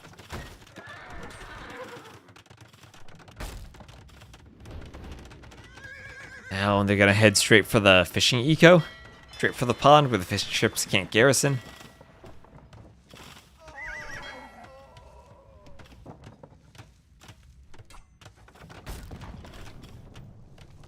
And the rams continue pushing. Meanwhile, the light cat from Tur is harassing the Vil in the pond. Some Vils in this castle, once again, have now forced this castle backwards from Margugu. He should be able to get it up. But now we'll have a forward castle from Sitaux and capped ram in. The Kuman Castle capped ram. Pushing the market. And maybe going soon for Siskan's TC. That's his only TC. And he might need to run Vils. He's doing that now. But Steppe Lancers are a hero for Cool Cat. How does he save the Vils? He might need a panic transport ship to save the Vils. Okay, the Steppies don't follow. They don't follow. They're more worried about protecting the rams. And Margugu does finally get the castle up, but we'll have to go Blackwood Archers from it against Organ Guns. And I don't know which wins that.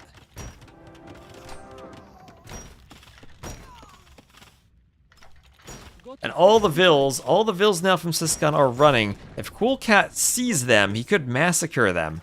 So far, they are running away. Acro needs to open the walls for the Vils. So does Tulin. They need to open them together. And Tulin, wait, what happened here? Why isn't he walled? Did the Wallingville die to a lion? Because the Steppe Lancers are in for Cool Cat, and the Wallingvilles did not get there in time. Disaster for Team Lewis.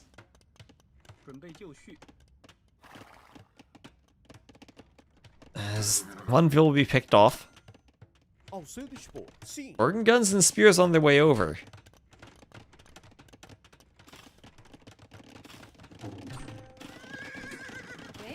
As the Steppies poke the Vills. TC hits the Steppe Lancers. A few Arambai over here too. The Arambai even in the pocket. Panic market walls, but the Arambai already are in. Oh, this is an absolute disaster. Tulin's the top scorer on the team, and he has to deal with this. Oh no. Here are the organs to help clean it. He's trying to do double panic markets.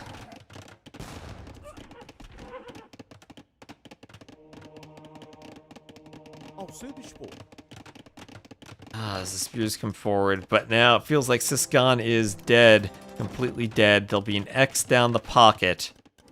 On the other side, still a ton of Blackwood archers. You can try to get through the wall over there, but it will be Imp for Margugu, and he will go straight for a Trebor as soon as he is up.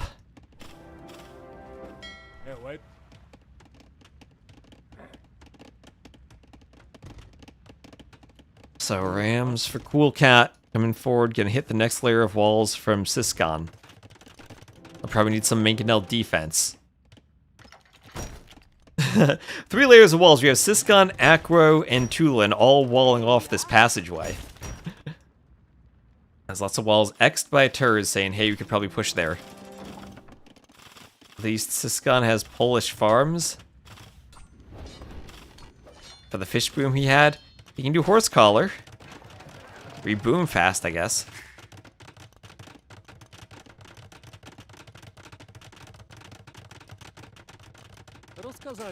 And this TC will be up. Castle's exchanging fire on the other side.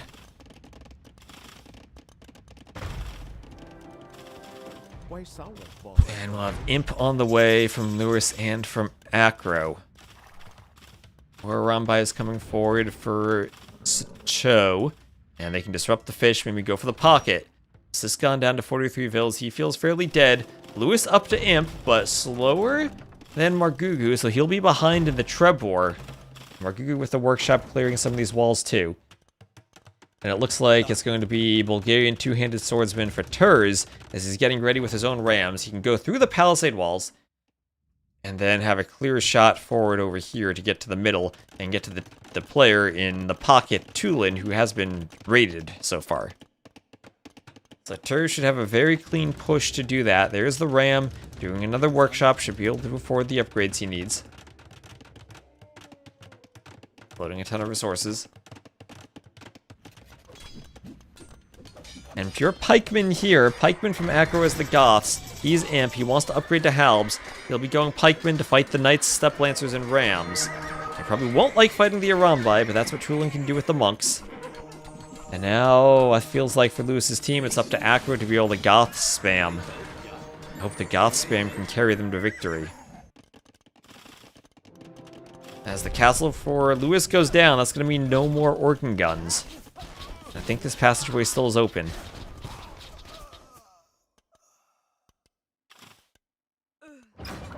Oh, that's the Ville going down. Trebs will take out the walls in short order.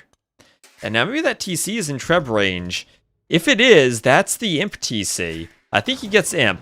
But the Imp TC will at least get a Treb shot hitting it before Imp comes in. But there it goes. He will be Imp. Nice hit on the Mangonel, or from the Mangonel and the spears to weaken them.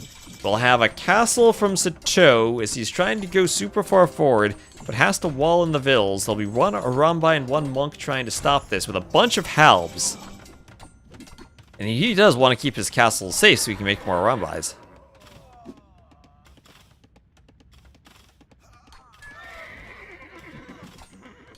Alright, Arambai killing all the Halbs. Halbs all going down. And now the Howls will keep pouring forward, as we'll get some Long Swordsman 2 from Cool Cat. Some Kuman Long Swordsman. What do they even have? They have Champion. They don't have Gambesons. That won't matter in melee. Okay, other than Gambesons, fully upgraded champions.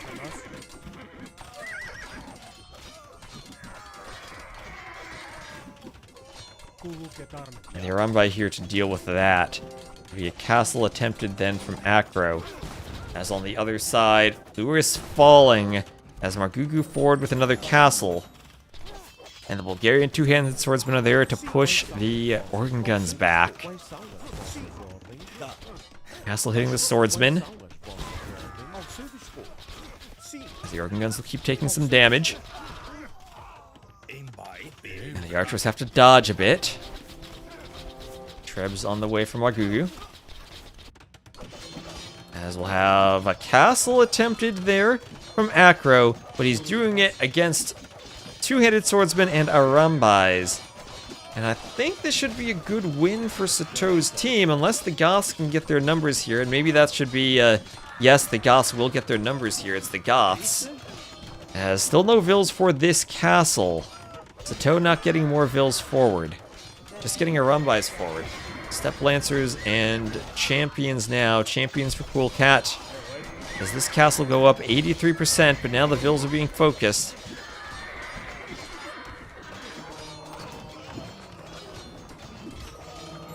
Oh, this is close. One vill left. Hero Villager, no. 95.13% on the castle. And now the champions there push forward. There are the GGs, and Team Sitaux will win 2-1. What a crazy set that was. We've had drops and restarts of all sorts. Everything going crazy. But at the end of the day, Team Sitaux lost that first game where Lewis's team played very well. And honestly, Lewis's team does not look like they're seed 15. Especially with Acro coming back today. I think they played some very good games, but this one, I think they maybe struggled a bit with the early walling on the flanks. And that kind of just led to Sitaux's team having good advantage. Lewis didn't run any vills? Not that I see.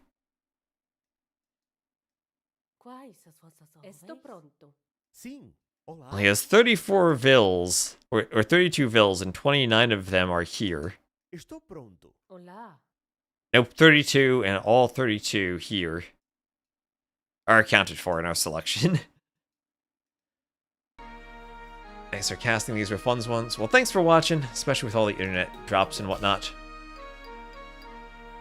And like I said, I think I will be on later after Regicide Rumble to cast more. We've been streaming for over 4 hours, and I need to eat some lunch myself. So I think I'll be back then. Yeah. And again, if you're looking for the VODs, it'll be on YouTube and on the Twitch VODs. Why can't fishing ships garrison? Because we disabled that for Rage Forest. Because kind of everyone decided it made Rage Forest less fun. You could garrison the fishing ships. So we simply turned that off, which is lovely. That's why we have custom maps. So if there are changes to the game people don't like, just undo them. Nice and simple. Anyway, I am going to, like I said, I'll take a break, and I will be back later. I'll be doing more Rage Forest after Regicide Rumble. I can update my Twitch title. More Rage Forest 6 after Regicide Rumble. It's lunch break time for me.